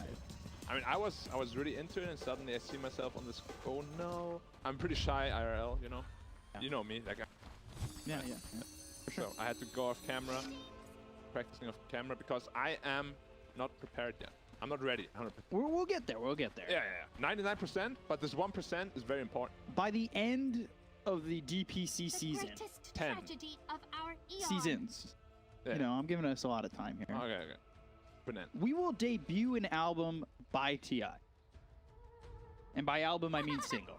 And by single, I mean a demo. And by TI, you mean TI-20. Yes. Definitely. That's good. But yeah, we have, once again, in my opinion, a pretty one-sided draft. It really felt like Vice is just all over the place. They first pick a Rubik, give away Monkey plus Puck, and pick a Storm into the Puck. Everything is a little bit iffy. Take a lot of outplaying T1 if they want to win this, and I just don't see that happening. T1 last game, they outplayed them completely, outdrafted them completely, and draft-wise, 80-20. It's like Vice kind of drafted themselves into a corner. Yeah, and on multiple occasions too. The Rubik Storm opening is just so weird. Like there's not really a lot of room for experimentation or flex. Locked into certain playstyle already. It's going to be tough for them. But we'll see if they can make it happen. You know, the Nomad caveat of Ricky hitting 10K. Still, is his caveat went good with enough? T1 though. Yeah. Even he does not believe. Unbelievable. Yeah. It can happen though. Like we have seen Ricky snowball. He gets that Axe Battle Fury. Lycan won't be a real factor anymore. Just die in like seconds. Well, I'm just waiting on the Lycan Axe. Who's he gonna bite this You game? didn't see that coming. Monkey Wolf. Yeah. That is very scary. I mean, I don't know if you read the novel. You didn't transform into anything. So it makes sense that it can turn into a wolf. Well, if he could transform into anything, then he shouldn't need the bite. Yes. But why does he need it? It's the well, you can transform into anything.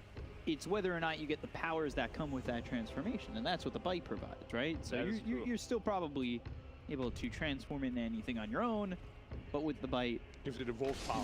Yeah, it's like any simple move. Balance strike should be a quick kill here on Tzanki. Zephyr takes it. Kyle tried so hard to switch. Obviously, is what he wanted. Zephyr should not have taken that. But you know, Zephyr is Zephyr. I'm sure he's feeling himself. Especially after that last game, he really did quite well with that Phoenix. Yep, and 1 CS on Ricky. Kill the wolf. There could be deciding, a game-deciding factor here. Playing pretty deep. Yeah, he's just gonna hit the mid hero. They can't block creep. It's very obnoxious.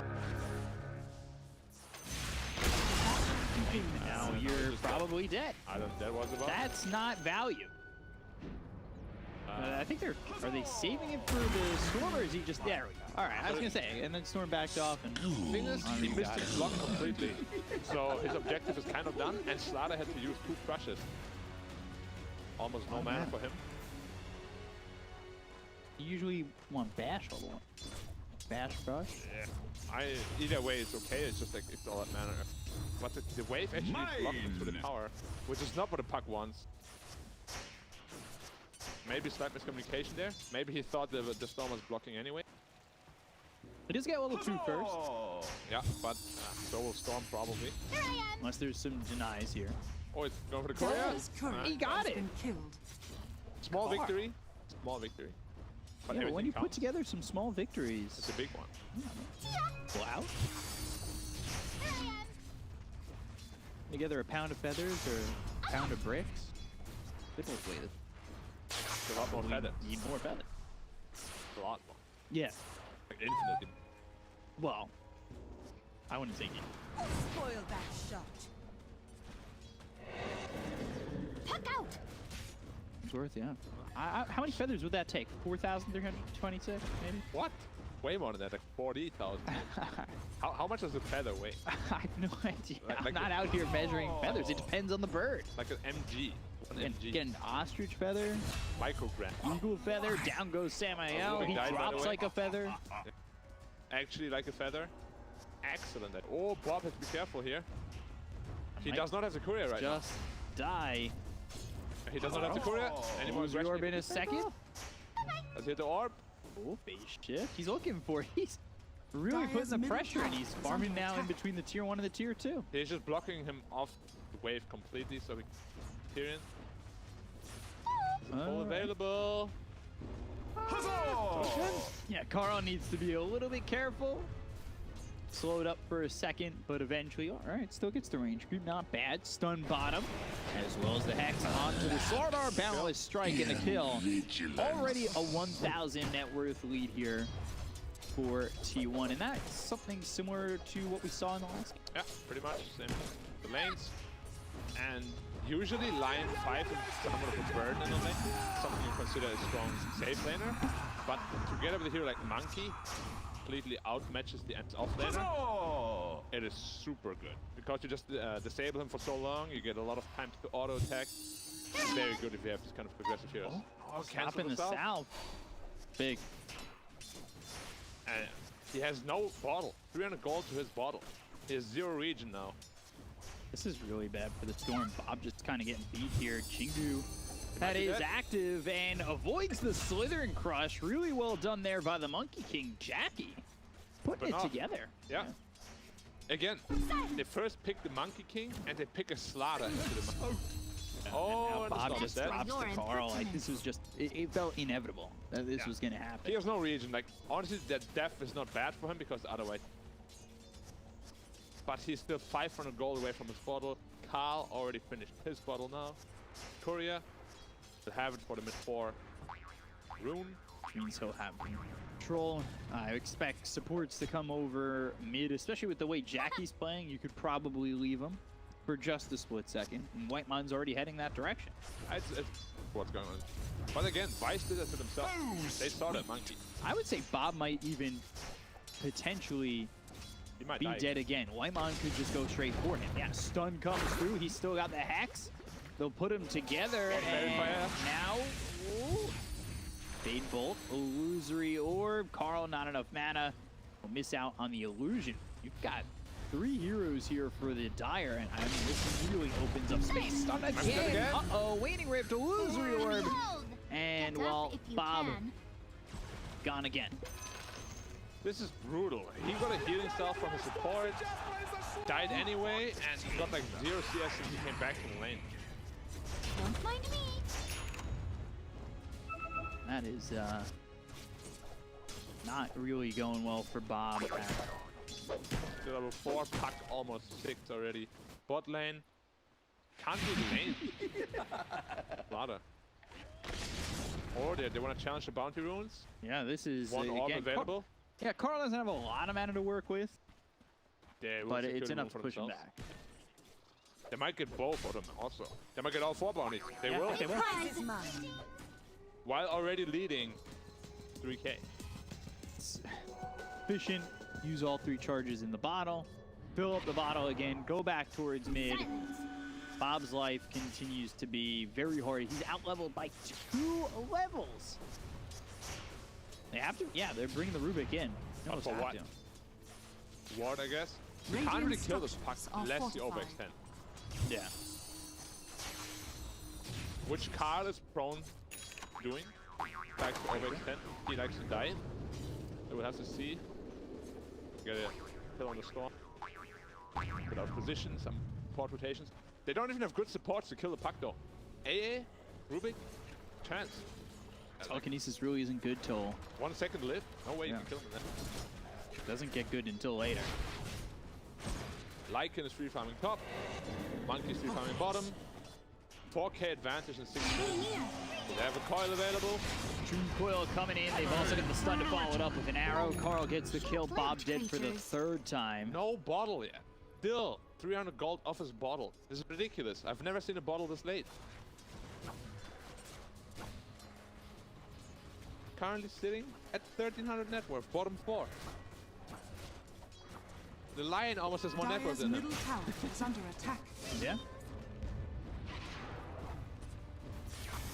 Storm to creep back in again, level 4. They might want to go on him again here. Boy, he's in trouble. Silence, stun, some massive rotations, vortex, and the telekinesis still able to Not long enough. jaunt out of it. Yeah, well, it's not AA doing dead. much for him. AA goes down to Zephyr. I have learned It's a telekinesis at level 1, so it's a 0.8 second lift rate. That's what are you getting at? Visibility. 5k gold in 7 Dire's minutes. structures are Has to be one of fortified. the most one-sided early games here. Yeah. Dire's top tower Spiraling at it. is under attack. Losing top tower now to a free farm off-lane Lycan. Only gonna get worse from here, really. Already level 6. We'll see when he gets involved with his ult. Dire's top tower You is look at where the fallen. net worths are. I mean, Storm and Slaughter are behind the Mirana. Slaughter also. They just picked him into an impossible lane. They chose to do that. They Dire first picked are Monkey, scanning. and they chose to give him that lane. He has another green coil available. Level 6 from Storm now. Dire's middle tower is under Well attack. used, and well, White Mom will freeze over, and he ultimately ends up dead. The question is, can Carl get anything out of this? Zephyr coming in with a leap and arrow, and they'll take out Bob. The rest are in trouble.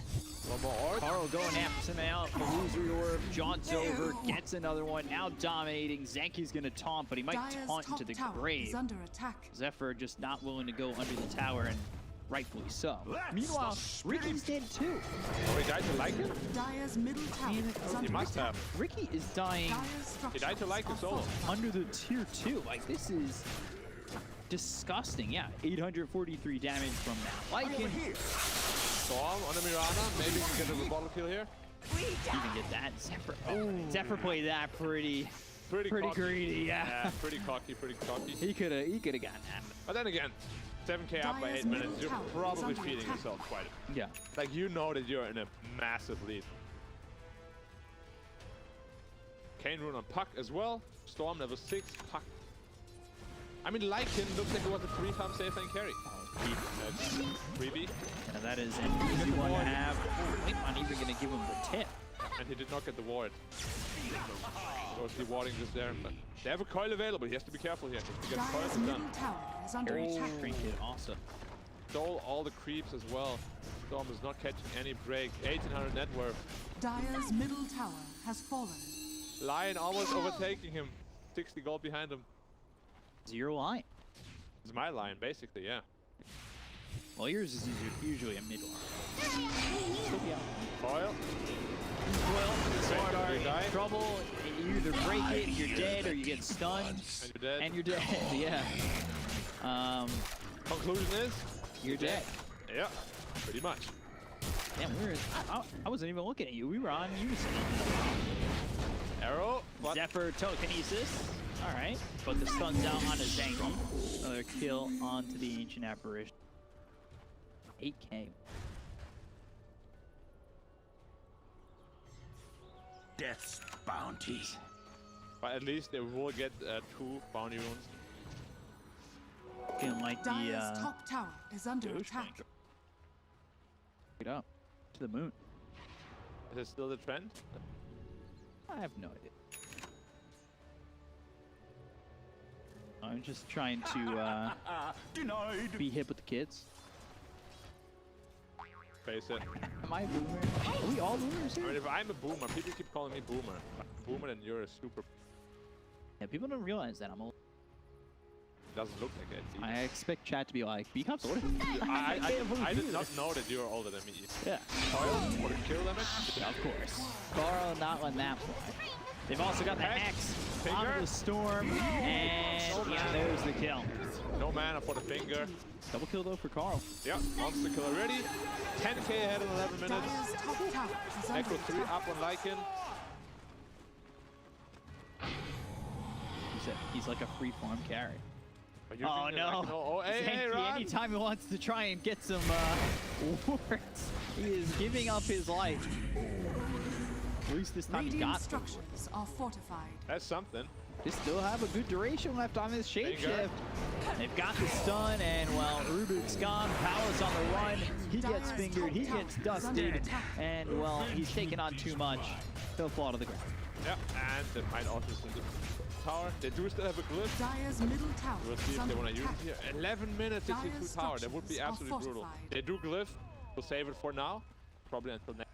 Again, 30 seconds time. 11k in 12 minutes. Dire's Immediate top tower dewarding is under action. attack.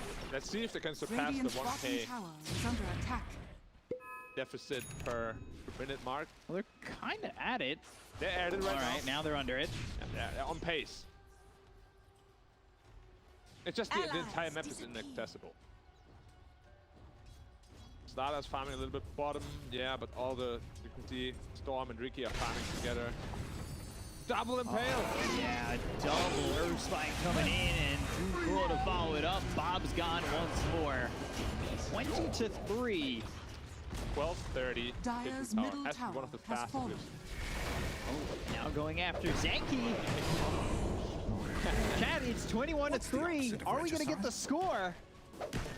Hands up, chat. I want to see chat. All hands up on deck.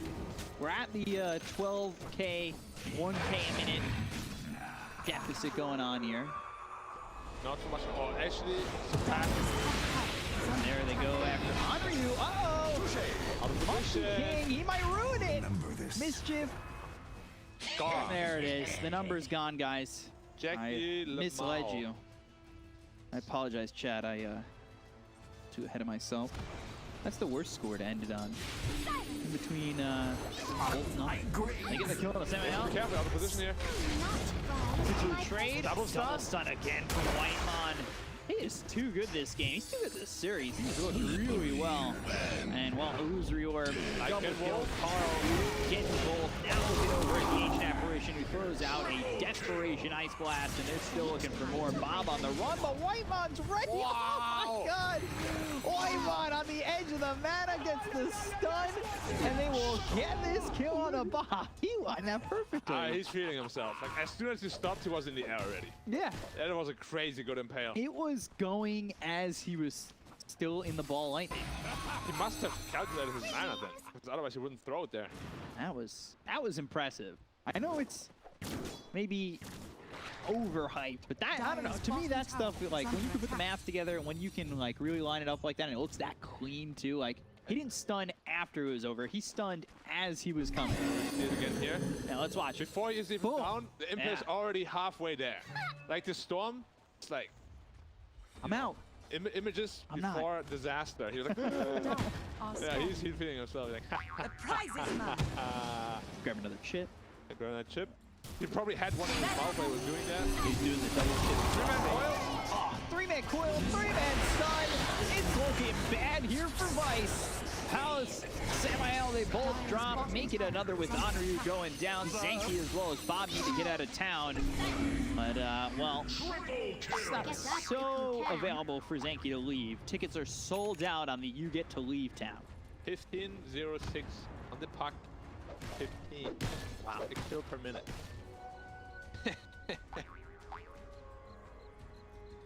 Crazy. Usually games are calculated. Maybe kill for Storm here. He's out of mana though. One more remnant. Is under attack. I don't know. Zephyr, he doesn't have any leads. 2 seconds. Oh, but now he's out of mana, so well, he gives up his life for that. He actually got more gold for the Piranha than Aiken did for the Storm. And Storm played really well there. He blocked him from the other end, so he had to run back into the Remnant, which then led to the kill ultimately. But really, point is just NTX. All he needed was one lead. Uh-oh. Silence. Palos gone again. 17k and 6. GG. Wow. Vice tapping out. I can't blame him. Yeah, I mean, 31-5. 18k down. This is a quick one. I mean, the T1, this is what we expected from them, probably coming into the DPC, and now they are just, showcased in this series. They really did just show how good they can be. There's really not much to say. Again, outdrafted, outplayed. T1 is just a better team overall, and as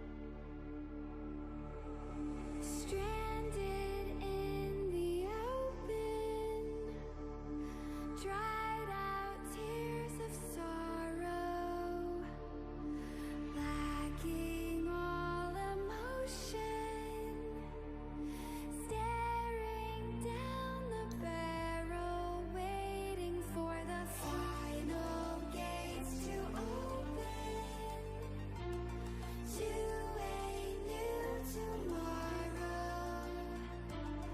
moving with the motion, following the light that sets me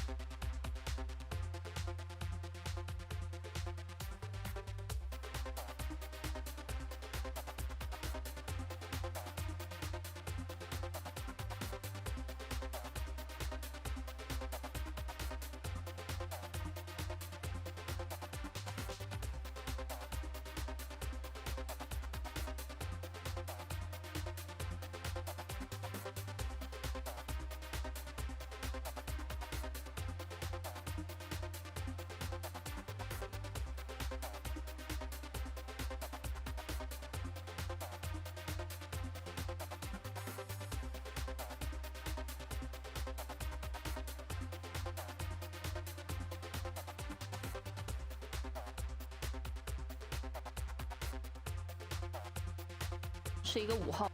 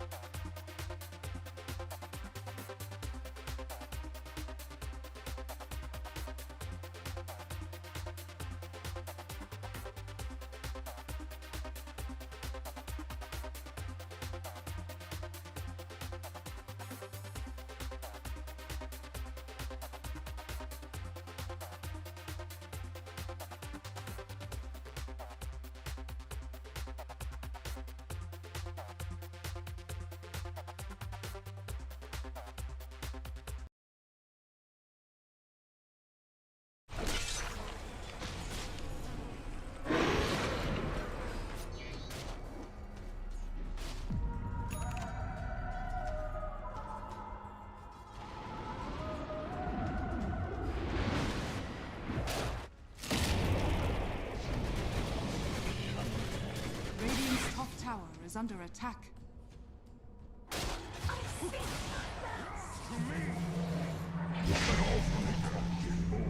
Axe fells you.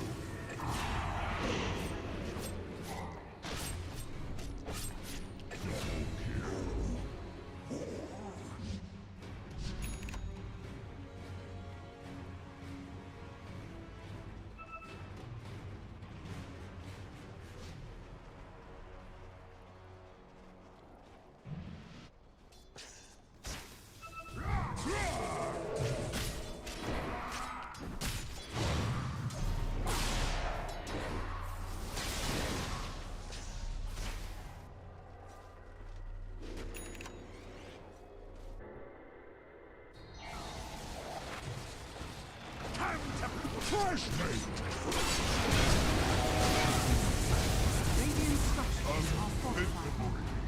Axe cuts no more. So much blood.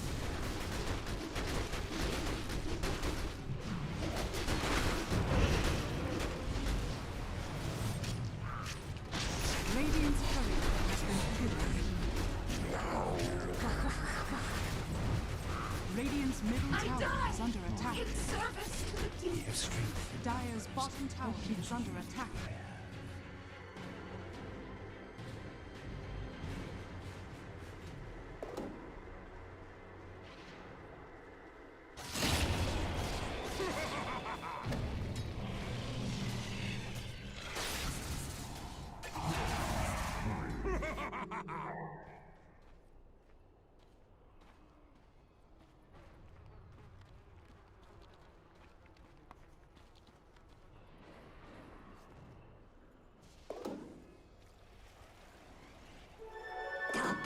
Damage.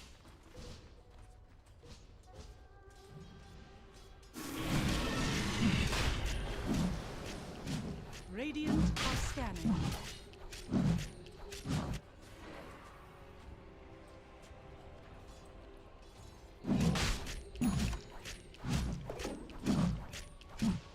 Dire are scanning.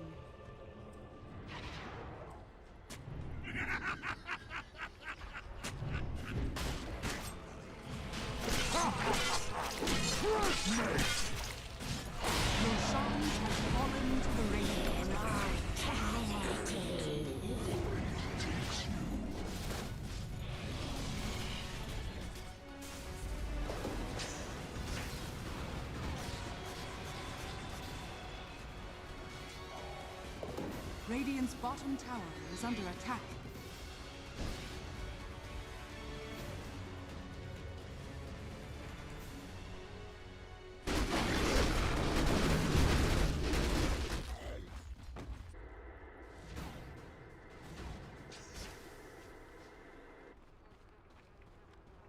Radiant's bottom tower is under attack.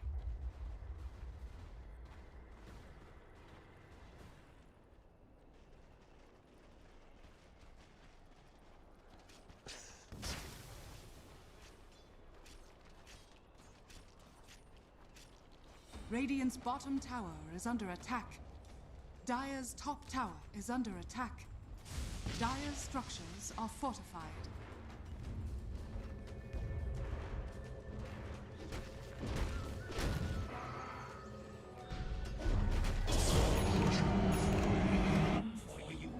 Regeneration.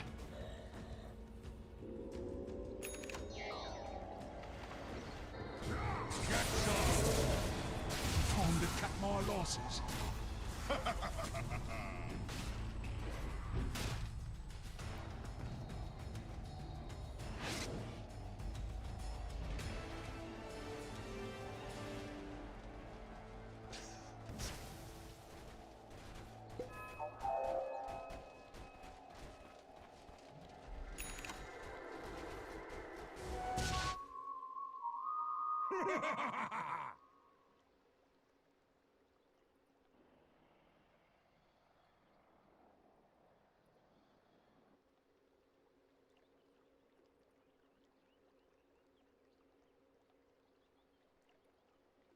You fought badly, died worse.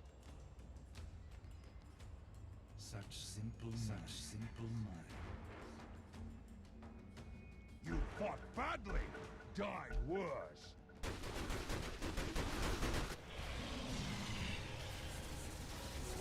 Loaded to the gills.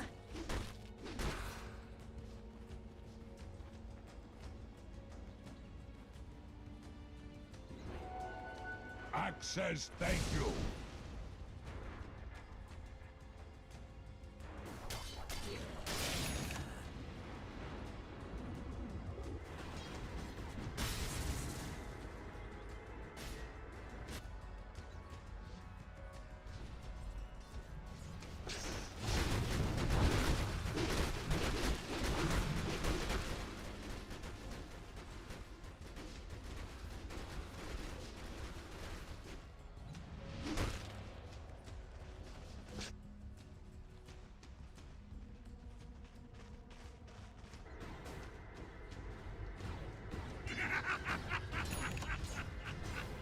Radiant's bottom tower is under attack. Radiant's bottom tower has fallen.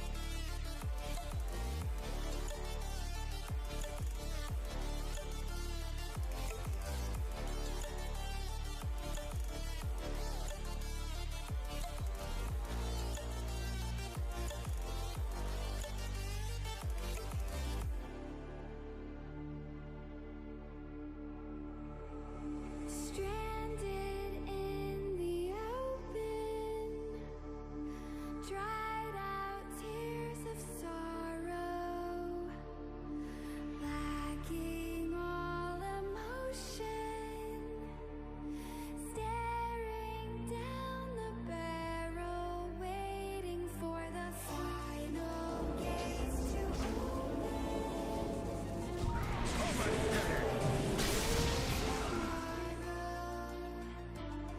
moving with the motion, following the light that sets me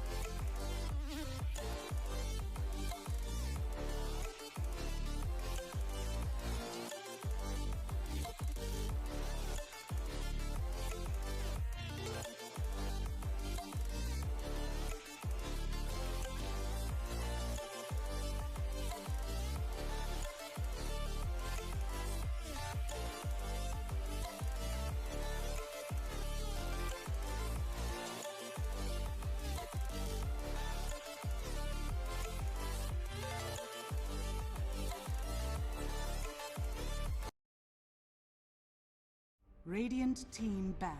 Did get a draft penalty, Dire so team ban. 30 seconds off of their Give 'em reserve multiple. time. For Wait, that means you're in the lobby?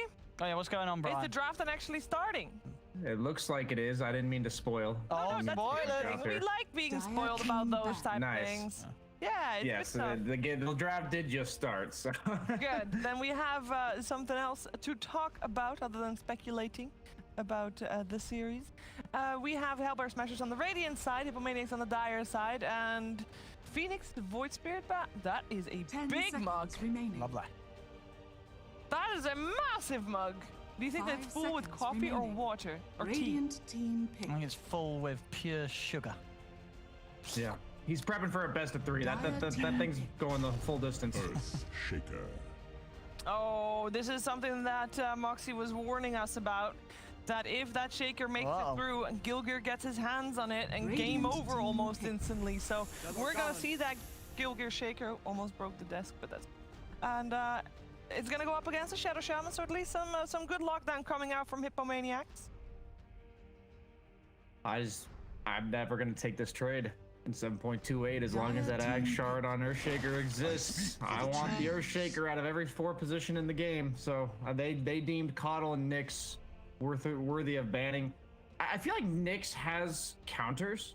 You can group up early and look to push. Like a lot of people are just picking summons heroes or at least one way to reliably group up. 10 With seconds Earthshaker, remaining. it's just not that way.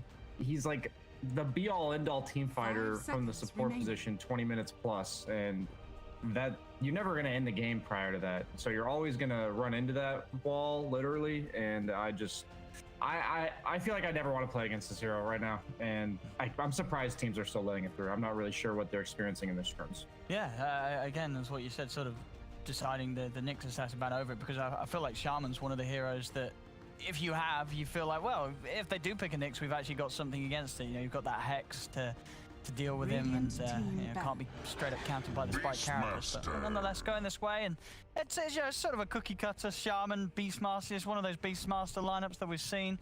A lot of push, a lot of pressure.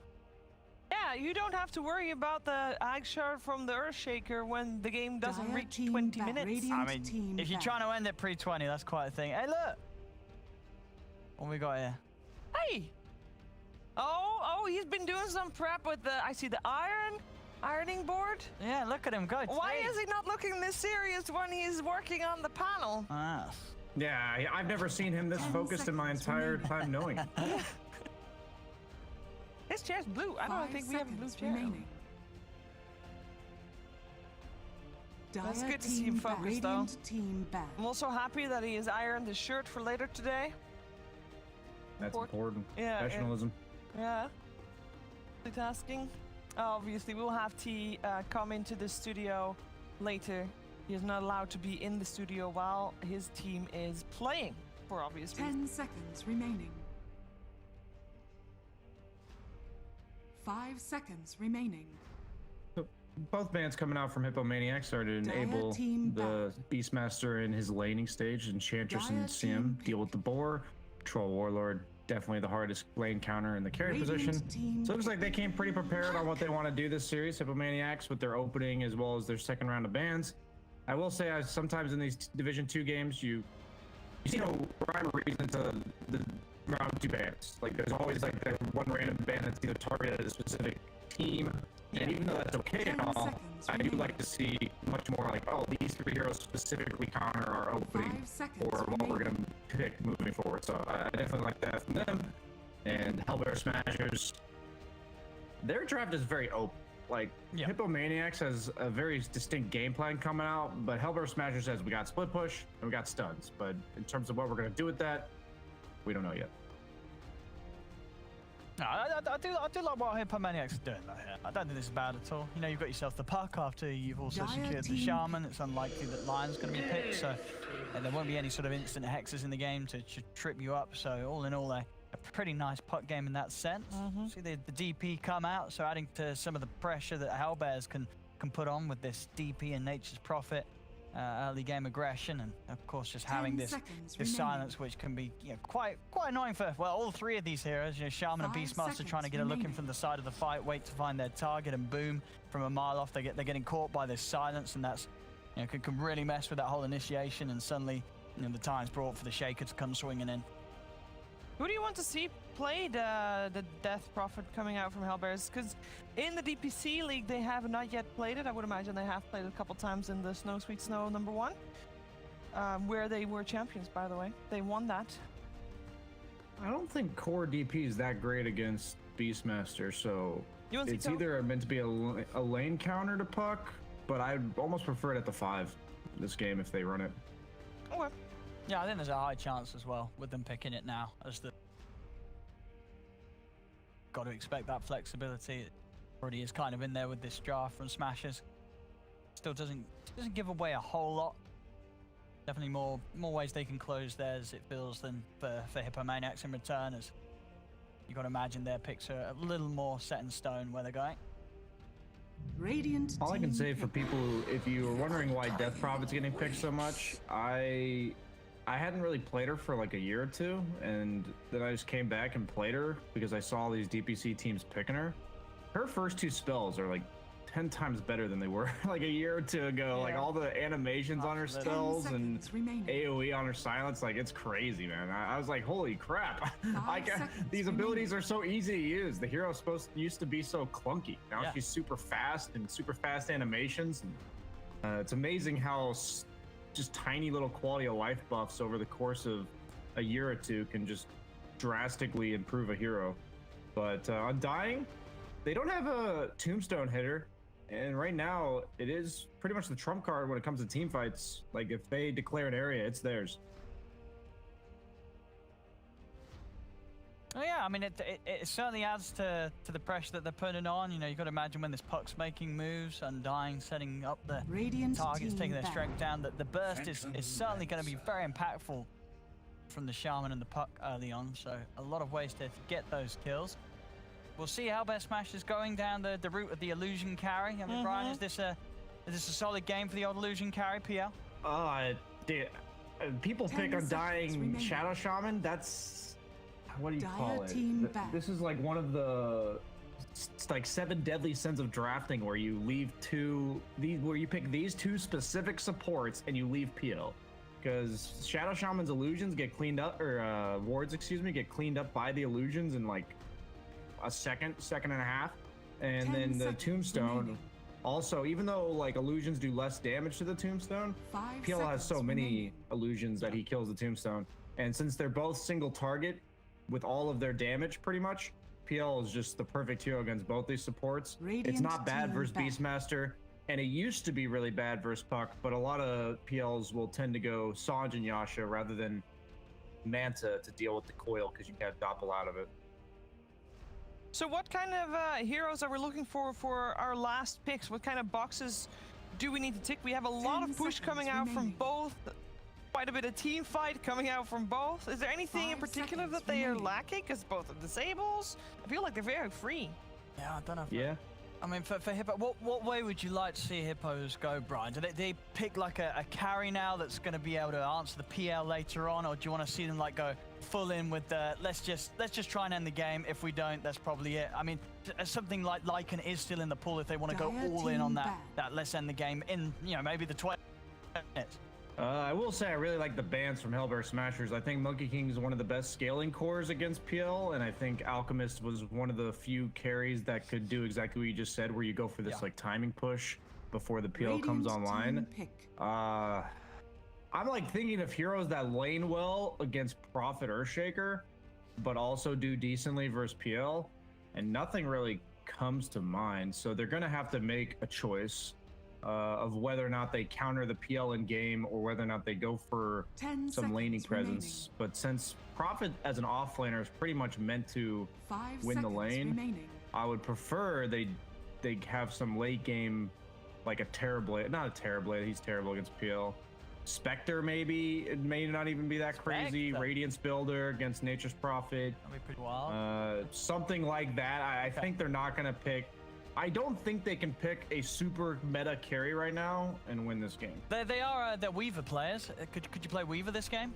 Dire team. Okay, Weaver's not terrible, but I wouldn't be excited about picking Weaver here. I think it would be the laning approach. But at the same time, you picked Undying into Nature's Prophet, one of the few offlaners that gives like he just doesn't care at all about the entire kit of what Undying is doing in the lane. So I don't really like. I don't know. Death Prophet is a core. Yeah. Just want to throw that in there. Wait, what do you mean? Which Dr. Mid? Come on. Oh, okay. Actually, I would be down for that. Oh, they're gonna go the Ricky route, Brian. Does this check out? Oh man, the problem I have with Ricky is that he doesn't represent any lane push for like the first 10-15 minutes of the game, and I know they have decent lane clear on the other heroes, but they don't have it on Undying Ricky, which is their safe lane. They don't have a 4 position that can really save them from diving, so it's gonna come on Mambos. Like all the weight's gonna fall onto him to do some really good counter rotations to relieve pressure on that safe lane from the Nature's Prophet. But then at the same time, you have a Death Prophet who's gonna be, if you leave her lane, she just takes your tower. I think they're gonna be getting pressure on all sides in the early game, and this Ricky's not gonna have the time he needs to get that like Battle Fury Ags up to deal with the PL. All right. Thank you very much. BSJ, we'll come back to you for the end of the game. Owen, final thoughts on this draft? I mean, it does just feel that a lot of the things that Hippomaniacs are going to try this game have been dealt with. The PL pick seems pretty ferocious. I guess if this Ricky gets the Ags of the Battle Fury, he's going to have some sort of way to deal with the illusions in the fight, but I don't see the Ricky getting to that point. I think it's going to be a very hard game, and sort of as Brian said, I think the only chance really for Hippomaniacs to be able to buy that time, maybe get to the point, is for Mambos to pop off. So this puck has to go crazy, has to smash his lane and not mess up any of the rotations. Otherwise, I think it's just all going to become a little too much for Hippomaniacs and the Ricky this game. And how is the puck versus DP lane? Is that a fairly skill-based matchup? I mean, if we've got nukes, right, you're going to be pushing the lane back and forth into each other. Puck shouldn't die here, but at the same time, it's not an easy lane. I don't think. No, I think it's fine. I think you're going to farm. You're not going to kill this DP. I don't think they'll necessarily look to rotate in on them. It's kind of awkward for Shaman or Undying to get in and catch the DP, maybe. So he's going to get farmed. He's going to hit 6 at good timing. So it's really all down to making those moves happen, because he has to make them impactful, because he is against the DP in that mid lane. And if he makes moves and he's not getting anything done, suddenly he's losing the tower and he's not getting anything in return. So a lot of pressure on the puck. All right. Pressure on the puck. Can Mambos deliver, and can Hippomaniacs take the first game of the series, or will Hellbear Smashers run away with it? We're going to find out together with Moxie, Emperor, and Fogged, actually, this time. Hi there, Fogged. I'm pretty excited about this match, but it's not morning. Well, the sun is in my eyes. It's blaring, so it's morning. Well, good morning. But so it seems like the panel not really sold on this whole Hippomaniacs craft. It's just really hard to execute. They need so many things to go perfectly. Agree with that? Yeah, a couple of the things that they picked just really played into how Bear Smashers already selected here. So I think the two supports are going to really suffer this game. I think they really have to kick the tempo up because, yeah, I think PL and PL and the Nature's Prophet, they don't care about this Shadow Shaman Undying throughout the majority of the stages.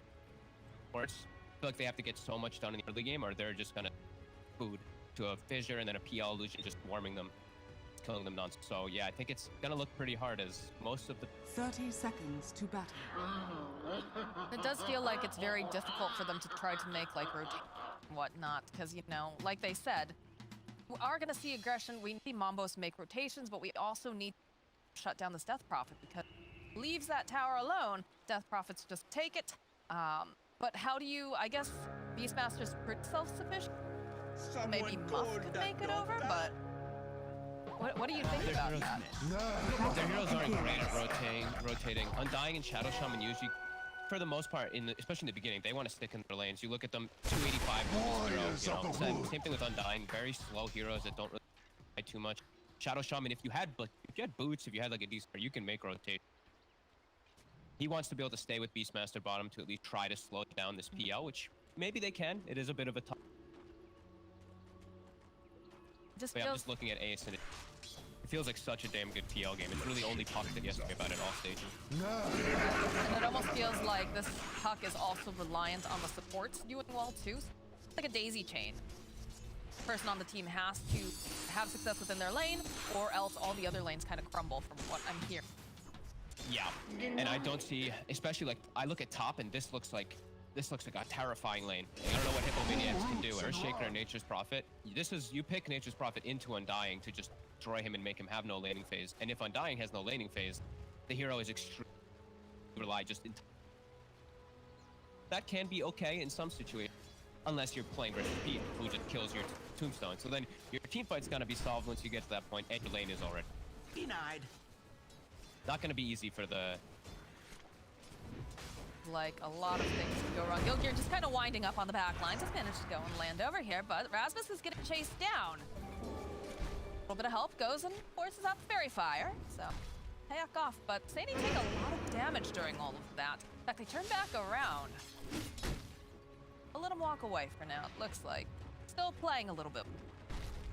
Not too bad. They have to try to go for those kills on the Nature's Prophet, otherwise the lane will get unstable. He tops any. He's got a lot of creeps on him. Stuck over here with the creeps just wailing on him. It's a slow death and it's a painful one. Gilger gets himself first blood. Triple range creep. Like, even Curry's gonna have trouble last hitting now, even just versus Gilger, which means Rasmus just has a free lane back in the other position tower where he can just manipulate the creeps. And yeah, Gilger's just gonna play under these creeps. Very, very good about that. And Earthshaker is one of the few that can deny very effectively Ricky, especially versus range creeps. Maybe he'll die here, hopefully for them. He might get denied. In fact, yes, he does. Gilger got kill earlier, and now he denies himself from his own death. I say oh no because I'm really hopeful for Hippos to get anything going for themselves in this early game. Starts to get bad by this 10-15 minute marks. I'm really concerned for their lineup just falling flat versus what they're up against. They've been so what lane needs to go well? What lane still has a possibility? Like, obviously, you know, we talked about the mid, right? Talking about the mid, like making sure that Puck gets rotations, but he's stacked. He cannot move yet. No, he can't. The bottom and the mid are going pretty decent. Even top's not going that bad. Curry's still just farming pretty decently, so that's all good. It's just when all this starts coming together, when all of the pressure starts coming, and Ace is just farming, what's the choice going to be? PL is just, he's not countered at all in the draft. Only Puck can be that solution. That's why we're so emphasized. Who is starting to struggle a bit. We're playing very, very aggressive. Siphons. His luck. Have the bottle online as well, so I have a feeling where it's probably rotate to that bottle refill. Smart. Yeah, Gilder's the one to go check that for sure. He's already got Tranquil Boost on. Check. He also has a smoke available. He's having a great game so far. He is. every game that he gets, every time he gets to play his heroes, his nick. Very impactful. Stack, and they're gonna check the rune. Double check by Hippomania. Stack off two here. Was indeed top. Stormer gets himself a haste rune, so very happy with the bottle refill. And once he hits that 6, can go and start tapping around. Not even Gaben or Maniacs any start here for continue to fall behind. Not even 5 yet either. That's the deal. No, he can't even wave. Stormstormer has gone to max the spirit. That deal with the constant pressure of the. Well, it's so easy to just go and dodge those away too. The fact that you've got the sustain going on with the spirit. Be nice. You do have a lot of melee. Bottom lane, though, they do manage to tackle off. Tofu turning around. He is going to go down to Muff, but Muff now trying to run away. He's not going to be able to, I don't think. Is he going to pop? No, he's able to make it back to the fountain in time. Even buys a raindrop just in case. Malady them. Nice aggressive move. They actually caught Tofu. He used the cast, and instantly when he used cast, Muff just grabs the target with level play there. And Beastmaster's still doing pretty decent. A bit better than I thought he'd be able to. I'm a little surprised that they went so aggressive. Whoa, look at it go! Coming out from the side of Hellbear Smashers. No, because it feels like Ace is just having a really nice time farming. Although put out the Maledict, we'll try to force the peck back a bit. Radiant structures yeah, are fortified. Sometimes, you know, you're just sitting in these idle lanes and you're not using your spells and you just get tempted, right? He used Cask and that was literally it. He just used... Be a little bit more, especially when PL's just... Absolute free farming. Mid. Mambo. He's actually gonna have to leave. I don't think he has. Yeah, he's not gonna make it. That was, of course, the first exorcism coming out from Stormstormer. They force out a TP Seti. A hero that needs to do well in this game to really slow down or shut down PL at all. Died pre-6, level 7 on Dire's middle tower 5 on is top, under attack. and half of his tower. Dire's structures are Seti does manage to go and snap up the illusion room, so the Death Prophet won't get the bottle charges, but at the same time, now you force that port over to the mid lane. He's not protecting the Riki anymore, and the bottom lane, Tepek is just getting gone on as well. Yep, damage over here. They need maybe just a little bit more. I'm not sure those Maledict ticks are going to be quite enough. Tepek last minute manages to survive here. But what about Muff? Because now Muff's all alone. Yeah, the two supports having to move from those lanes. We're seeing that ricochet effect. Look, Rasmus top pressuring with the catapult. Same thing with Gilger. Bottom, they force the Beastmaster back. All things really going pretty perfect. See that replay over in the mid lane. Puck trying, get the silence up, but we have the Spirit Siphon, and there it is. There's a Crypt Swarm. Down goes Puck. Dire's top calculated, clearly. Top Gilger. Gilger. Oh, this is not looking good for the Earthshaker, although it does manage to get the totem off the go. They use the dust, they turn it around, though. They still get a kill onto Gilger. Can they make anything else happen here? It's looking pretty difficult. Furry's going to be able to scamper away. Looks Nice like kill. They need those. up. They need to get any type of kill that they can. Oh, far up. All right. There. Tofu again. Good move. It's the whole kit of the Shadow Shaman to get that kill.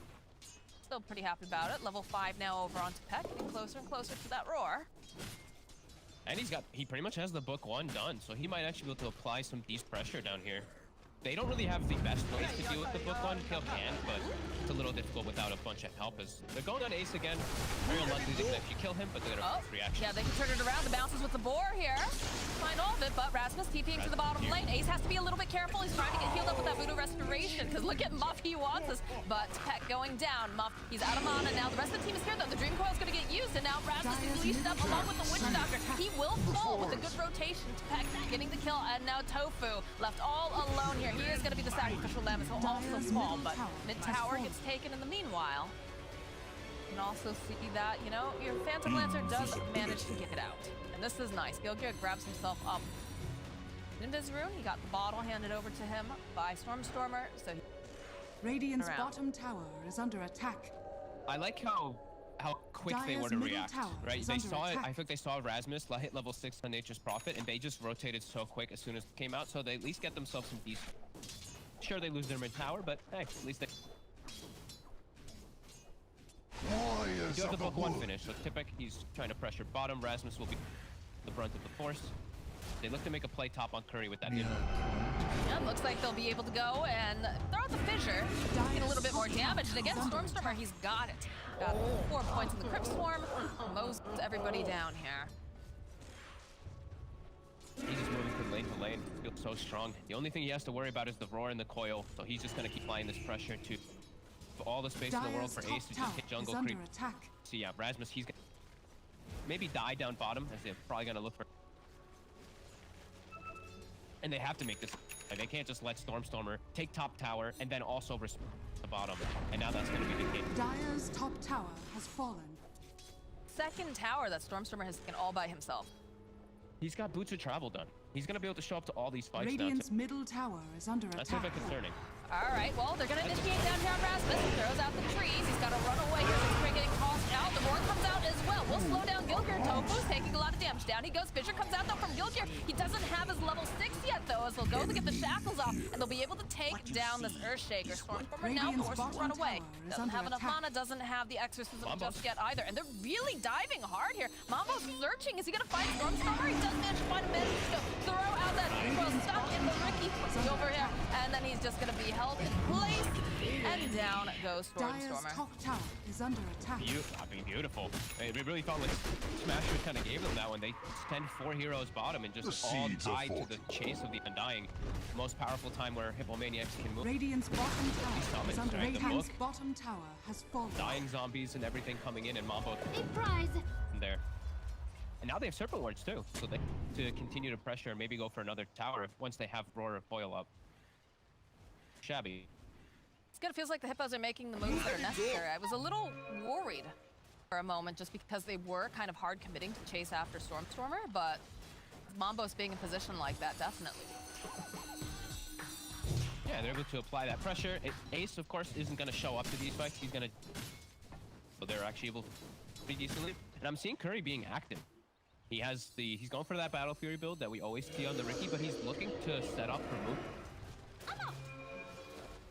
Yeah, I hear an exorcism going on. Looks like something's gonna get chased down by Stormstormer. They use the Echo Slam. Curry looks like he's gonna be next to fall. Does buy himself a little bit more time. They still have the Spirit Siphon on him, but you get another dust. Gilgir looks like he is gonna get left behind. But while this is going on, you can see they're pushing another lane.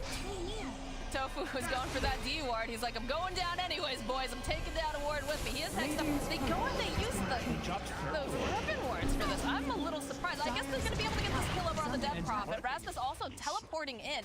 A little bit suspect here, just because they're going in 1 by 1 fogged, and it feels like they're going down 1 by 1 as well. Yes, Rasmus falls. It's a double kill now for Mambos. A pity. I can't tell if you're cutting out or if you're just in shock, because now Senny is left here alone. Ace is here. Then he gets out. Yeah. Stormstormer just charged into Serpent Wards that were used to kill a courier, and then just gets shackled and killed. He just walked into that. Yep. He saw it completely with the ward vision that he had, so he literally just walked right into them. That was a little weird. That was very Rasmus TP'd in and died too. That's not... I mean, Hippomaniacs are actually doing a lot more than I thought they'd be able to. 13 kills some. Yeah, but that's not a mistake I would expect to see out of a team like Hellbear Smashers either. Like, this is not a team that walks in 1 by 1. That felt very strange. No, they're giving up a lot more than they should be giving. Yeah. Hippomaniacs is, I mean, they're capitalizing on it. They're making these moves with this Beastmaster, with Undying, who this is their power peak. This is when they are very strong. Before that PL does look to turn up for the mid fights. AC will look to turn up now with queuing up that SNY, like Brian said. Doesn't have to go man to this game. Provide anything, sure, remove some silence, but coil is the big all he has to play around, so status resist. All right, well, now Diffusal Blade is online from Phantom Lancer. They are smoked up still around the side of Hippos, hoping maybe they can get a pick. But the way that the Smashers are playing, I like how Tofu is kind of very forward here. Smoking, we're on to Ace.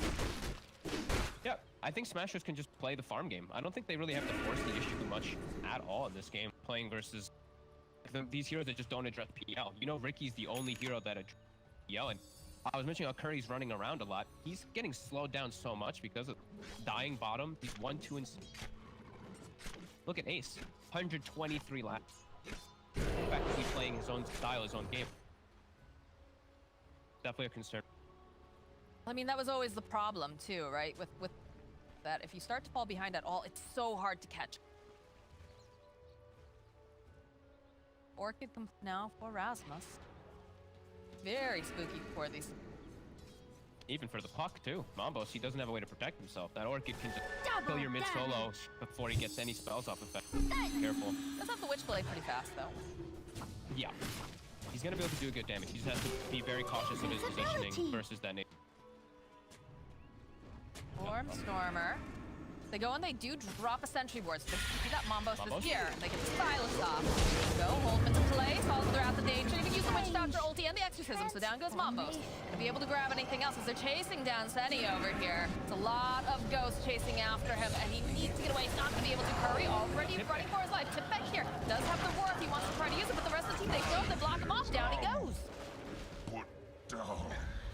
Uh-oh. And that's the Witchblade walking into a silence. Yep. With Orchid.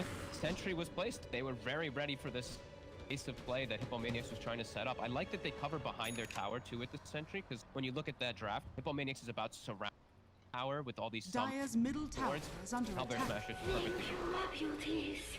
Now Curry, he's also spotted.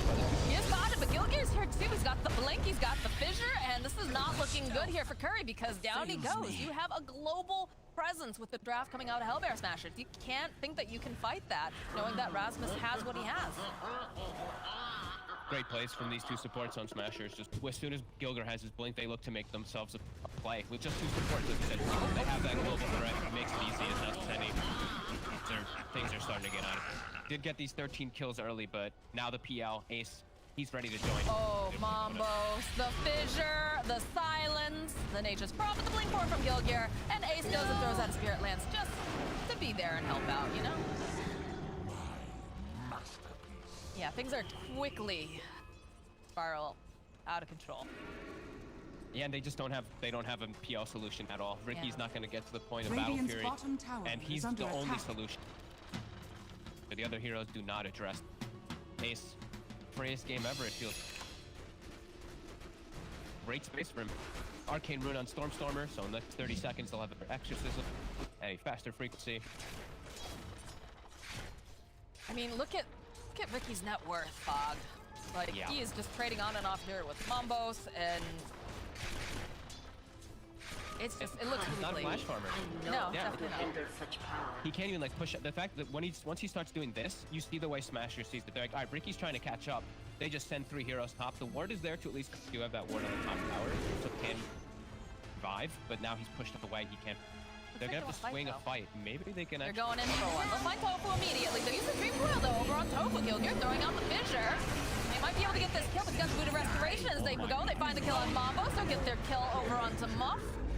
I guess you kill the support. Maybe you kill Gilgear too, if you're really, really lucky, but they turn it right back around again because we talked about this Rasmus. He can just be anywhere he needs to be, and he's got the organ. Gilgear goes down. Senny now is just gonna get surrounded by ghosts and trees and catmen. Oh my. Down he goes. They'll take down the Brimstone. This is not how you want that to go if you're a Hippo. No, they've completely lost control of this game. The draft versus what they're playing against versus Smashers, it has to play perfect. It can't make these almost like any mistakes versus PL when you don't have solutions. They've made a lot of them. Smashers have capitalized on. Hey, this one's out of control. 11,000 gold. With the team with a PL with literally no counters. Dire's bottom tower is under attack. But I mean, it wasn't the most perfectly clean game, right? You know, we saw a couple of these little skirmishes where people were walking in one by one, and we're a bit surprised by it, but they definitely know what the long game is. They know, all right, well, you know, we had this fight, didn't go well, Ace is still farming, gotta get this up on Rasmus. They're gonna go for another objective right here. Right into the Roche pit, they're not afraid at all. Yeah, I thought Smashers would actually be more ahead at this point because of these mistakes that they made as Curry's gonna pop. Okay, alright, they're gonna try to go for a fight though. They realize that they're not there. Silver wards get dropped and they do take down Stormstormer. Ace looking not so great here. He's gonna try to run away to Peck. Beaten away, and he just has no mana here at all. Gilgear standing nearby. Port Rasmus in as well. Sweeping. Over. Gonna try to take down the Tombstone. The blink forward here coming out from Gilgear. Force them back. Fisher getting tossed as well. You have to be careful. He's taking a lot of damage from the Serpent Wards. But they've effectively cleared out the pit now. This is a very low range. Power PO versus these two Undying in the Shadow Shaman. We see it. Perfect play right there. Kills all of the summons in no time. Even though they make that move bottom, they almost get punished. They lose Stormstormer, but come back quick enough. Hit. Have a Hawk up and right. Tabs on it.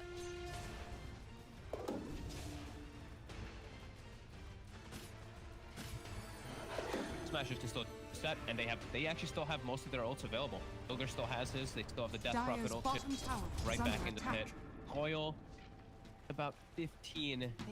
To make a play here. Like, they're smoked, but I think they're looking for a pickoff, and they know that they're going to be playing the air. In fact, Mambos, first one, jump forward, Echo Slam immediately. They'll just hold him into place, and down goes Mambos. No hesitation. Oh, over on the back lines here. Rasmus spotting out Muff. Dire's bottom grab him. is under attack. They're going to go right back into the pit, finish what they started. And, easy for the side of the Hellbear Smashers.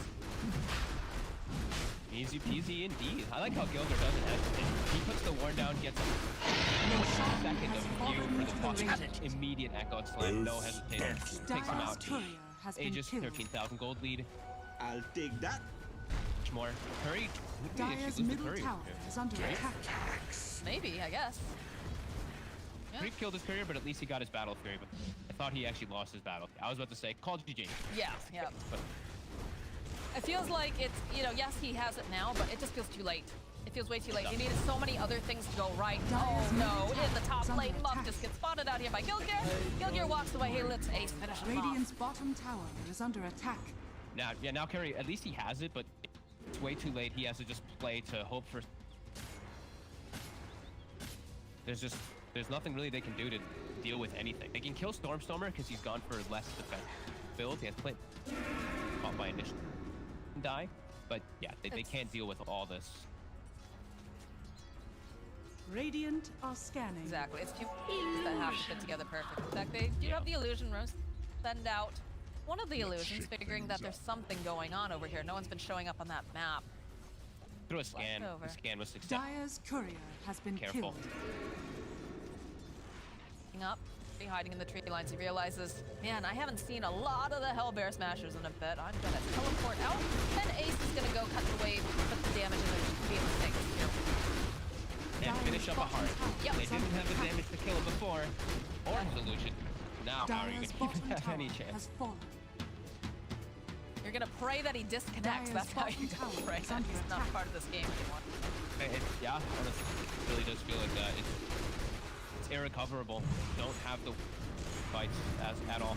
Mambos, he's gotten effectively completely shut down. He has Witchblade on okay time, but 2 to 3 Orchids, and he just got like no spells off in the... It's just so important that he has this like perfect game, but he didn't have anyone to help him either. It felt like the Ricky just had to kind of sit back. He had to farm. He was already having a difficult lane. You try to send any of these supports over, which you're not able to. Radiant's top tower is under attack. One of them, you know, being Beastmaster farm lane. Yes, they got a couple kills, but it's just not enough to secure this game. But that was the last pick, and everyone was saying, you know, there's a lot of boxes that this last pick has to tick. Yeah, Smashers, they set themselves up really nice. And Infomaniacs, they did put themselves into this position with a couple of their picks. So getting Siege, RPL in the front line. Oh, the Echo Slam over onto the back lines as they go. They chase down Mambo for too much damage. Down will go. Up also goes down. It doesn't have to go to throw out those works, though. Gilgear also going down. They get the Witch Doctor ultimate off. They just can't seem to move forward here on the side of Hippomaniacs. Tepeki's just being chased down by all of these illusions. He's got nothing to deal with them. A little bit of save here coming up from the Undying, but it's a slow death. They do manage to grab the correct PL over here, but AC just doesn't seem to care. He's got a heart. He's a big boy, and he just has no cares in the world right now. Ace can 1v5. They could not effectively kill him even if he didn't. That's Curry. He's desperately trying to find the farm for the next item, not even looking to show up with the defense, and they're just gonna lose. It was already lost quite some time ago. Dire's middle barracks has fallen. Probably thinking about Dire's middle barracks. That's smart though in some ways, right? Don't linger on the game that you lost. Think about the future. Not sure what Muff's doing over there. He's just trying to run away, I guess. Maybe career snipe. I don't know. Not sure what he's doing there. Dyer's top tower has fallen. But he's losing now, losing Dyer's buildings. top barracks are under Trying to attack. sweep around. Has fallen. I didn't see the exact bans and everything, but if you're gonna get these type of like if you're gonna get the Undying, the Shadows, you can't let EL. This is just giving EL the game. Game over. The greatest PL game I've seen in quite some time. Yeah, you know, that's one thing that we talked about on the panel. Really wanted to see the Hippos have stronger drafts.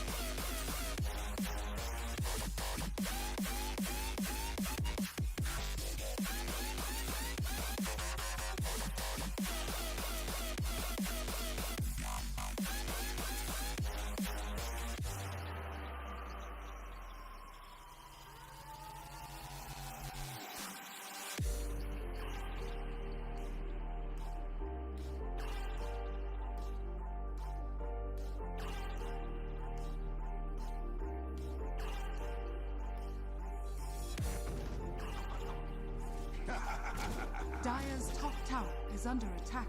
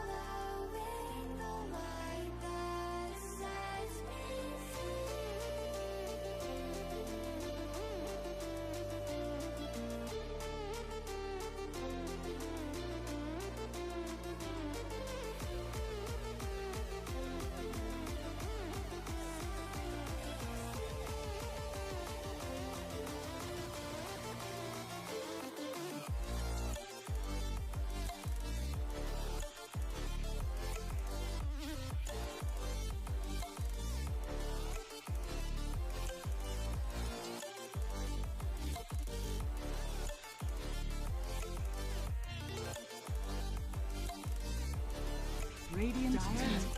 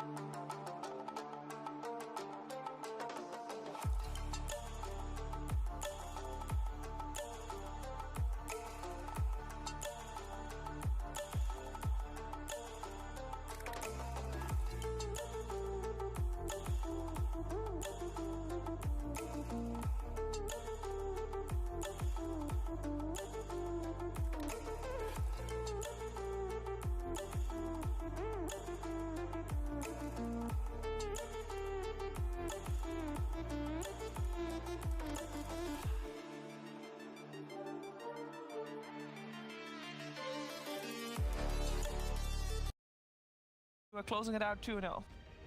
Yeah, I think so. It's just one of those situations where if you give yourself the reliable win condition later and you're the better team, even if you slip up along the way, you're almost certainly going to get there.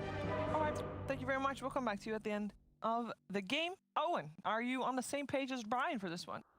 Yeah, I think it'll be a little less rough as game one was, but I've got to say I think the PL is going to be more. Yeah. I think I've got better ways to deal with the PL. This Wraith King could stand a chance if he's off to a good start against the Radiance, but it again sort of feels like the problem is what Brian sort of talked about in his analysis of game one, where there's just going to be lots of sections of the game where Hellbear Smashers is just the better lineup. Yeah. It's going to have the stronger heroes in play. So another tough one, but maybe not as tough as game one. Okay, well that's something to look forward to for the Hippomaniacs fans.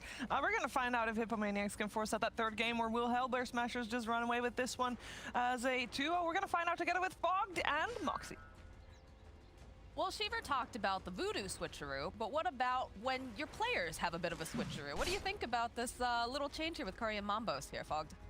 So I was just going through a little bit of their history, and it seems like in the last few days they've been playing that the Snowfleet tournament, I believe it's called, or one of these other tournaments that they have been playing a couple times, and they've actually been swapping roles. So he has been playing mid for not just the Bat Rider, he actually played on looking at. So seems like it's something they do with certain heroes.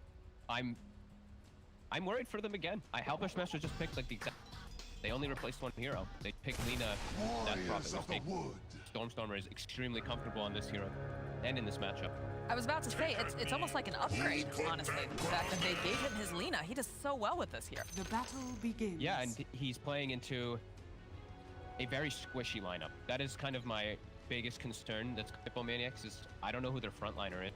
Your Wraith King, when he has to be your only real frontliner, is always a big concern. He has to take a lot of time to farm to be able to get into the fray, especially this game. He needs to get a Radiance at a good time, so they have that PL solution. And then who's actually their frontliner? It has Death Prophet. Always really scares me when you're Lina and Urshik. There's ways for her to just die instantly. She does act. That make a big mess. They just don't have the heroes necessary to enable each other. Feels a little. Yeah, I just don't know who leads the charge, right? It's gonna have to be like a BKB Bat Rider charging in, and that's a lot of farm that you're at. Especially in this really tough matchup. It's not an easy one for the Bat Rider.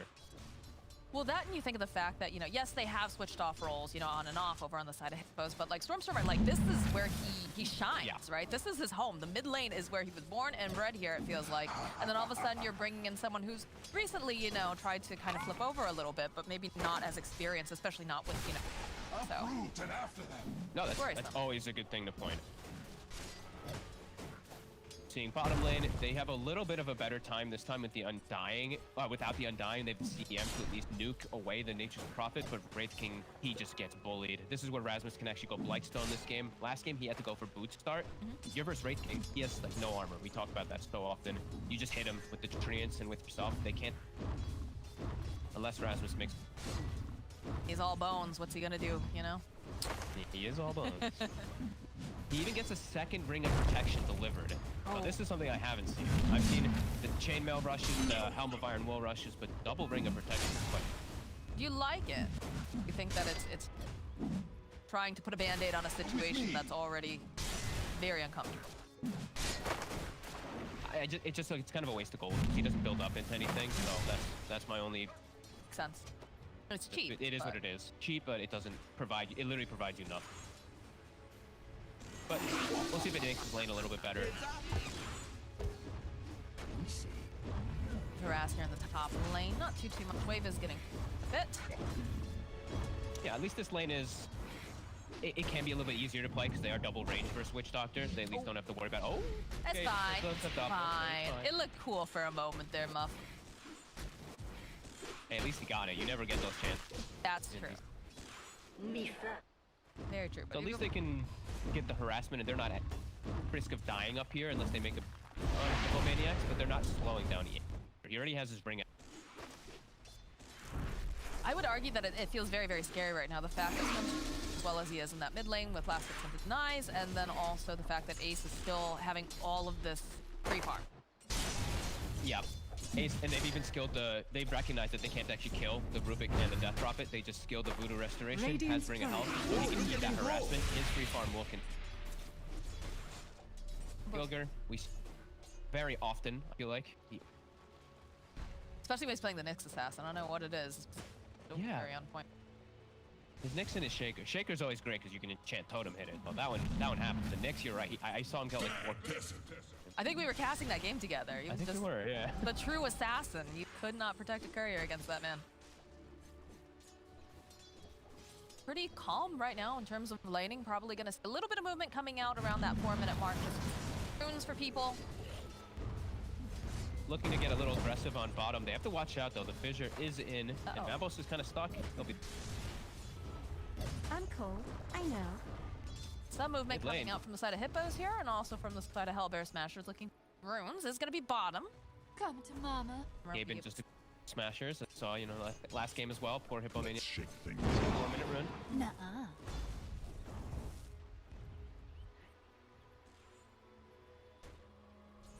Therefore, that Death Prophet, who is really starting to fall behind here. 14 and 5. Oh, the bat, yeah. Or sorry, oh yeah, that's right. Death Prophet's so used to seeing it in the mid lane.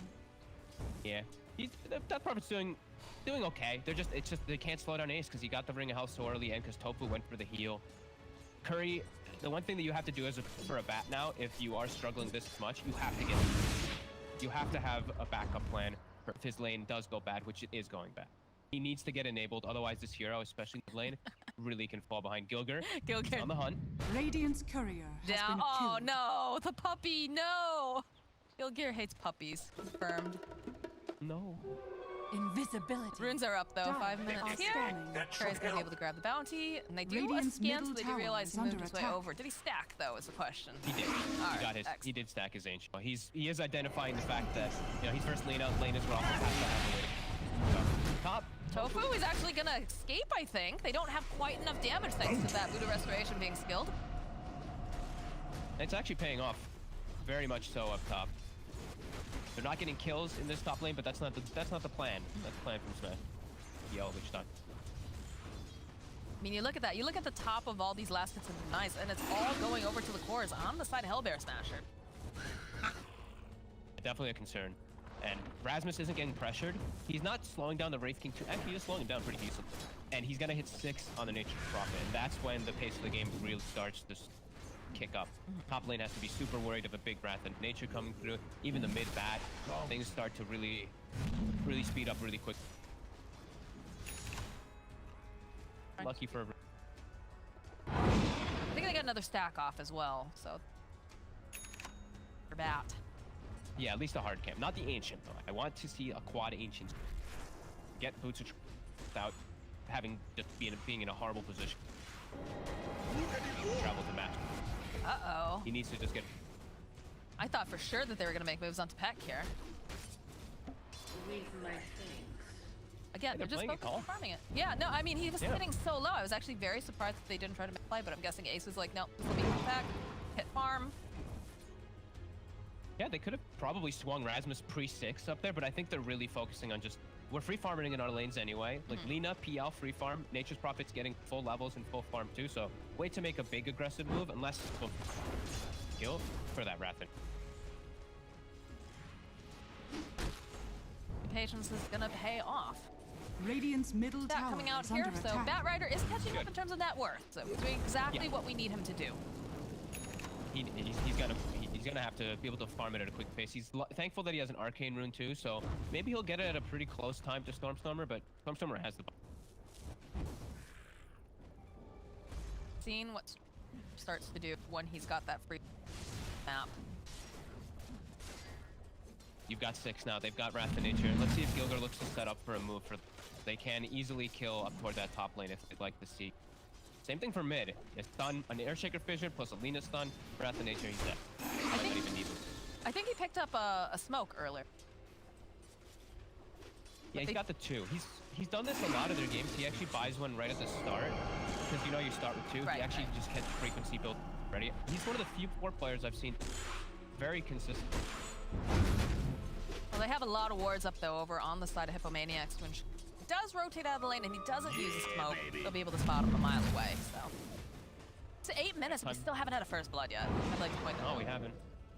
And Curry's gonna start. So let's watch. All right, here we go. In a bat ride. Look at his net worth right now, and look at the lean. So this is, this is one of those big reasons why we're seeing so often. Sure, your lane can go bad, but this is the move. Gilger smoking. They've got the Wrath available.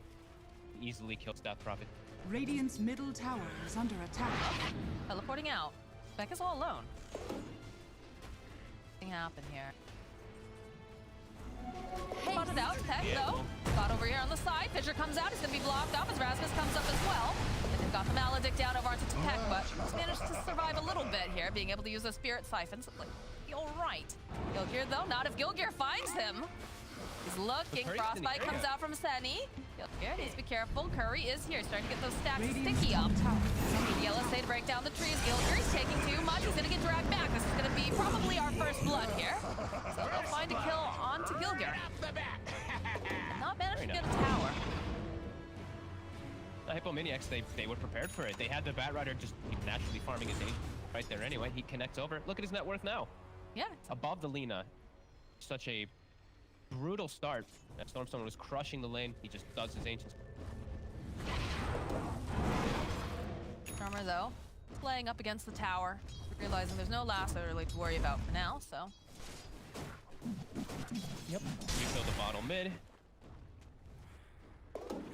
Mambos gets the pressure pushed off of him down bottom decently. Now he's going to be able to jungle, farm up as the Wraith King. He's going to go for the armlet first. This might be a game where he just has to go Radiant. As much as you want the armlet in some of these games, there's not that many merits for... I feel like he just needs to get Radiant so that he show up to the fights and beat. Pressure thing though, he's just worried like, oh, okay, I have to fight earlier though, I can't. Money to burn. Maybe that is how he, maybe he does feel like he has to. Because just the way that the Hellbear Smashers have been playing consistently throughout this tournament, they reach a certain power point and they just immediately, start running at you and they don't let up. But at the same time, you kind of have to play your own game of Dota too, right? Bottom tower is under he's got to play his own game and his team has to make. They'll do that whenever they have lasso. Curry is going to start farming more ancients, so he is denying that area away from Mambos, which could hurt the Wraith King, but playing to his own game plan. Stack that he's good. Radiant's bottom tower is under attack. Well, and we said that that bots BKB is the most important thing for them to have that pseudo frontliner on Hippomaniacs. Has fallen. Right at an okay time as long as he doesn't start dying a lot. Denied. There's only one kill in the game.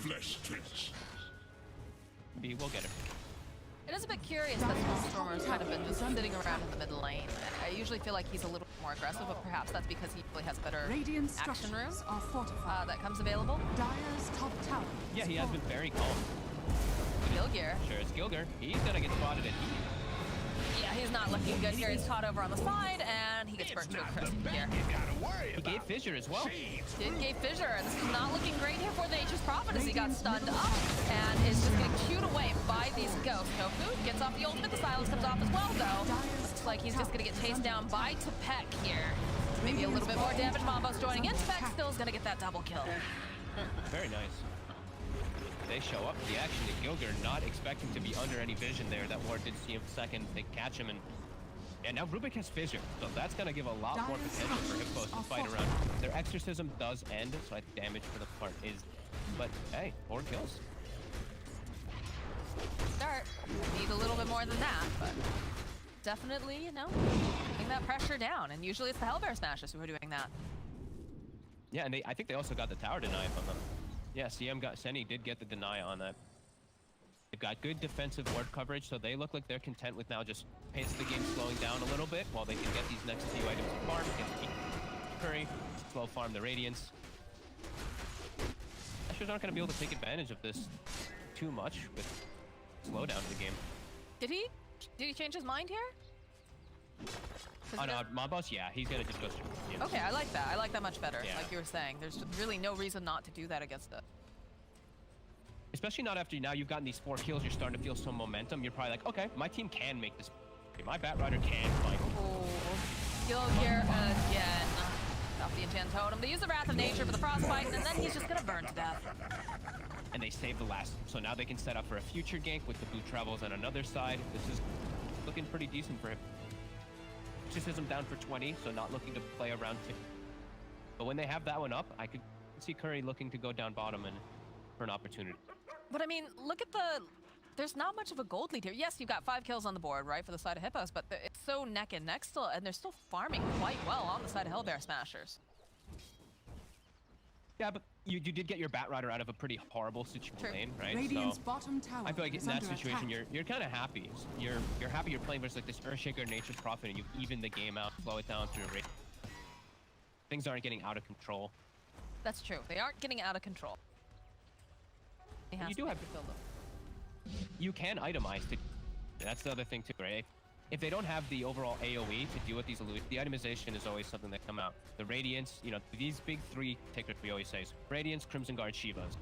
And they can build at least 2 of those items decently. Crimson Guard is an awkward one for their lineup, but Batrider can go BKB into Shiva. Wraith King's gonna have Radiance, so they will have tools as long as he doesn't get out of it. Right now, it feels like he is fairly controlled. Definitely not super hard pressured, but, you know, he's not popping off like we usually see Ace do. And I think also, you know, Gilgir usually is the one who's making a lot of moves around the map early. And this time, they've done so well with the vision. Keep tabs on him the entire time that he's not being allowed to, you know, get that Blink Dagger super early and start making these huge contributions to fights. Yeah, they've really addressed Gilgir. We're gonna see him look to start making moves with Stormstormer, as Stormstormer now has the Yules. Since he went bots, you know, this Lina was a very farm-esque Lina. 152 last hits, 0-0-0. Now he can look to help. Because Gilgir usually does get his blink around 15 minutes. It does feel weird too, like I feel like Stormstormer, again, I think sometimes that really depends. But usually I feel like they're making more plays around. Yeah. Especially when you have that Nature's Prop. That can be presence. Yeah, they did. I think just like the 1 or 2 mistakes that they had really slipped them up. Like that top where they didn't get the kill on the Death Prophet, they got turned on. Yeah, cool. Probably changed their idea of how they wanted to play, so they're just farm and waiting for these items and win the fights just off spell casting. Gilgir, he will get the blink. He is having a good. Ace is getting his farm. Lina is getting. And now they have an Orchid also. Well, their cores are effectively there. I mean, you've got the Batrider who's sitting at the top, but look at the discrepancy. 3 cores on the side of Hellbear Smash. Shocking. And up on Batrider BKB, so front line is there. This is hard to stop. BKB and just find any one of the targets. Is under attack. Yeah, he shows his Radiant's face. are fortified. Immediately, though, starts walking off to the side. Aced Arcane Batrider. Dream.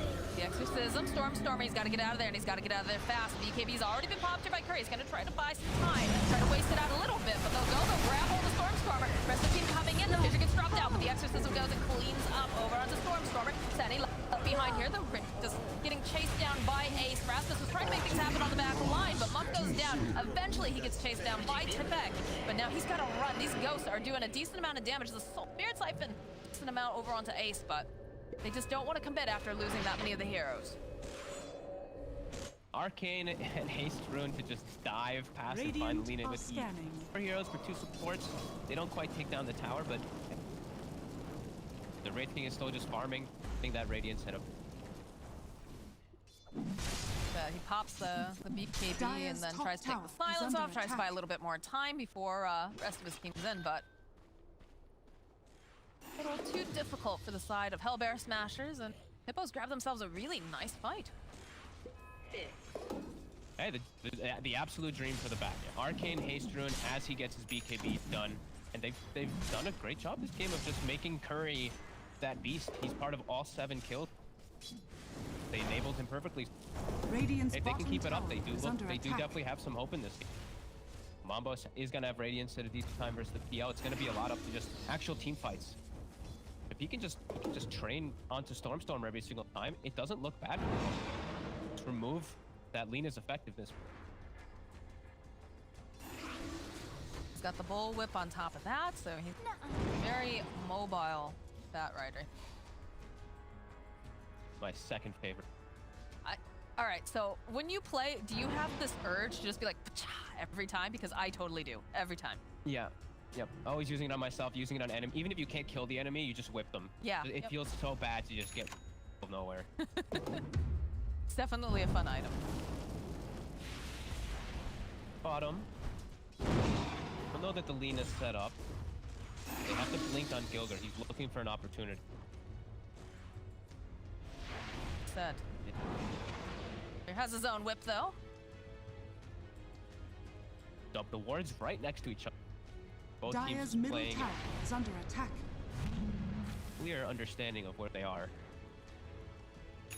Who's gonna get the better counter? As Curry is swooping over, this will make it a bit harder for Fissure, Laguna, down goes Sunny. Crystal Maiden. So he'll reveal the fact that there's a ward. There's some ward coverage in that area there. And it's the 5 position. Good job there by the CM. And he is pinging it immediately. And if you're gonna lose someone to a gank, you want it to be your pos 5. Radiant's middle tower is under Yeah, attack. they knew this was happening. Like, look at that position. Big in the Death Prophet. They were like, someone's gonna die here. All right, go in there, Sandy. Play the role you were born to play. Yeah. 5 position times, you know? Your job is literally to die. Yeah. Have good positioning. Ooh, Mambo. Oh, he's actually farming the treants. They're aware of the positioning of the hero's bottom too, and they actually punish him. He's able to scurry away. Dire are scanning. Maybe they want to lay a trap for the 20 minutes. Looks like it.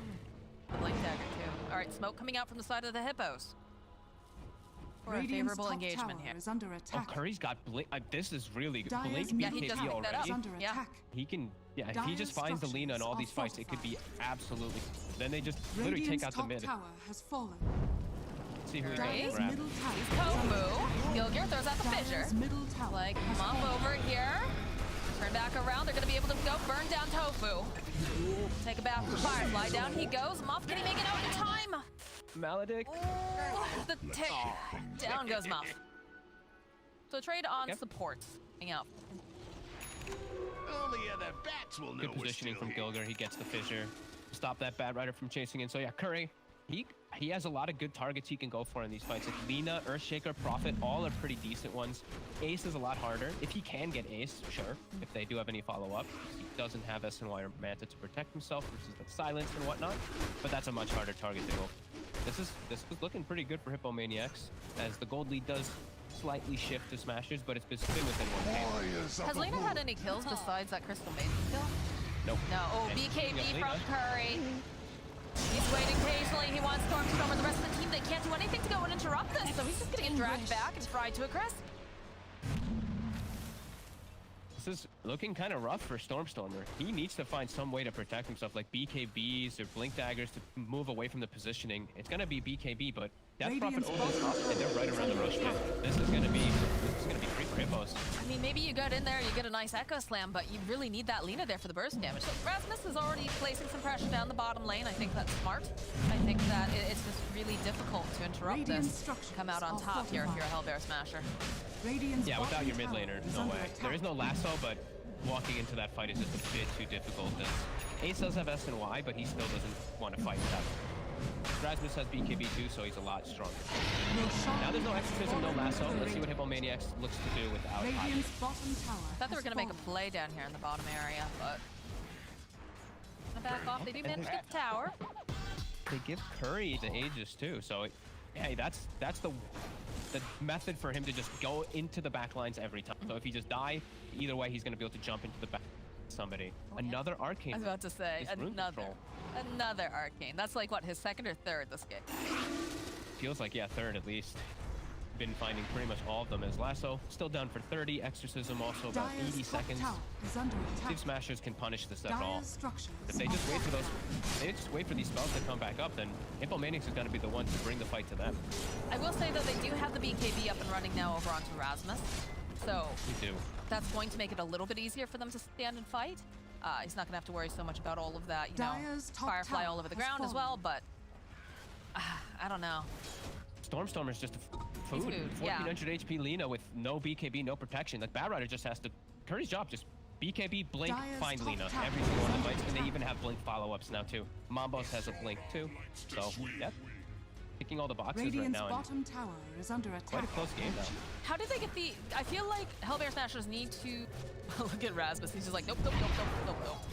Curry blinks forward, searching for Rasmus here. Does manage to find him. Picks out the Orchid, though. Gonna try to man-fight. Does have to be careful. He's taking a lot of damage. So they get an old Firefly. BKB comes out. He'll go and he'll drag him right over here to Senny. Are they gonna have enough here? No. He's gonna have to just teleport out. That was a pretty big slip up there by Curry, actually, not just using the lasso earlier. As soon as the BKB comes out, Rasmus knows he's fine. If lasso was already used, they have no way to cancel besides that. So, bit of a slip up there by Curry, and Rasmus benefits a lot by it. 60 seconds, no lasso. Now they're looking to make their own aggressive. Perfect. Now the fissure, open up the follow-up here with the silence, and there's going to be a Yule's Fly coming out, buys a little bit more time. Ring does give him a little bit more health, but at the end of the day, Tepek will go down. Let's shake things up. And every little thing matters. If Rasmus dies top, there's a high chance they can't make that move bottom. And now they're actually going to continue to pressure down here.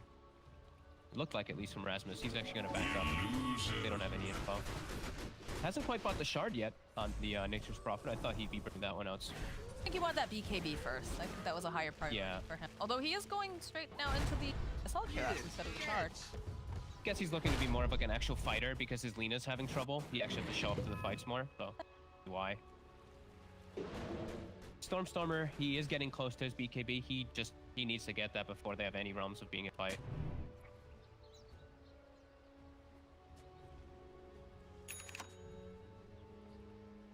Curry's got the Aether, so he's not going to go for the Shiva's build. He's going to go for the Octarine. I guess that means the Death Prophet will go for Shiva's, and she is. So, yep, they're continuing to itemize versus that PL. And we'll have to see if it's all going to work out for them when Ace does look to actually join into the fray, as he's been very quietly farming in the midst of all this game. Heart on the venue, on the horizon. He's getting there. He's, you know, just kind of playing his own game very quietly right now, but you have to watch out because the Wraith King, again, is a big baddie. Top of the net, we're trading on and off, of course, with Ace, but like he said, they do have methods of dealing with this Phantom Lance. They do have to be pretty precise, but I would say right now, it just feels like is just a very expensive creep on the map. Yeah, he's definitely a liability until he has BK. He is getting close, but has to be so careful. If he's under a single ward, he just dies instantly. See the wards? I've been watching this from Hippomaniacs all game. Really good coverage. Really deep ones, really unexpected ones that have not been dewarded yet from Smashers. And they confidently push forward. They still have Aegis for about a minute, so Smashers are just farm up and split as best as possible. Gilger cutting the mid wave. Got his shard online. Dire's middle tower has fallen. And he does what Gilgers do best, which is murder couriers. Pick out Sunny's courier, but they do have to deal with the fact that the Hippos are knocking at the front door right now. Stormstormer, though, is able to clear out creep waves pretty easily, as is Gilgir. That's a good Tough to break high range. No one knocks at the doors versus the Nurse Shaker at this point when your side lanes are being pushed so hard. They will have to back up and address those. Gonna give a window for Smashers to come out and maybe get... Wards are problematic. Muff. Bot's a DD top. Radiant's top tower is under attack. Indeed, so I have a feeling Curry will be bottling up. And can he pass it off to someone? I would have passed. Yeah, I was about to say, give that to Mambos. He might just grab it himself so he can faster. Mambos actually changes his choice. He had BKB queued up and he's gonna go for AC. I actually would have liked him to continue going for BKB. Wrath of Nature actually gives up the fact that there's a ward mid. The ward by the Hippos. Top tower is under attack. And Aegis is really... All right, so we've got a very big item picked up now for Stormstormer. He's got his BKB. And they got hard on Ace. So I think this is big go time here for Smashers. Just as the Aegis gets reclaimed too, and they just got some decent vision. They have these wards down bottom and in the lane. Suppose they're the one running in with this DD. They don't have much time left on it though at this point. They've got to be quick and dirty with this. Smoke coming out from the side of Hellbear Smashers. Mambos blinking into Everett. BKB immediately coming out. He's Stormstormer though. He's gonna sit far back here, be able to get some of these spells off. They do manage to find Ace over here on the side. Look at Curry. It's all right. They already managed to take them down once. As you're gonna have the Wraith King coming right back up against Stormstormer. Will crumble. And now Ace is just getting locked down. He's gonna go down as well. Rasmus BKB TPing out here. Looks like Tofu's gonna be left behind. Gilgir just running for his life. I did not expect that to go that well for the Hippos. Good lord. I did not either. especially with Stormstormer gets the BKB off before that stun hits him, they're able to like reset kind of decently. But PL, he doppeled into everything. He's actually just getting destroyed by Exorcism, by Radiance, even by CM ult. All these different things were hitting him, and then he gets silenced. Look at him, right in the middle of everything. And watch CM ult, everything is hitting him. Firefly, every spell connecting perfectly, and then there's the silence and a follow-up stun. A beautiful fight. Hippomaniacs is Mombos. No chill. Jumps onto the high ground blind to start that fight. Did you see how fast Curry, once he popped that BKB, he just beelined for Stormstormer. Once the Laguna was down, was just like all up in his face. Nicely played, but again, the placement of Ace in the middle of all of that. It almost, you know, we criticized the draft, right? The fact that it feels like, who's going to be your frontliner? Who's going to be tanky on the side of Hippos?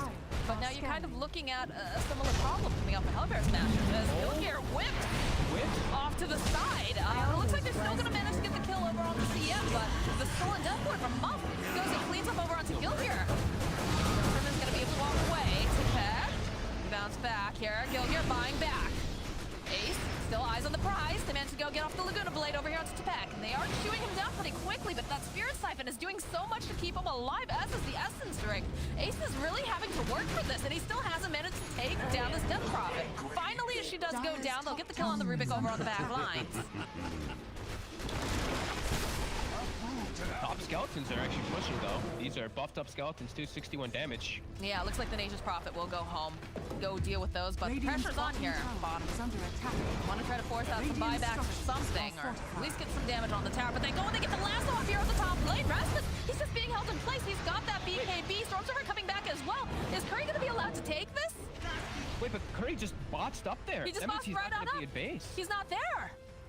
He's going to be able to fly away, but that is one way to go and slow this down. And now over here on the side, Ace, he needs help. Gilgear still standing off onto the lines here. No mana left over here onto Mombos. Ace is just trying to run back. They're thinking about maybe poking back in again. Gilgear throwing out the fissure, making sure they'll cut off that line so that way they can't reach Ace.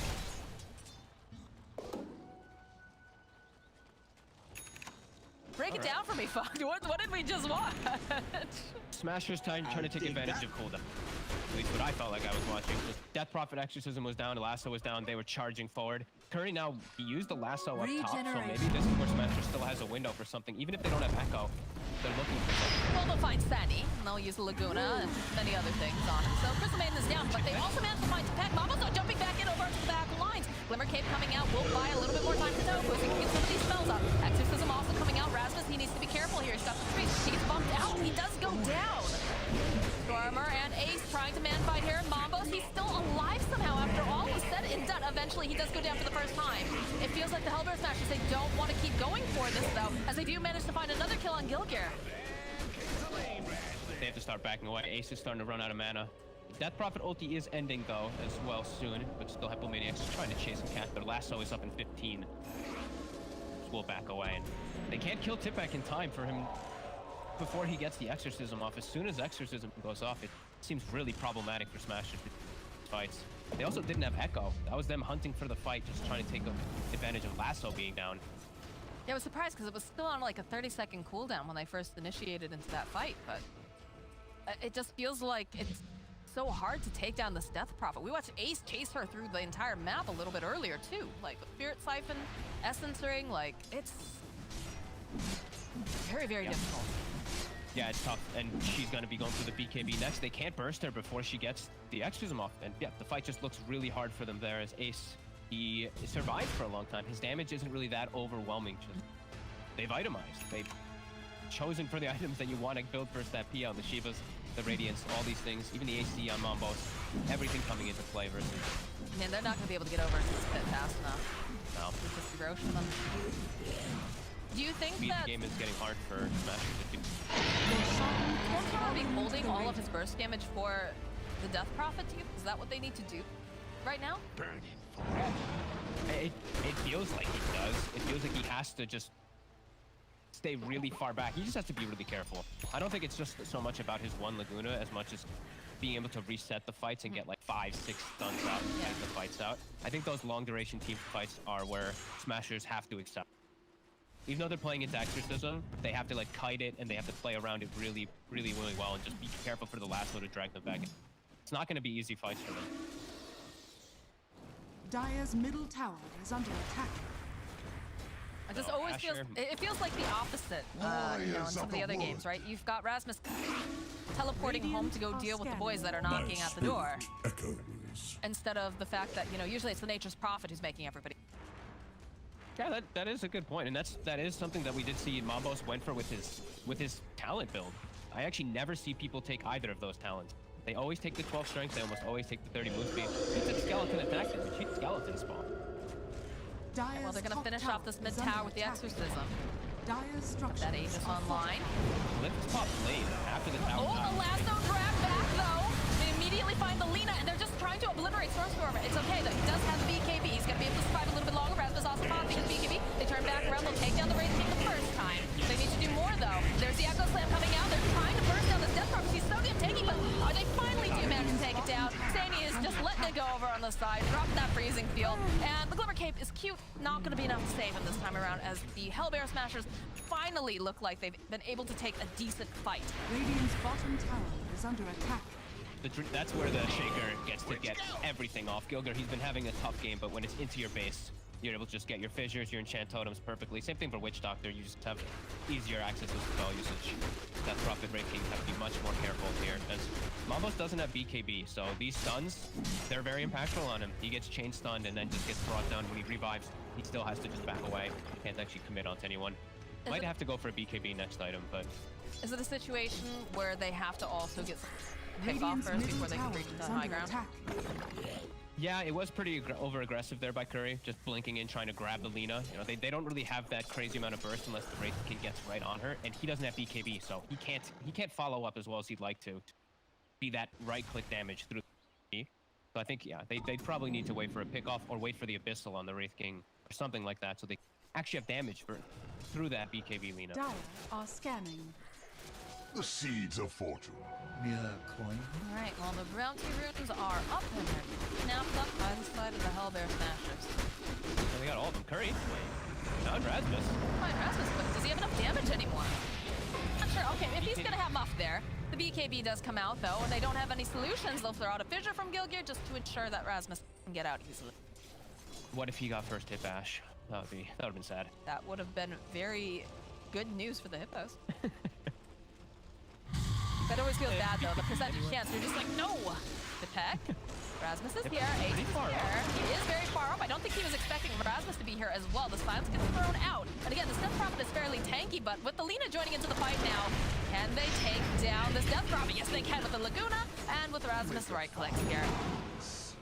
That's the biggest kill they can find on the map. That's 70 seconds where Hippomaniacs can't fight. This exorcism is extremely impactful. Like they don't realize he's up there. They don't have any vision. But Abyssal Blade gets picked up now for Wraith King. Talking about that's a solution here for you know, when she be. Yeah, now if they go for those lasso plays out of the base, they have a instant follow-up and maybe some damage control for it. But they do still have to pick and choose their targets quite carefully, as Stormstormer has 6,000 gold. So he might just buy a full link and attack themselves versus the single target disables. With Ethereal Blade picked up. Such mimicry. Okay. No Death Prophet though for 25 seconds. They're gonna allow Ace to put a decent amount of damage over here on the tower. Mambos jumping forward here. I'm not sure why he... Alright, they just wanted to clear them away, I guess. Yeah, he used the Abyssal Blade on that. I guess he thought, perhaps? Denied. I think they really wanted to stop the push. I don't know, like CM ulted as well, so they just really wanted to buy time for Death Prophet. I'm surprised. I guess Very chasing. Oh yeah, they managed to go and grab Gilgir here. Rest of the team standing nearby, jumping forward. E-Blade comes out. Curry gets himself a kill on Gilgir, and they have a nice ward up as well. So we see the lines drawn immediately. All ran over. Yeah. For lines Rasmus, drawn by Smashers. Dr. App. Switcheroo though. Does he really? No, oh, not the full thing. He's working on it. Yeah, no, Tofu is not that wealthy. My god.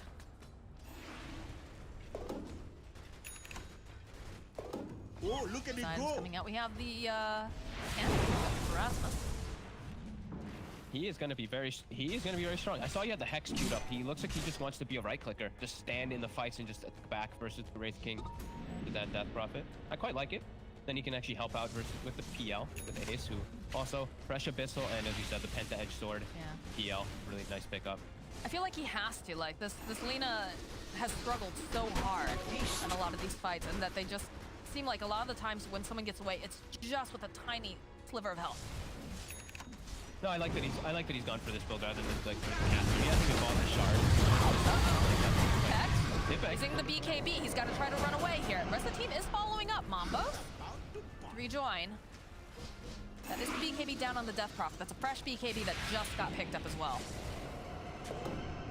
That hurts to use, but he had to. He would have died otherwise. All that Maledict damage coming up from the floor, he would have taken even more. Timeless Relic picked up. Great pickup for the side of Hippomaniacs. And a Penta Edge Sword, so they get their own. He actually gets rid of them. Okay, he gets rid of the Minotaur Horn. So he has no BKB, no way to protect himself versus spells on Mom. All about damage.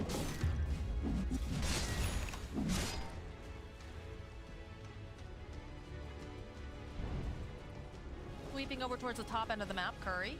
Very forward here. Does have the rest of his team kind of supporting him from behind. Gilgir gets a lot more freedom now too. He got the ninja gear, so now he can actually just swoop around through these wards. He can even look to reclaim the outpost. 40 seconds left on it too. This is a nice grab, and this will protect him a lot versus Baron. Probably one of the best pickups you find on the map. Sit in the back lines and hide. Hippomaniacs will be the one to get the Illusionist cape, so it's not so lucky. TP is stopped, Curry. Yep. Gilgir's gonna chain stun him. Down. He's got the BKB, but they follow up and they have the Abyssals all set and ready here. Another batch coming out. The rest of the team, they even go and they throw the Witch Doctor Ward onto the high grass. They don't lose sight of him as Curry does get murdered. 90 seconds as well. Oh my god, that is a huge window for Smashers to do anything they want, really. If they're aware that he has no buyback, they can just push down this lane.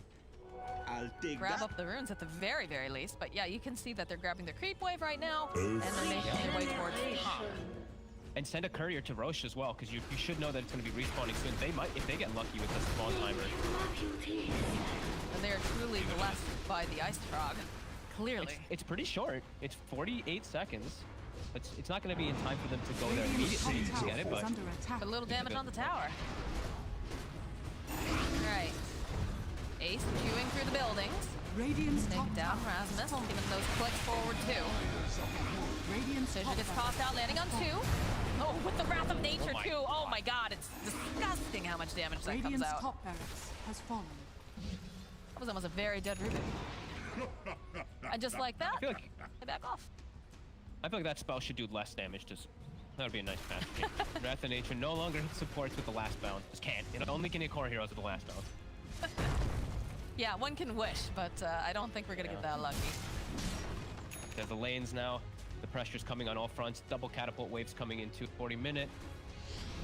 See how they deal with it. 13 seconds still. Oh, Steady, they saw you coming from a mile away. No Crystal Maiden now on the board. Mambo running right back into his base. Has finished up the Swift Blink though. Okay, no buyback. That means so he's full committed and no protection for him. No BKB, no nothing. So stuns will be very tough for him to deal with. As Roche said, respawning very soon, Smashers. It is thumbs up right in front of them. They can commit for this one as it has a Aghanim to the left. Guess it's probably going over on Stormstormer, yeah? Yeah, more than likely. It's that extra. Oh, okay. Tip back down, kill on. It's a nice pick off. Rasmus picked it up. He hasn't decided who's getting it yet, though. 2. Yeah, he's just hanging on to it. It's in his backpack. Hey, his isn't bad either. The root is actually pretty annoying. It's like AoE over. It's global overgrowth, but he hasn't moved it in yet. So hopefully he notices. Or hopefully he passes it off to Lina. I'm sure he noticed that he's got. There's no way that he's just. Oh hey. Moxie, you know we say that, but we've seen cheeses and TIs left in pit at TI. That's true. That's very true. I can't give them. There it is. Yes, they gave it to Lina. All right. Yeah, a very appropriate one as he's playing into those BKBs. That'll be some nice burst chunk to go through.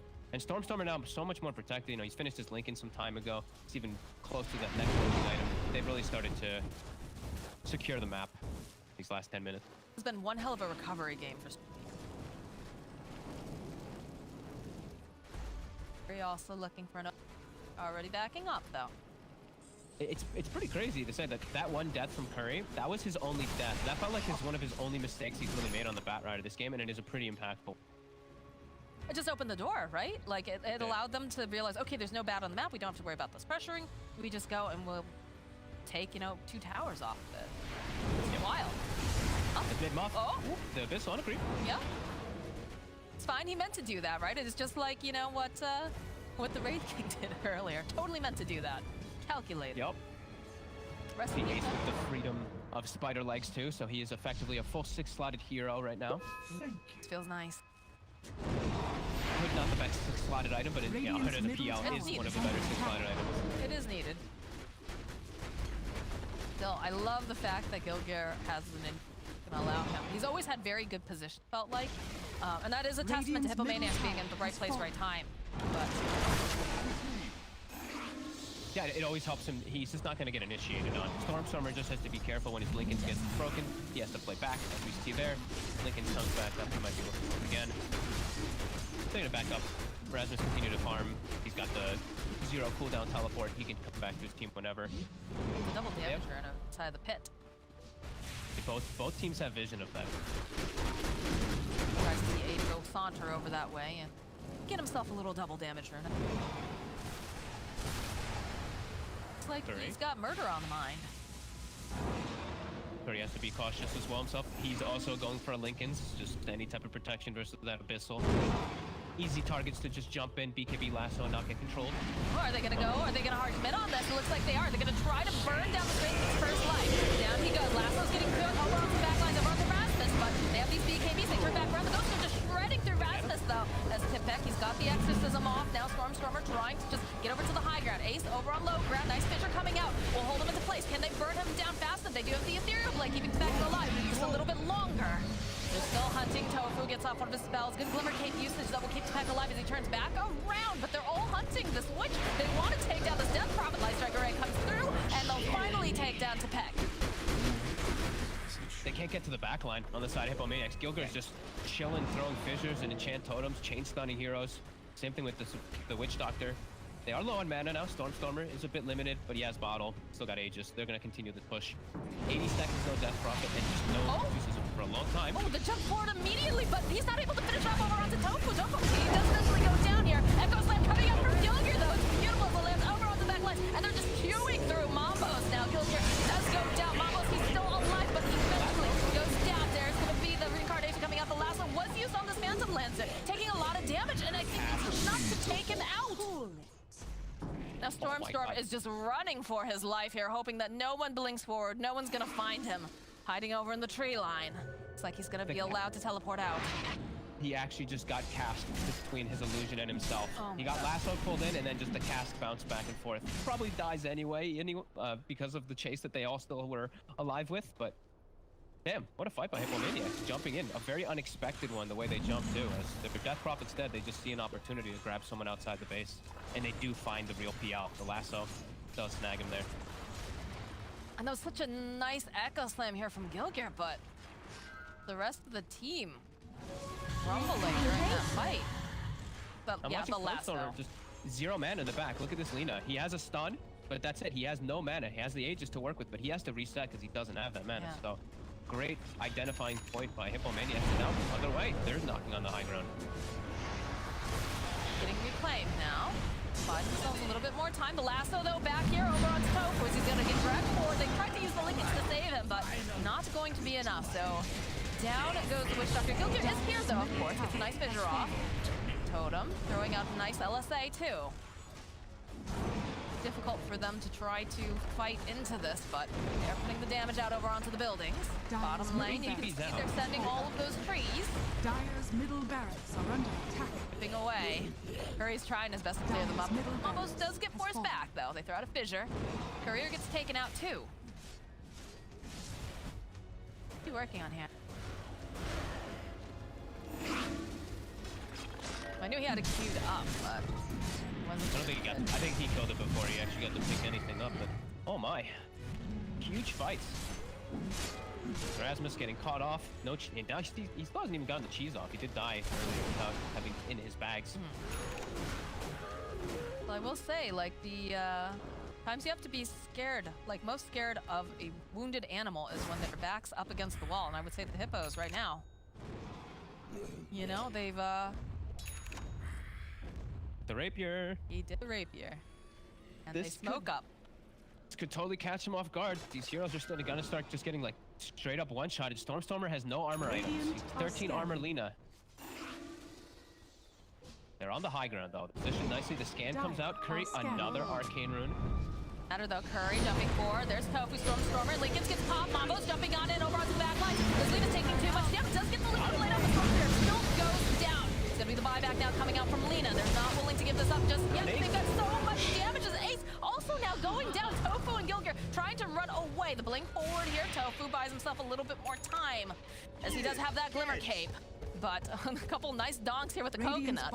Tofu leading them on a very slow chase, I guess. You know, he's trying to buy a little bit more time. But look at this. They're doing a decent amount of damage over there to the towers. Tofu's still leading them through. They have the vision, though. Down he goes. Oh, man, this rapier is doing so much damage. He 2 or 3 shotted the Lina. And then they get Ace. He's singled out. He gets frostbitten. He gets focused down. Also 2 or 3 shot. Hippomaniacs are doing it.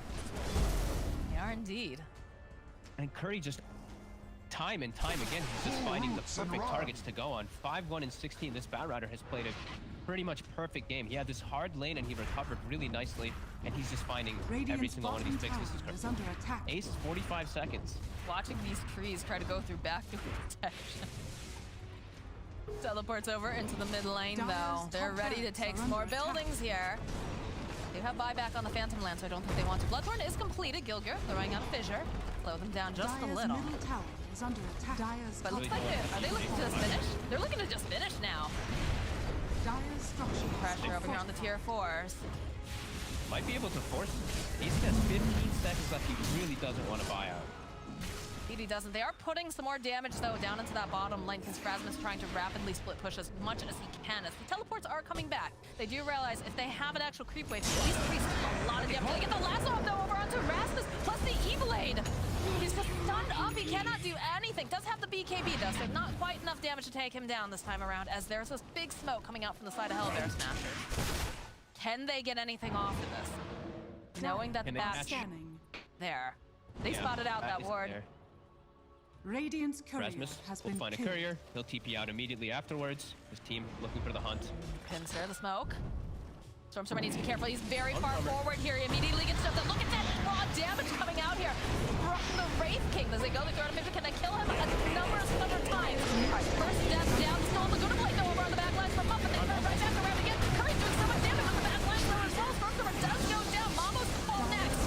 And now it looks like Tepek. He's running away with these ghostly ladies. The fissure does connect, but they've not managed to find really anything else here. Saini is out of Nana. They'll chase them down. So who picked it up? It is indeed Ace. Yeah, they didn't actually get the control onto Stormstormer this time. The last time they did break the Lincolns and then get the Abyssal so that he got killed instantly. Stormstormer is able to reset. He gets a secondary stun. They surround Mambos and he goes down. 70 seconds, no buy. Now it's Ace with that rapier. He's got a second one queued up as well.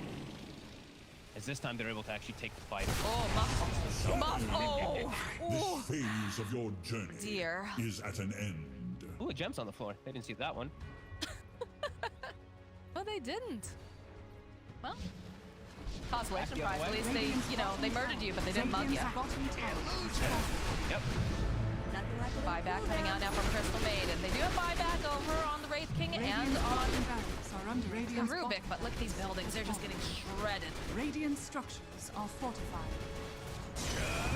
All right, there's the last one. Drive back over onto Rasmus, but we'll jump back in again. Nice silence getting laid out. So not looking good for Rasmus. Looks like he's going to fall, and they have their eyes over here onto this Phantom Lancer. He's going to turn. He's going to try to man fight over here, and they have the axe over on the Witch. They're doing so much damage as they manage to take almost down. The first time Ace here trying to fight through. He just doesn't seem to have enough damage. He's trying to run away here. And they just chase him down. Do they have the vision? Do they have anything to save this? No, they turn back around. They have the Hex. They've got their eyes on them. They're able to go and retrieve that dagger. Or not the dagger, the rapier. Oh my god. Buyback now coming out from Ace. Dyer's Wants to get back into this fight. Under attack. They have to defend their throne. They do. Ancient's dying to creeps right now. And a triple buyback that no Ace Smash was prepared for. Triple Maniacs just jump out and grab them, and now Mambo's running down mid. There's no Nature's Prophet. They got the catch. He does not have buyback. They might just be able to commit for the throne. There's no glyph. And there's just so much damage again. The damage and the control coming out here. They get a death zone now picked up for the Bat Rider. They want to finish. They know that they can. This is going to be a hard defense here for Smashers. Indeed, BKB coming out from Stormstormer. They get the Yules off as well. Curry jumping out the back lines. Will be able to go grab up the Witch Doctor. Do they have enough damage? Can they just hold him down into place? Long the bar King. Going down the first time. Curry, though, still hunting. And they have all these extras with all these ghosts coming out. They do manage to go and stunlock them, but they'll go right back in again. This is not looking good here. Echo Slam comes off, though. Can they defend? There's so much damage coming out, but there's no band fighting. They do manage to finally take down Mambos. And now they'll chase over after Gilgir. He goes down. It falls, and the GG gets called. Holy crap. We got a series on our hands. We do indeed. That was very good recovery and just good back and forth coming out from both teams. But man, Curry played the game of his life, I feel like, on this Bat Rider. The one death he had was when he got caught under a ward top. Besides that, this Bat Rider performance was spectacular. 10-1 and 20. He's part of 34 kills. He's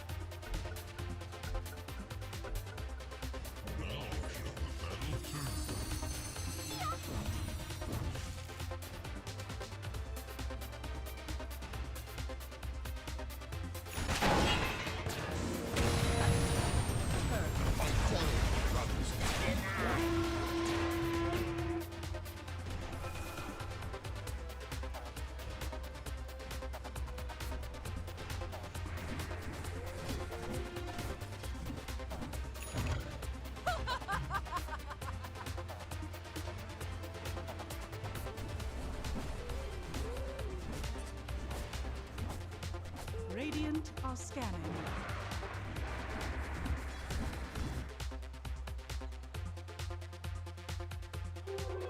Invisibility! Shadows, take us.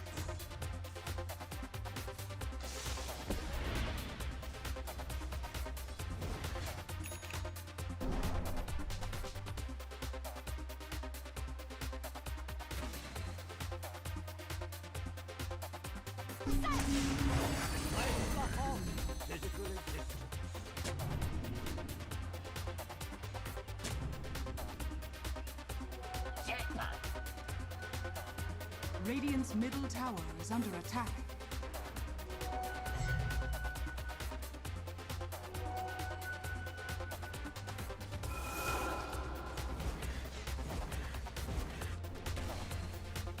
Dire's structures are fortified. Dire's bottom tower is under attack.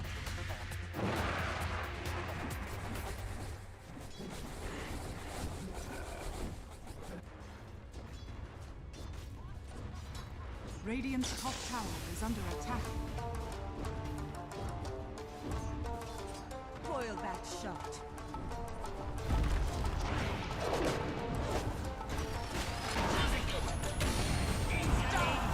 Take me!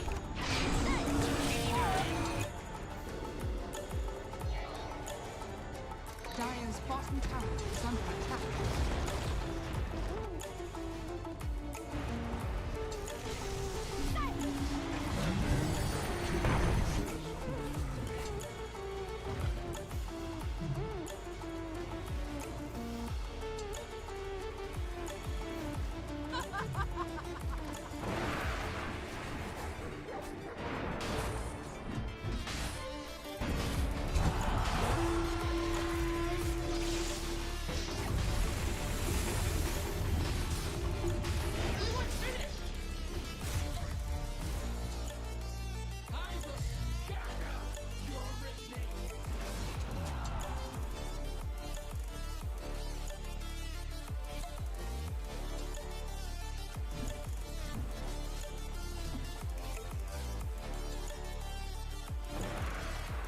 Shadows take us.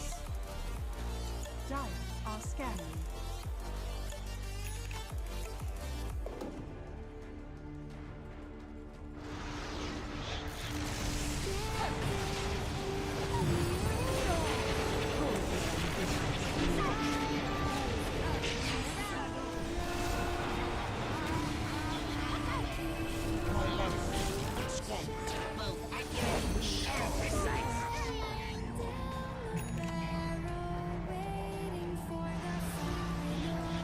Dire's middle tower is under attack.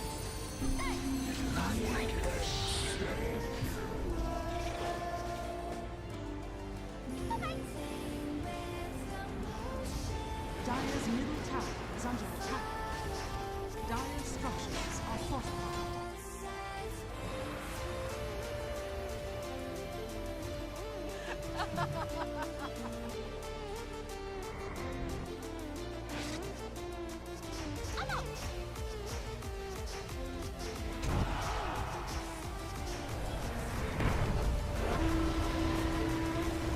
Dire's middle tower is under attack. Yes! Dire's middle tower has fallen.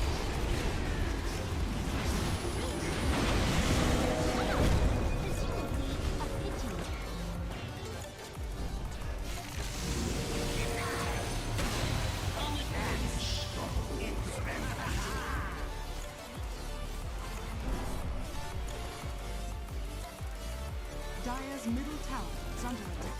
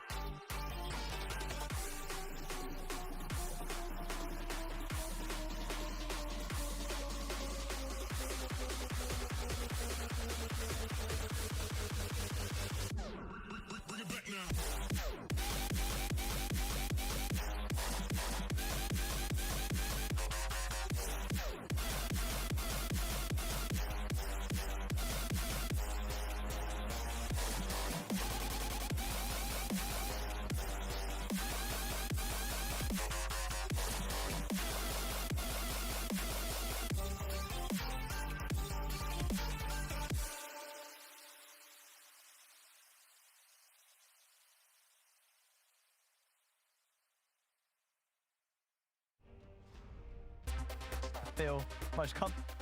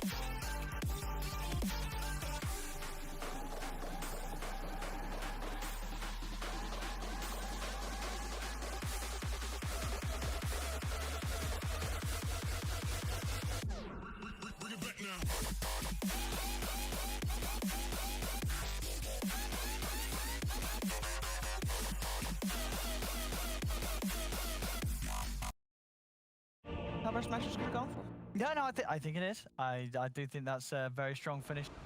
They're going to have a lot of magical damage to the Terrorblade early, but if Mambos is able to play it smart and farm up, I do also agree with Brian. This Terrorblade could carry late. It's going to put that position where Wraith King is going to have to think carefully if he does still want to go for the Radiance, because suddenly he might be having to face with the fact that he's giving that away to Reflection to the TB. And last game, I was very impressed by Hippomaniacs. Yeah. I think the Hellbear Smashers could be one of those squads that, you know, they lose a game, they kind of just sort of get a little lost and, you know, sort of let it hang on them a little too heavily. So I think Hippomaniacs could actually capitalize on that. And I'm down to see Hippomaniacs push this to the 2-1 victory themselves. You know what's really important in between a serial after a loss like that and before next game? Coach.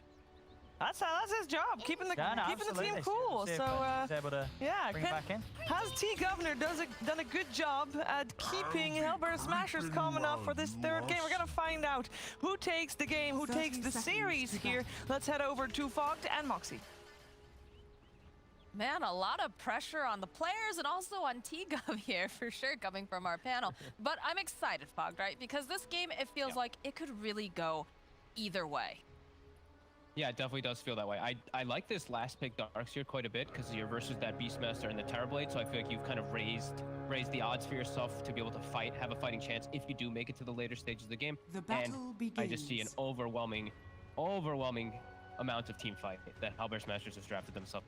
So they did get picked off a couple of times. The last one, they were struggling. They really tried to put one over, and even more so. And this AA pick for me is the only kind of curious pick on the Smashers one. I think it is in regards that they were maybe trying to block out some picks like that Alchemist we've seen versus Wraith King, but I'm curious to see if it's going to end up working out. I think this might be the hero that hurts them more than helps them in a lot of scenarios. It's a hero that doesn't help too much in lane phase and can really struggle if you're getting jumped and you're getting ran at, which I see Hippomaniacs having potential for running at you. Beastmaster, this Bat Rider, they have good ways to get into the backline, good vision too. Yeah, I'm curious to see if this AA will work out. Do you think I don't want to say outplayed themselves because that seems a little finite, but do you think it's one of those situations where they're thinking too far into their own heads? Maybe a little bit. I'm curious to, maybe we can actually ask T about it after the game, depending on how it all ends up. It's definitely an interesting point to see why they went for this pick. It's not the most ordinary 5 position we have seen. It's pretty much just not picked unless it's literally to counter those healer heroes, which there is not really. Oh yeah, they definitely struggled with that in the earlier game as well, too. I can't tell you how many times felt like that Death Prophet barely made it out, but that is, again, they nicked that hero. See how these lanes all end up as we do see Smashers still set themselves up with pretty strong lanes. The mid Puck versus the Bat Rider. Puck can play around that pretty nicely. You can always pressure the Bat so they can't go on you. You have a lot of ways to play around stakes too. Bottom, like I said, it could get a little weird for the AA once that Beastmaster is level 3. But first 2 levels or so, AA and Wraith King strong. And then top it's just a Darkseer lane, so he'll struggle a little bit, but he'll get his level. And then he starts his level 3. And Gilgear will continue to do Gilgear thing. Tries to harass a little bit here on the side, just being... I do like the fact that they did give Stormstormer this puck time around. It felt like he kind of had some difficulty earlier, so this will give him a bit more capability to play tempo, have a little bit more momentum, and also be able to dodge any sort of... Yeah, and actually be able to address the Bat Rider in particular, because last game he addressed him in the laning phase, but Lina versus Bat as the game progresses gets a little weird as you get trained by the Bat every time. Puck, you counter the Bat. The Bat tries to go for you, you coil, you have so many different ways to utilize and counteract Curry's moves. Stormstormer definitely wanting to be a little more self-reliant, I think. That's a good hero for it, but we do Courier snipe in the bottom lane as Muff hit out ace. But that hurts a bit, considering that this is definitely a meta where you like to send yourself over items to be able to get that health and mana back.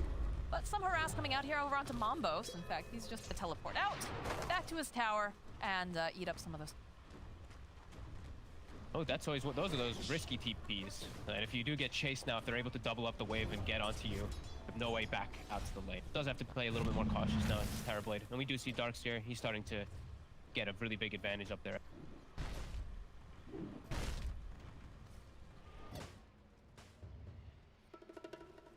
Can't get the Courier snipe. I see another one. Look at Muff. Oh yeah, look at him go. He sees it. He's after it. He wants Tofu's Courier. They've got the hawk. They can see it. Well, Wait. what? No, what? He couldn't decide if he really wanted it or not. Okay, now he decided. There. He'll get it. He's got boots. Radiant's courier has That was a been little weird for a second. At the end. And they might be able Wasn't to... sure he wanted. Thought he might throw back Tofu, but they actually don't have any boars because they do have level 3 down bottom. So Beastmaster is quite strong if they can ever find the AA out far, or even the Wraith King if he's too far forward if the lane's in a good spot. They have good chase now.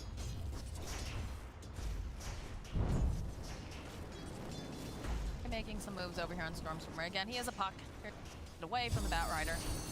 And Curry actually just... Okay, I thought they might actually just go for Curry there with Gilgir near. I thought they might actually just go for the pressure play, but guaranteeing the rune for Stormstormer a little bit better.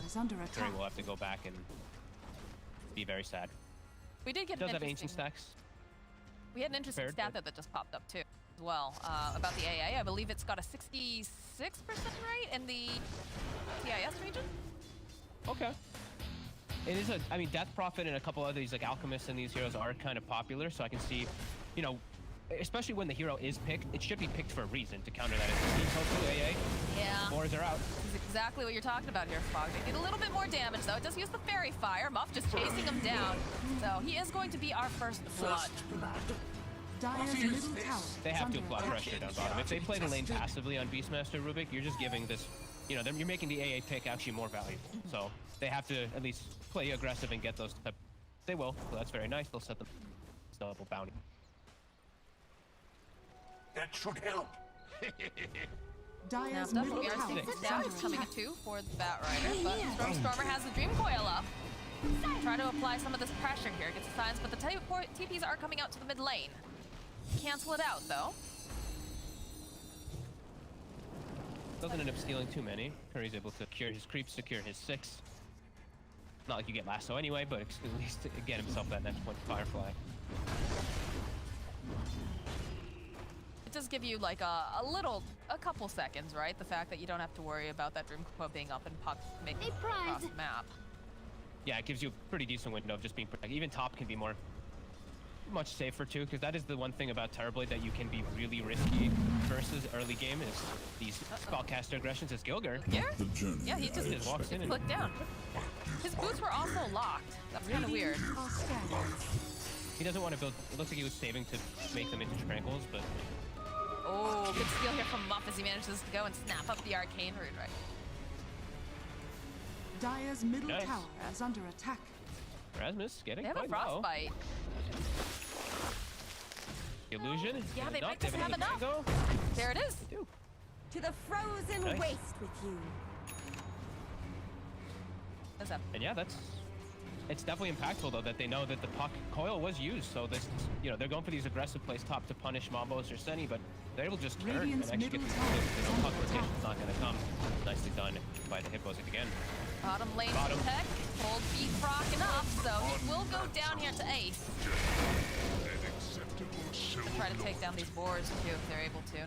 Quite able to get damage off. Skeleton damage. And skeletons, they actually did like majority of the damage of Ace there. It's top, the rotation is coming. Now Storm is here. There's Thunder. Yeah, they do have the Thunder, but they have the stuns as well. And now there's like no mana left over here on this Terrorblade. You can see the teleports are coming out. They want to try to protect him. Curry joining into the fight. Try to clear it out here. Does not have the lasso. Okay, here though. He's gonna get pincered upon. Frostbite comes out and down he goes. All right, good stuff. That's 2 coils now from Stormstormer that haven't gotten them a kill. Hippomaniac's prepared. Nice play from Mambos just to get skill in Sunder. We see a lot of times you die because you don't skill it. He does put the point in. It definitely pays off for him here. Stay in his lane, continue to farm. That is good stuff. They've even got the stacks already prepared for Curry, so the Batrider to get enabled even more so.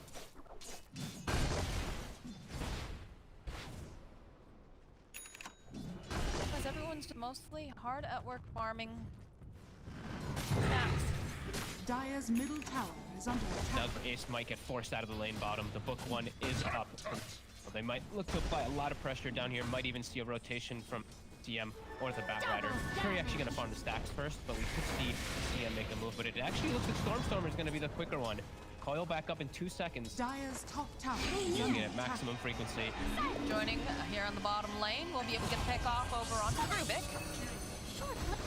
We'll get a couple last hits as John's on by. Yeah, this time the Coil does end up working out for him. So he is being extremely active. He knows the Batrider is farming the Ancient Camp and all these other stacks during it, so he's trying to make as much happen as he can. Good stuff from Stormstormer. Sure, the first two didn't work, but you can see he's trying to apply that pressure, and this time it does work. And now we see Gilger getting some decent damage on the top. We see Mambos, he makes the move from top toward mid, so they can at least try to apply Dire's some top tower tower pressure. is under attack. Teleports are coming out though. Rasmus joining forward, drops the wall, so Mambos is going to force to be fighting himself. We'll have illusion v illusion battles as Muff gives out that fade bolt. Dire's top tower is under attack. I love that now for Darkseer. That's why that's why we're seeing it picked as well also more, but versus those like AMs, versus Terra Blaze, these illusion heroes, early wall is extremely difficult. God, I remember like push completely. how many patches ago was it where you just wouldn't skill wall that early because you're like, it's useless. You'd rather be going Surge or the Ion Shells or whatnot. It was for a long time. It's peak level 12 you start getting it as top. Gilger. Yeah, this is not looking good for him. He does go down. Stormstormer was nearby, but he doesn't want to go in because Lasso's still not used, and Dream Coil was down for another seconds. Curry gets active immediately once he gets his bots finished. He clears up that triangle. And active himself. Dire's And now top Mambos, he tower gets a is triangle under attack. free for himself as we see Tipek start to Radiant's pressure bottom with this bottom book. tower is under See how attack. Smashers looks to set up around here. Gilger in particular is going to make. Yeah, rough start. 0-3-0 again on the Dire's search. middle tower is under Yeah, attack. it feels a bit odd just because he's usually so fast and on top of things with rotations. You know, like Radiant's that bottom BliNcc tower dagger usually is under attack. out around. Radiant structures are fortified. Still time. Tower's gonna go down here in the top lane. Dire's top tower has fallen. They'll also get some farm. Radiant's bottom They are tower now is under attack. able to do this mirror play. We see Tipek pressuring bot. Wraith King gets top. He's going to have access to Dire's jungle. And middle tower Ace is just is going to go under straight attack. radius. Not even the gloves of haste beforehand. Just wants to get it as the point possible. That Terra Blade. Surge in with Gilgear, trying to get in position. Go forward. Echo Slam comes out, plus the Ice Blast. He'll land that fissure over here onto Muff. He's gonna try to teleport out, and I don't think they have any way to cancel it at this point. Yeah, he's able to escape, but down goes the Master. I think Rasmus thought he was going to get in range a little bit quicker there. Yeah, I actually guess thought they so. would too. It doesn't quite get the kill there. We'll be able to take out the Beast Smash. I think Gilger, how many summons did he get? He got like Yeah, he got a couple, because he got like Dire's 300 middle gold. tower is under attack. Not bad. Be happy with that. He's collecting himself some of that gold to go to that BliNcc dagger. Smoke up though on both sides. Haste on Curry. Curry runs into everyone here though. He needs to be careful. Ice Blast comes out, plus the wall. The silence from the puck. He's gonna shatter as Muff now. He's trying to run away. He didn't manage to go and steal the illusory orb. He does get stunned up here in the middle of the ultimate. Chase is on, and they'll get a double kill now for Stormstormer. Did Curry pop the haste rune? Okay, he didn't. At least he didn't pop the haste rune as he walks into them and just gets full controlled and slaughtered. Yeah, it's wrong place, wrong time, unfortunately. Yeah, good read by the Smashers there. But yeah, at least he'll have that haste rune for when he does respawn if he looks to make an aggressive move as Coil is down, and that's really his biggest thing he has to worry about in all of these fights. Just that insane duration, 6 seconds. Silence. The biggest thing he has to worry about. As Fissure, he can bypass that. That's pretty much the only other. Hunting though, Curry knows that Tofu's here. Go for a bit of a dive.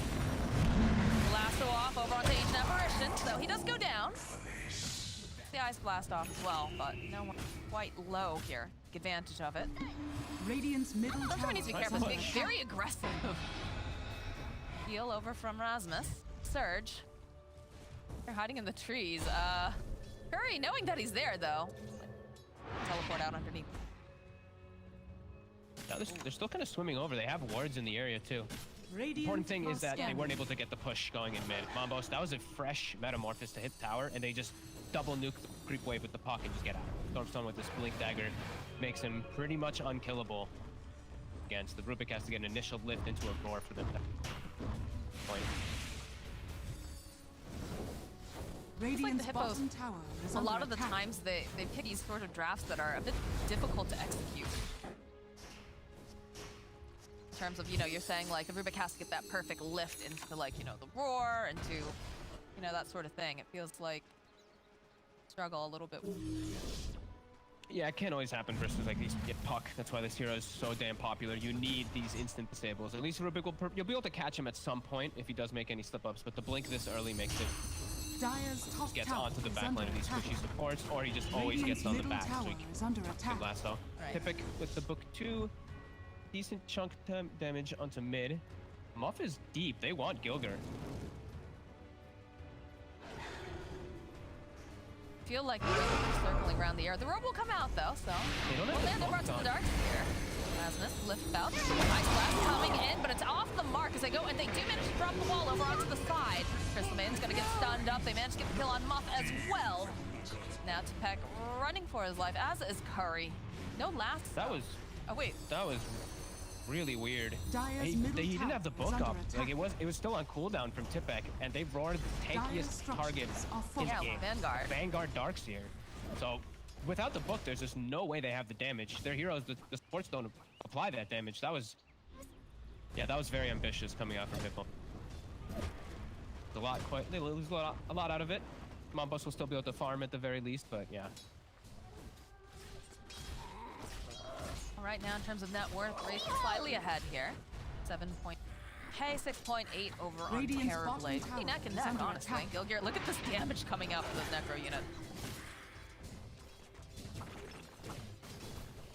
Pretty neck and neck, but Ace is going to be able to turn up a little bit easier, it feels like, when he just has Radiance. He can actually show up and look for the fights. Mambos, he's still going to have trouble. He needs to get Manta before he really wants to show up, and even then, he's versus so much spell damage, so much control that is on the side of Hellbear Smashers. He might have to wait for the next, so definitely a little worried for Hippomaniacs if they're not able to be the ones who are starting the fight, that they're just going to get turned on from this unbelievable amount of magic damage. And they have a blink on Shaker, so they have a better way to, two better ways to actually initiate these fights. Blink, puck, blink, Shaker versus no blinks. Yeah, I think that was like right on like the 15-minute mark or so. Talking about how Gilgir. Yeah, 15:01, right on schedule there. He's like a train in certain countries, anyways. In certain countries, that's true. I'm actually very surprised how quick he was able to get at this game because he struggled so much, but I guess that Echo Bottom really just pushed him up forward, and they did get. Ace Radiance is online. He's got Ion Shell too, so he is feeling strong. Gilgir got a bunch of the summons as well earlier when they went and made that initiation of one of these. I'm sure that little infusion of cash definitely helped, but in rune picked up here by Rasmus.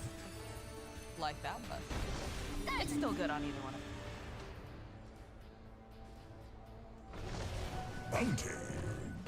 Bit of the invasion coming out from the Hellbear Smashers here into the top part of the goal. No one's home though. They're doing their mirroring. They've already teleported someone out. They see the courier down bottom. They saw Beastmasters. They're aware that this position is happening right at Hippomaniac. Stormstormer has to be a little careful to not walk directly into it. Seeing Curry, he does have BKB done, so now he has easier ways to just walk into these fights. He doesn't have to worry about the threat of that coil as much. A Stormstormer. Ooh. He's thinking about it though. You saw it. Close. Yeah. It's got him. Again, very difficult hands on the Book 3 summoned. They're going to be able to take out these 2 sentries. They really want to get this mid-tower Smashers all setting up. Have a ward over on the side, so they saw them passing through the area. Are fortified. Dire's structures to find the right angle. Teleports are coming in though. Here Lasso going off. Over on the back lines. Looks like they managed to grab up the Darkseer, but the Echo goes out, flushes the Ice Blast as it lands on multiple here. But again, Tipek goes down, and they just managed to go and just turn it back around here over onto Ace as he's just getting chased down. That is going to be the reincarnation. They'll be right up again. They stole the wall as well now. Now Ace is just getting beaten down by his own illusion as he just gets a big old crit Stormstormer over onto the back line. Trying to find this opening. They get a nice fissure off.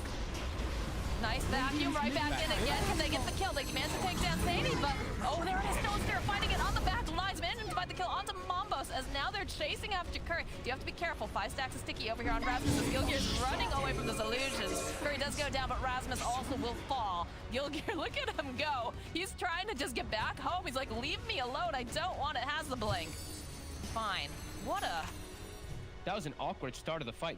He literally just went right between. He got like the goal posting. He got it in between. He missed both targets. The Terrorblade gets the Sunder up. He would have just instantly died if the AA Blast actually connected on him. It just missed. Either way, though, Hippomaniacs, they chase a bit too far. Rasmus with a clutch buyback somehow bring a smash back into the realm of winning. That looked really scary, the way that they just missed their initial start. Because Gilger got probably the most dream echo he could have, as we're going to see it here on the southern side of the fight. We see the lasso echo on south side. Look at this A blast. Right through. It just right, but it hits the Beastmaster, but doesn't hit the main target. It misses the TB, so it gets thunder, and then they get a couple extra kills. But either way, Smashers end up winning this fight because they chased a little bit too far, but that was a little scary for a second.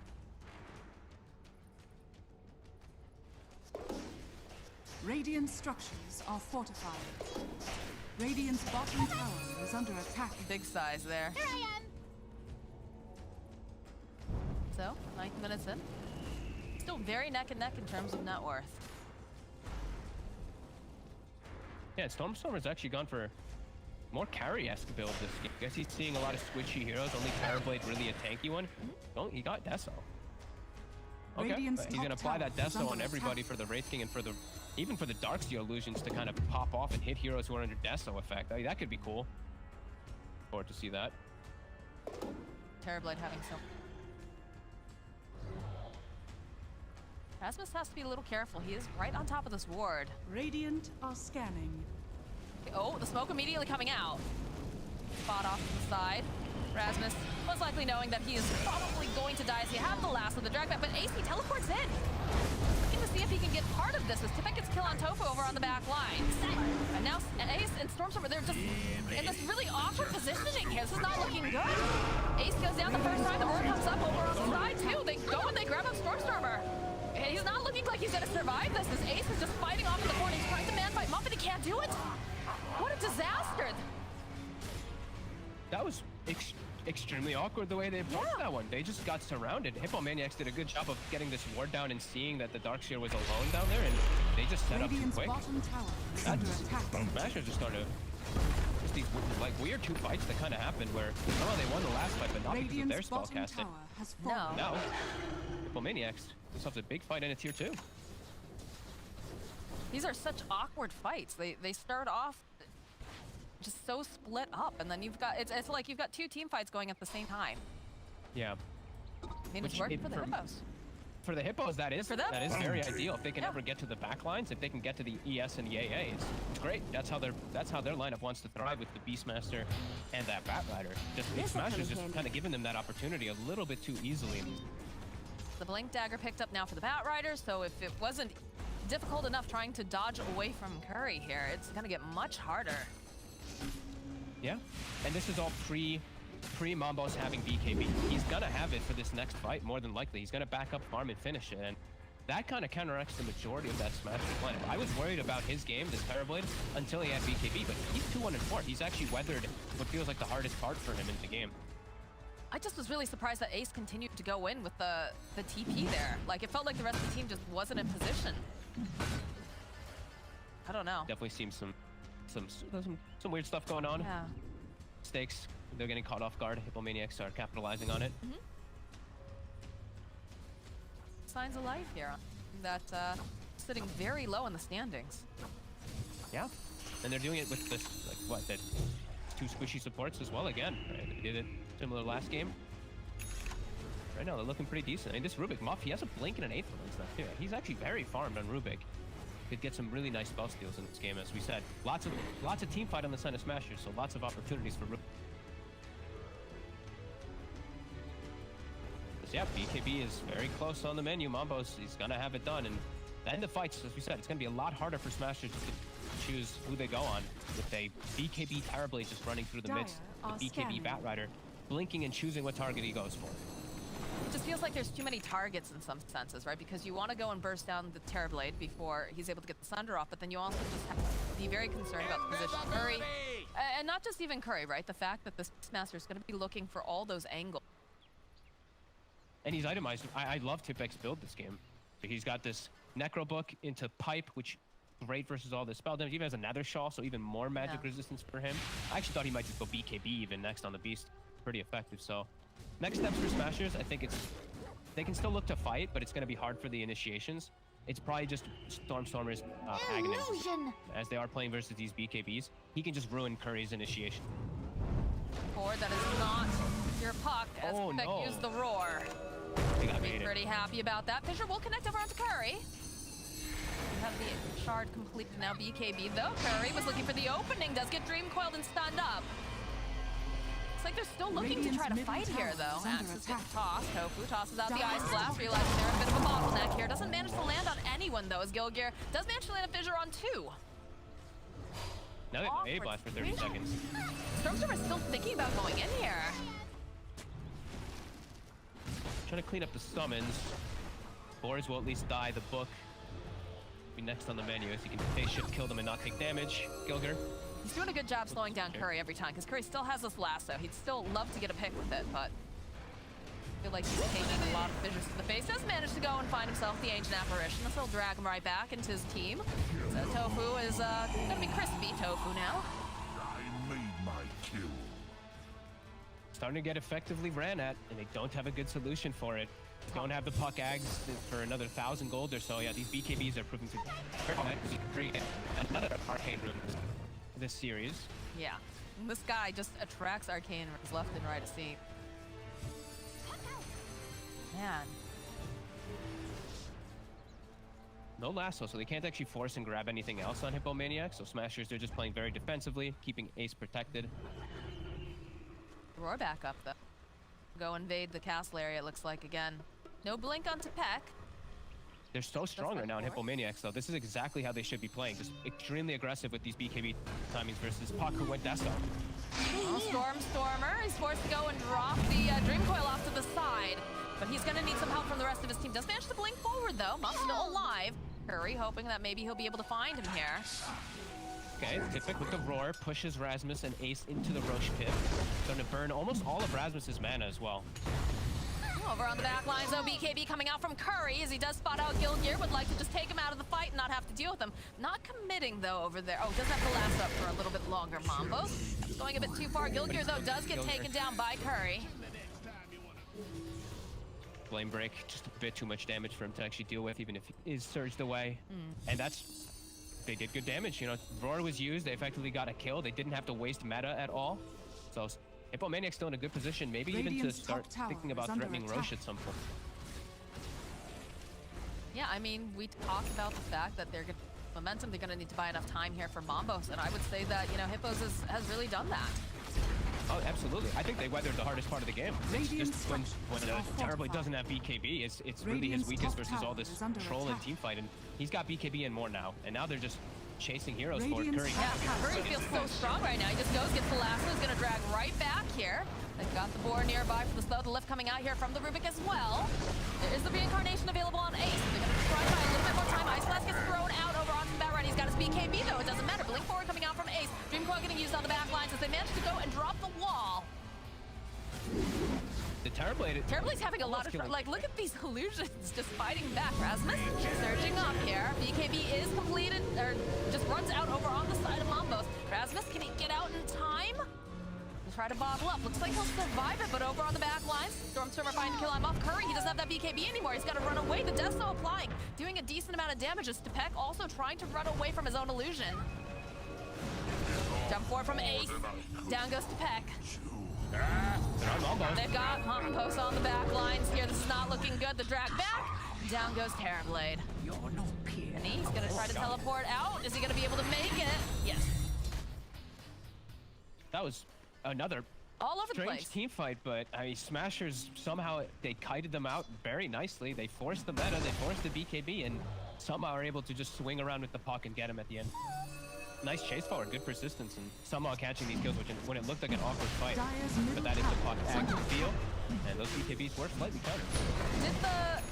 Do you think the Hippo stayed a little too long? Because Curry got this really nice initiation, but although Curry is going right back in again, the Dream Coil gets dropped by Stormstormer, but doesn't manage to get out a steal from Muff. He can get in there. Gonna back off, Senny going into the pit, just checking out the situation. Rasmus is gonna be out.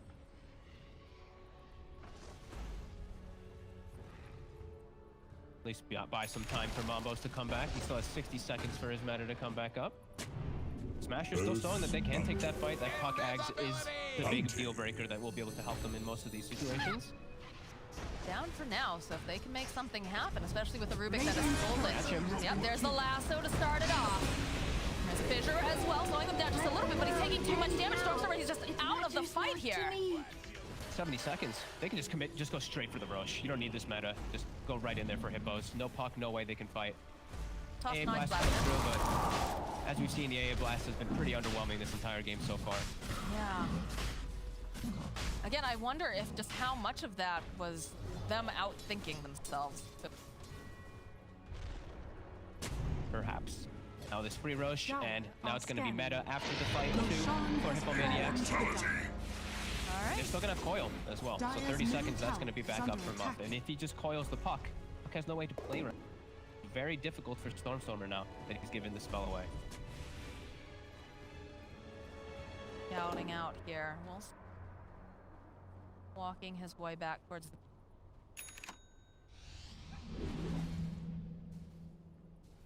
He needs to be careful here, Senny.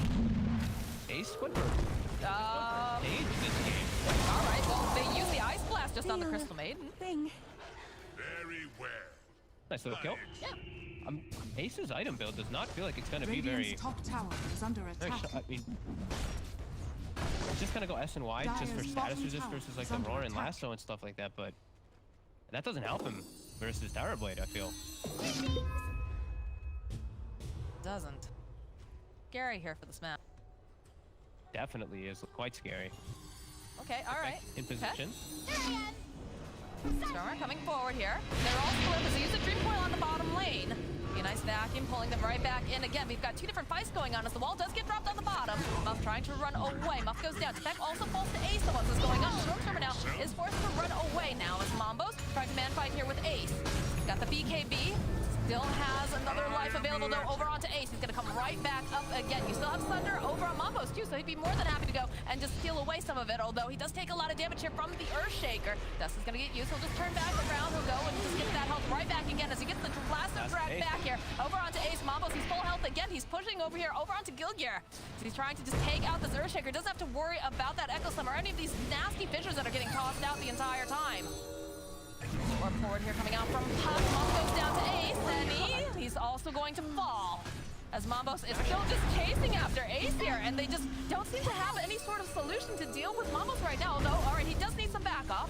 There's gonna be a good fissure getting dropped down again. That's our agent. He's just getting kited. Coming back up. Second time now. Curry, there's only so much that Curry can actually do, and there's no metamorphosis up now as Mambos is trying to run away, gets dragged right back again, gets stunned up. Every kitchen sink goes up for the Sunder, though. Does manage to go and get it. Ace now over the back line. Reincarnation. Curry's gonna be able to walk away from this, but Mambos, he can't seem to get away fast enough as Curry does eventually get taken down. Rasmus just putting out the damage. Stormstormer jumping forward. The Death So hit comes out from Stormstormer. They'll find the kill. The Roar comes back out from Tibet. Can they turn this around? Can they get the kill? Are they gonna be able to take down Ace? And it looks like they're not gonna be able to. It is a double kill now for Ace. The King walking down the lane, going for the mid tower now. These fights are so insane. Smashers just effectively kited them for the entire duration of Beastmaster's death. Beastmaster respawns, runs back into the fight and dies as well. They literally just danced on them. They were just kiting them from distance with their spells. Ace somehow stays alive during all of it, and he gets these great cleanup kills of 3 full finished SNY and now another 2,000 gold. That was, I mean, that was a crazy, that was such a long fight. So look, that whole graph where it goes upwards for Hellbear Smashers, that was the duration of the team fight. It's definitely hard to follow everything that was happening. But yeah, you know, these fights are really working out here for them. Although, careful, Ace. A little too sassy for your own good. Back, hit the tower. Dire's middle tower is under attack. They're just kiting them. They like the Wraith King and the Tower Blade just stood together fighting each other for so long. The lasso came out pretty far toward the end and they couldn't actually get Ace. That was just, yeah, it was an awkward fight. It really was an awkward fight. Smashers, they can actually take those awkward fights at the maximum effectiveness if all 5 of them survive. They just all kept throwing out all their spells. Concern for Hippomaniacs. Definitely. Okay, now Smashers leading forward here, looking for all these constant kills, and they have all these ults always. Senny. Get fissured up. They're just going to clean up these necro books. There's no mana left over here on Ace, though. Just goes forward, gets a nice pick-off kill here on the Crystal Maiden. they sit so far back. It's like a fissure, the enchant totem, someone's chain stun for 4 seconds while a puck orb and AA spells come through and then Ace follows up. It's starting to get a little overwhelming for each of these individual heroes on Hippomaniacs to get something. They have to try to start the fights with a better number advantage or a better swing to catch these backline heroes, especially Gilgir. He's starting just to be too big of a nuisance. We have just such an interesting situation going on with all these fights. I think the last 3 big quote-unquote team fights that we've seen have been initiations on 2 separate areas of the map. They're just close enough that they can converge, right? But like, there's just so much confusion happening, and you get, you know, Rasmus using the wall down in the bottom area, but then you still have Ace, and he's cutting away, and you've got Kurt. Like, it's just, where do you take those resources? Where do you take your big, you know, spells and put them? Although we get a lasso, so they're gonna drag back up here on Ace. Again, still has reincarnation. He's got the shard up too, so even if they burn down his mana, it's absolutely fine. Nice bounce back though over here on the side. So that is the reincarnation going down. Ace is back up. Rasmus does tank the roar to the face, but we get a dream coil up on the side. Plus the ice blast coming in hot. BKB does come out. They have a little bit of the wall. The echo slam on the back line from Gilgir. He takes down Curry. Zany and Mombos, they're just in this weird position where they don't want to go high ground here. They can't walk in there, especially not versus the Shaker. Like, Gilgir's just ready to throw out another full sequence of stuns onto the next target as, yeah, they just keep poking from the back. And Ace, he gets taken down the once, but then Rasmus, he sees his brethren in trouble. He runs up into the midst of everything, tanks all the spells in the face. He allows his team to get a kill and reset for just his life. Teammate right there.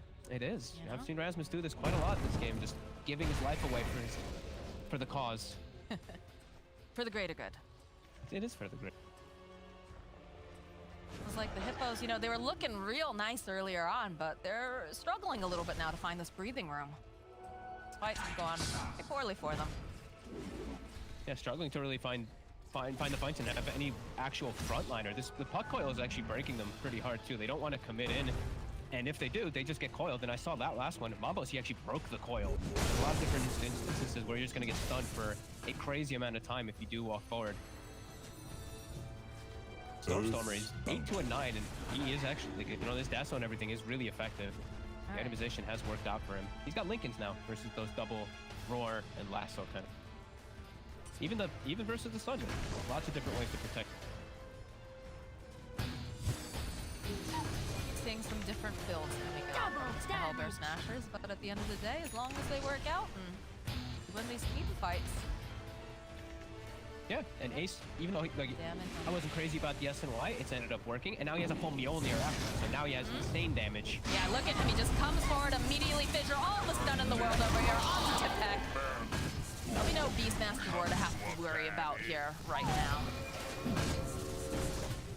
And they're just able to find these, they're finding so many pickoffs, and it's the frequency of these coils where it feels like Hippomaniacs just can't fight at that same pace where they have just much longer cooldowns too. It's like Lasso's 96, they have to rely on Metamorphosis, which is a long cooldown. He does have Ags, does have that, but it does feel like they're starting to just get bullied too much from these quick spells and just quick pokes that Hellbear Smashers have been doing these last. Now it feels like a game of cat and mouse. Who can get the initiation on who? Is under attack. If they can get some sort of these scrappy pickoffs, generally, you know, for the Hippos, it tends to go a little bit better, but the way that the Hellbear Smashers are playing now, the way that they're grouped up, and the way that they've been quickly converging, or reconverging in some cases, really seems to be causing it. It is, and it's too tough for Curry to get the targets that he wants because he wants to get the initiation on Stormstormer, but Stormstormer has Lincolns and everything. He can't actually get this, and if he doesn't get the puck, he gets lassoed, and they probably just lose the fight because of that. It's so weird, Fog, because like you look at the items over on the puck, right? You've got something that's very aggressive. You've got, you know, the Deso, but then also you've got, you know, a mix of defensive as well. Radiant's bottom yeah, it's great. I actually really like his itemization. The Deso still feels a little bit weird to me, but maybe just because he saw these squishy supports, he knew he could just kill them. But the other itemization is perfect. I love the blink, the Ags, all perfect this game versus what to just counteract any of their initiations. Now Leveler picks up. They can hand that one over to the Ace if he wants it. I hear a lasso, and they'll get the drag back over on Gilgir, but the follow-up will turn right back around again, using the BKB over on Curry. Can they take him down fast? And Dream Coil does get used, though. They're being held into place. Gilgir throwing out the major drag back, and CFS slam in the wall. It's beautiful! Followed up with the Ice Blast over the back line. It cleans up, and now Mombos, he's trying to man fight Ace here. Ace spends a little time. He says, oh, look at Curry, I'm going to take that. do enough because they still just took down all of the hippos and the Wombo combo Dream. Holy, I want to, let's just see that one again in a second. They're all dead anyway. Let's just see the explosion of the Echo on top of the AA. Oh, it's beautiful. Perfect fight. Yeah, perfect for Smashers, really, the way that it kicks off. Gilgir doesn't die in the lasso. So they may have found the best target, but they don't kill him. So he actually gets the most Dream situation where Coil catches two, BKBs end, and then we're going to see this beautiful back. Let's watch Rasmus. With the wall on top. Oh. And now the Rax all dying. Quick pace with his death zone. Can we talk about all the ways that they went and they protected Gilgir for that beautiful Echo too? Like the fact they had the Glimmer came out, of course, had the Dust, but they also had the Greaves nearby. Like they just did so much to make sure that he could get that off, and then just like you said, beautiful place. Oh god, Stormstorm is just playing with the shoot now. He's running into the back lanes, cleaning up. Tofu's just throwing out the taunt. They go and they drop the Dream Coil on the back lines. Able to turn around. Peck, he's gonna go down. Crystal Maiden, Stormstorm just giving her the clicks here. Buybacks are coming out in mass. This is do or die time right now, as they did manage to steal the Dream Coil, but I don't think they really care because they've got Mega Creeps now. Lotusaur placed over onto Pugz, so, you know, he's dodging around, but Rasmus dropping the wall is gonna force Mamos to have to fight himself here, and somehow still Stormstorm is still alive and kicking. As Ace jumping into the back lines, jumps immediately over onto Mamos. They get the vacuum off Thunder, does go off though here. As Rasmus now forced to just move back just a little bit. It doesn't matter, Mamos still goes down. Sammy's getting chased after an Ace. Ace just, and then they just use the Aghanim on the side. Good game, well played. To the dust return. The hippos have been slain, and the Hellbear Smashers.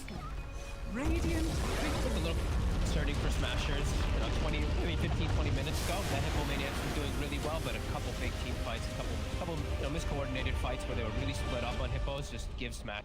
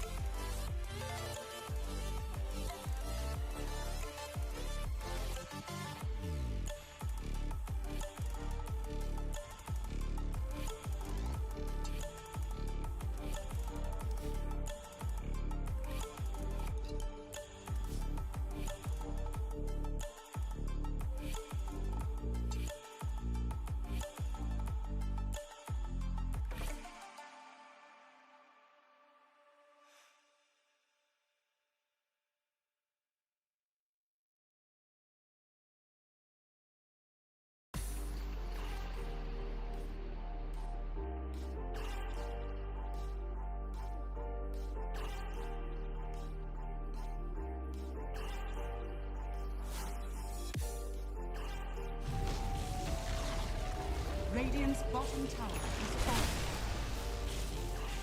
Radiant's bottom barracks are under attack. Incoming! Radiant's bottom is falling. Radiant's bottom is falling. Radiant's middle tower is under attack. Radiant's middle tower is falling.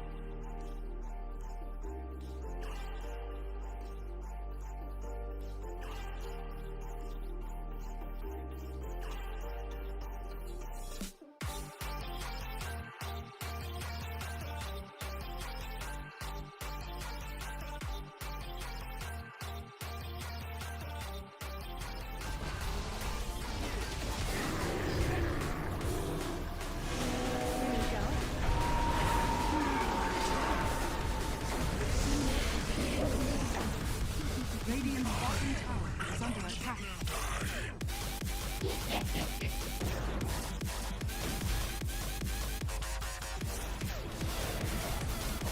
Radiant's bottom tower is under attack.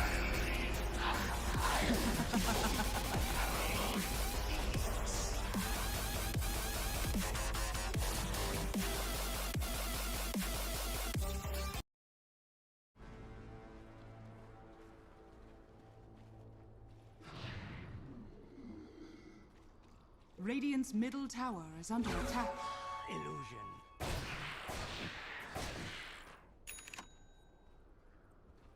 Radiant are scanning.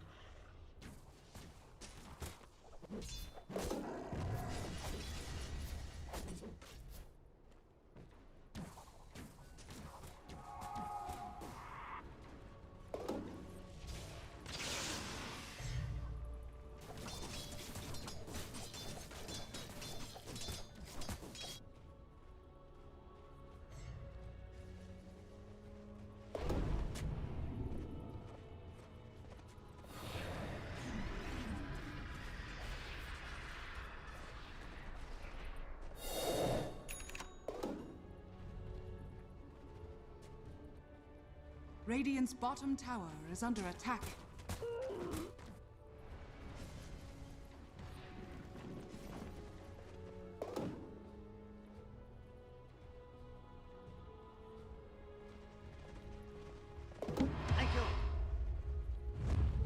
Double damage.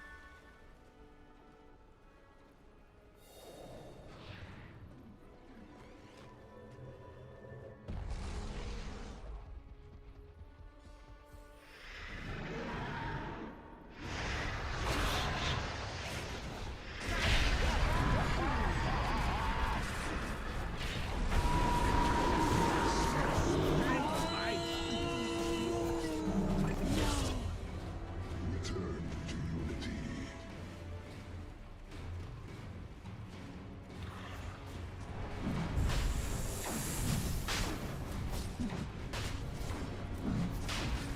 Dire's middle tower is under attack. Come get healed.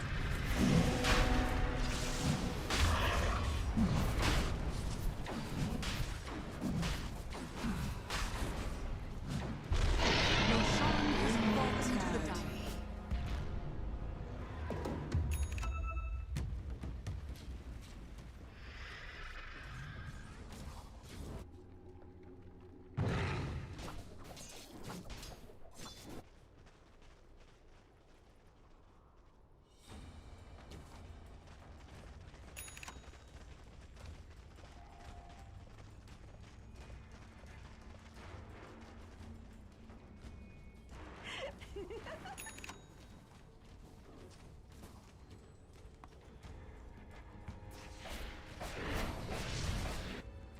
Dire are scanning. Fortunes change.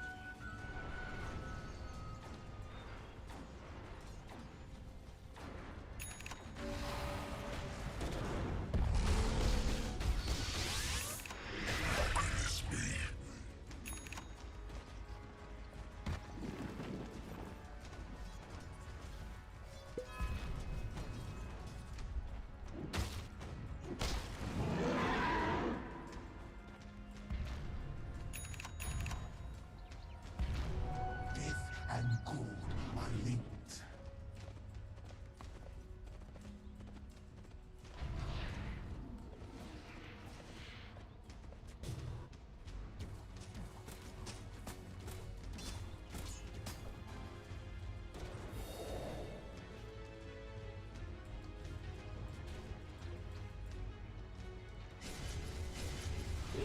Radiant's bottom tower is under attack. Dire's top tower is under attack.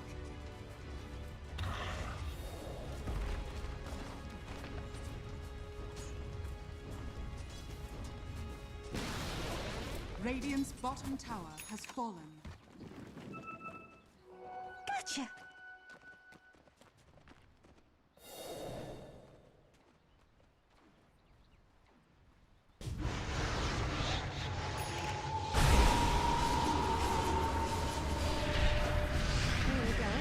Radiant's middle tower is under attack. You never could keep a secret.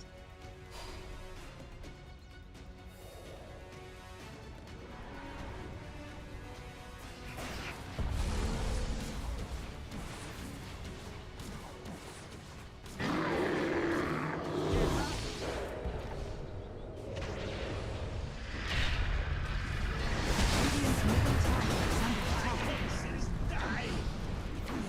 Healing power. Too noisy to live.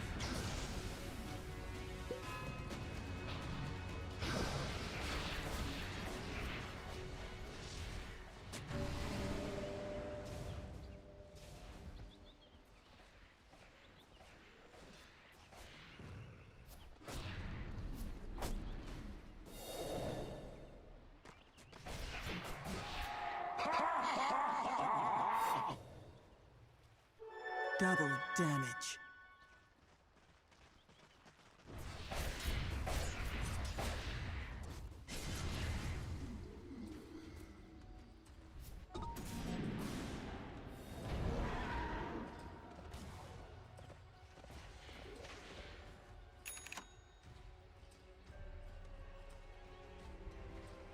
Radiant structures are fortified.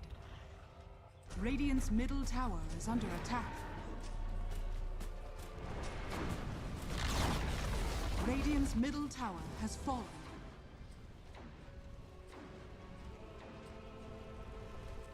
Dire's bottom tower is under attack.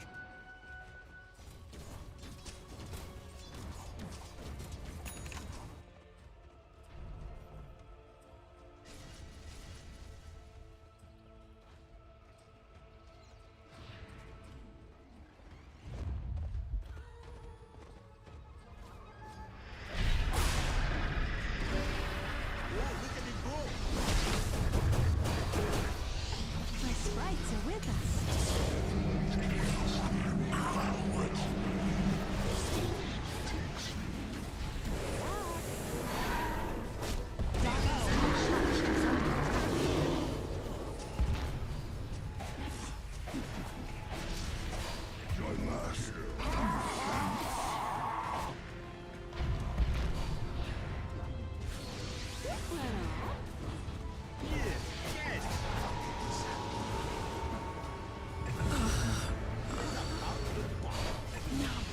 Come on, strikes!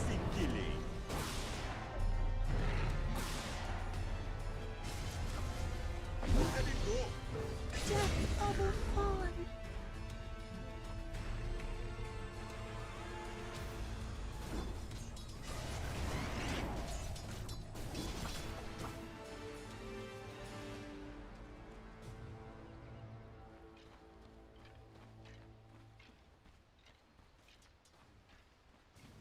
Dire structures are fortified.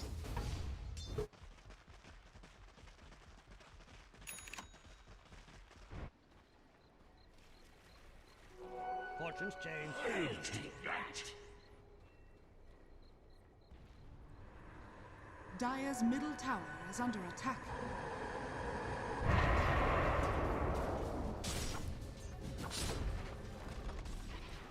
Invisibility.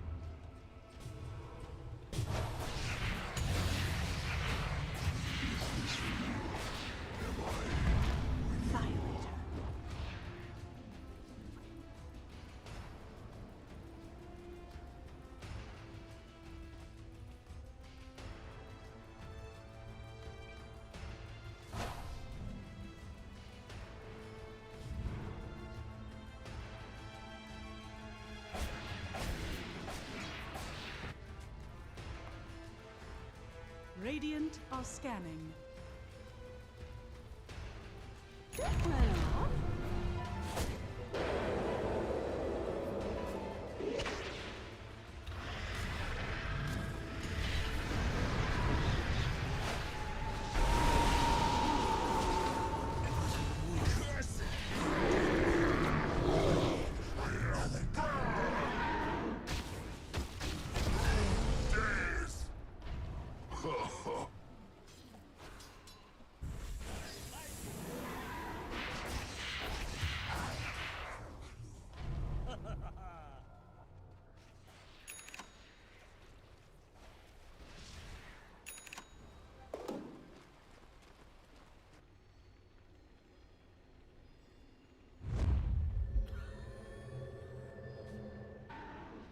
Radiant's top tower is under attack.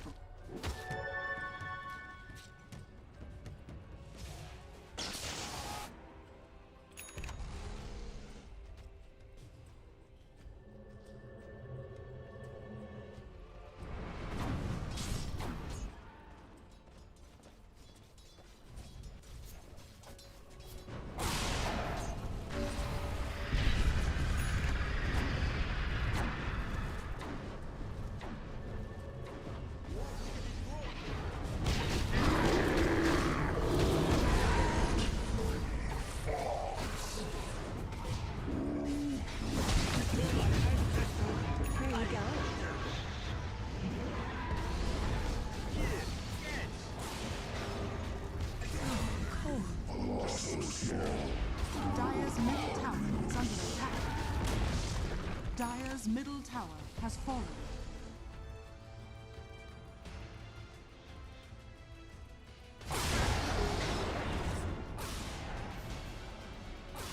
I kiss the good dude, young.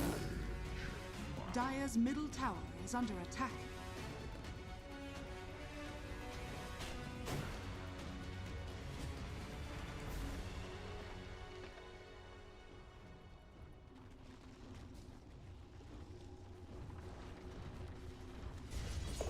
Dire's bottom tower is under attack. Dire's middle tower has been denied. Dire's bottom tower has fallen. Dire are scanning.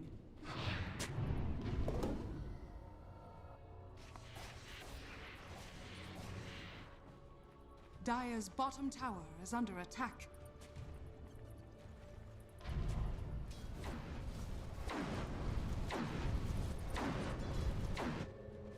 Dire's bottom tower is under attack.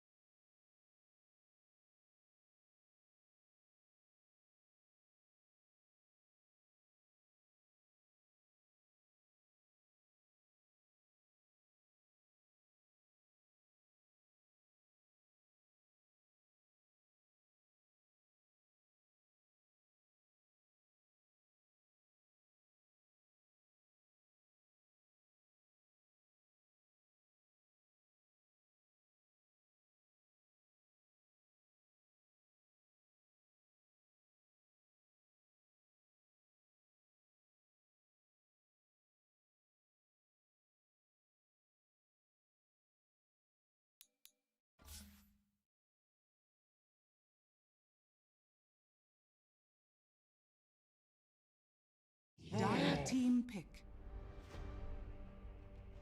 We're seeing that development from that secret series yesterday. This tiny pick.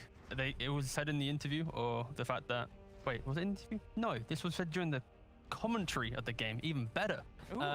It was the fact that he has this high armor hero. He can at least take a fight into these kind of big fighting style lineups, and he's like somewhat a frontline. The item build is very open still. Some people like going for the strength blink first. Some teams like going for the small blink into E-blade. There's a bit of versatility with it, but I can respect Alliance, you know, seeing what's been done already and trying to bring it in, but you need the correct draft, and with 2 more picks, this Tiny could have difficulties. Yeah, there's some time for Viking to prepare for this one.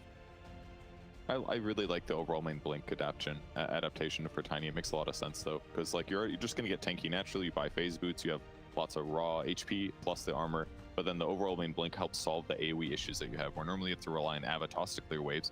You buy overwhelming blink, and now it's like you do this like 400 AoE damage. Nuke can really help offset things like tree ambush from Nature's Prophet and help Tiny just like cascade his burst damage a little higher.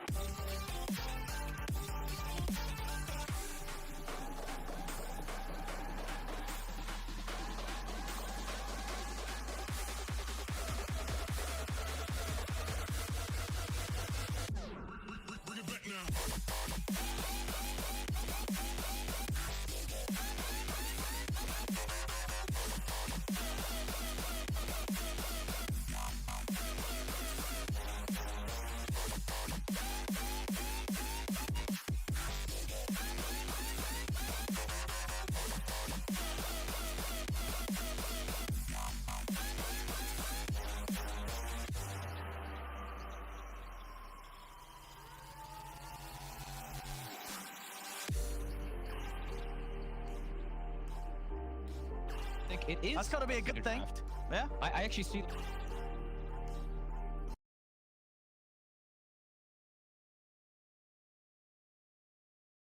Would have been that Tide Hunter.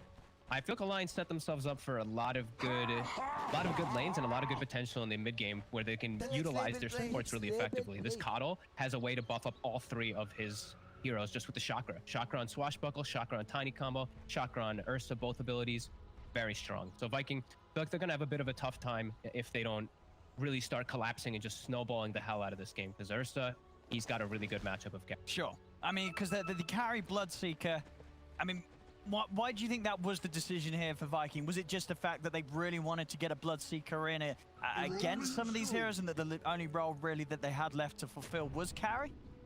Yeah, they've also ran the Bloodseeker carry before, and it is a good carry versus versus like Pango. You can shut them down, but yeah, it might be hard as Alliance. They're actually walking right in. It's gonna be a big blood ray. Gonna get the silence onto Anscan and blast over onto Aramis though, and Aramis got the battery start holding back Nico, baby, and it's gonna be enough to stop him from going down. So both teams able to keep everybody alive. And Limp actually just immediately skills the tree grab there. I think if they just had the avalanche, maybe he can get a kill, but doesn't want to ruin his lane. The battle begins. That's fair enough. Around the Runes Alliance, they are going to be able to grab themselves 3 of the 4 to start off with. Yeah, and I'm liking some little things that I'm seeing in this one, right? Like the fact that Viking, they did move the priority of the puck, you know, not a mid laner by any means or anything, because they're playing versus that Lion. They make him an off laner, which is cool. They switch the matchup where the Tidehunter's mid rather than top, or rather than bottom versus the Ursa. So some clever stuff that Viking is trying to react and fix versus. But Alliance, I feel like they just drive themselves a solid game plan just overall, rather than having just counteract anything. Good draft that works versus mostly anything. Sure. It's just going to be interesting to see, because obviously with this change, I don't know, does Boom play a lot of mid-tide? Or do you think this is going to be something that's a little new for him this game, because they've had to take the puck out from this priority position? I think it's probably pretty new. You really only play the mid-tide if you're playing versus like Lycan, I feel like. I don't think I've seen it actually in almost any situations besides that. And Limp, he's playing one of his most comfortable heroes, right? He's Tiny. This is, well, he's been a legend on the Tiny. I mean, because, you know, Tide, you know, it's not a complex hero, but there's got to be some sort of difference in the ability to perform when you are playing a hero that you just don't usually play. Oh, absolutely, and especially when it's being forced as a mid role rather than an offlaner. You have to play quite a bit of a different style for yourself rather than you would be in the offlane, which is just like a sacrificial, you know, you're putting yourself out there to die most of the times, but you're going to get that Ravage off. You know, it's very different when you're playing mid, so could have an impact for sure, as Limp he can make a lot of rotations, and Tidehunter, you can't match rotations. No, not at all. But, I mean, what is sort of your job as a mid-tide? Just to protect your tower and get someone to come and fight with you when you hit 6 in the mid lane, rather than relying on you to go to a side lane? I guess I'm honestly not too sure with this game, because I'm only really certain when I see it with literally versus Lycan or versus these push lines as a straight lane counter. Yeah, exactly. You just park yourself there, and this one it's going to be harder because his lane's not going to go great either. I'm seeing the Tiny already taking advantage significantly of this. Like the cleave even hurts Tidehunter a lot just when he gets hit. Yeah, well, we'll see what Boom's able to do, but I think, you know, at least on the other side of things, as they were pointing out the pan, you know, Kezu on the puck, this is something that he does play, so he's definitely going to have more responsibility of sort of reaching that level of play that we know that he can do on the puck, and making sure that he is the one setting up and making moves happen, which is definitely going to be hard with Hansken constantly on the hunt for him in the action with that Hex. I feel like his lane's not that easy either. Ursa actually doesn't do that bad versus the puck. You have pretty massive base armor, so you actually can withstand versus that pressure. They just have to watch out for the Aramis rotations of the Clockwork if he catches them, but they're speedy. They have ways to play around Cogs, the Ursa and the Coddle. So I'm seeing some really solid lanes coming out from the Alliance. Top, though, we are seeing that Bloodseeker having a very good time with that Nature's Prophet. You know, they did pick these 2 supports, and then the Nature's Prophet came out, so they knew that this NP would have a good impact versus them, and right here he is securing the lane for sure. This mid disparity is getting pretty big, though. 6 denies, 20 last hits for the Tiny, 12 on Boom.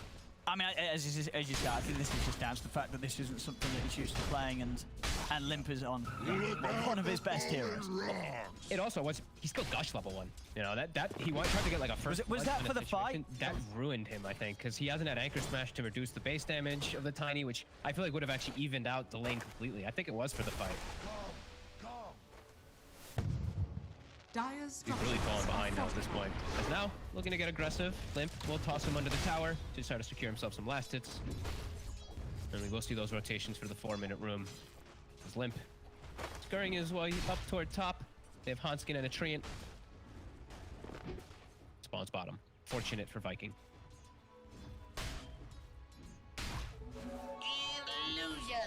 Let's see. I mean, and in this sort of game, this is a game where you feel that for Alliance, they're going to be feeling more confident at all stages. nikobaby Xerxa is sort of set up for this game to, you know, late game, that there's not going to be much that can carry against this Ursa.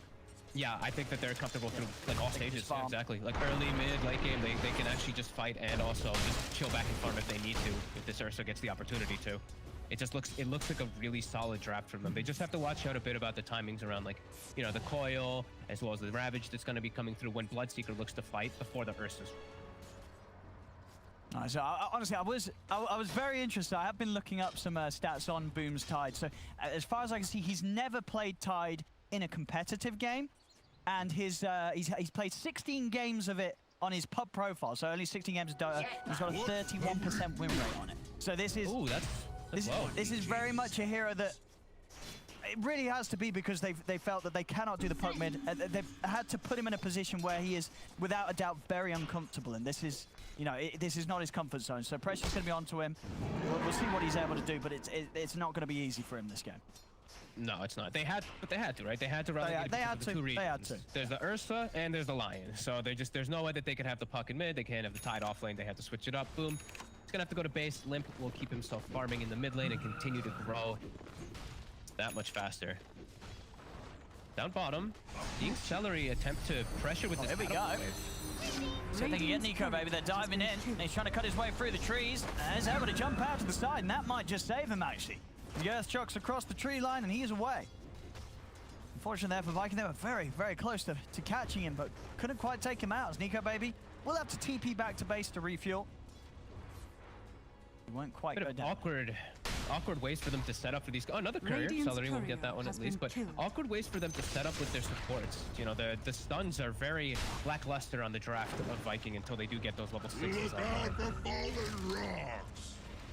They literally have battery assault until level 6 comes out. So it is very underwhelming for them to try to catch those heroes and keep them locked down.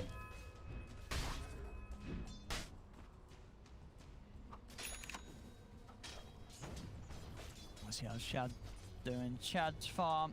I mean, it's still very close between him and nikobaby. You know, both of the carries are getting free farm in the safe lane. I mean, it's a chill game. You know, 7 minutes in, nobody died. So yeah, both carries are gonna be happy with that. It's just a case of whether Vikings gonna be able to find that sweet spot where they're able to zip in and get active with Shad at a stage where nikobaby's still vulnerable.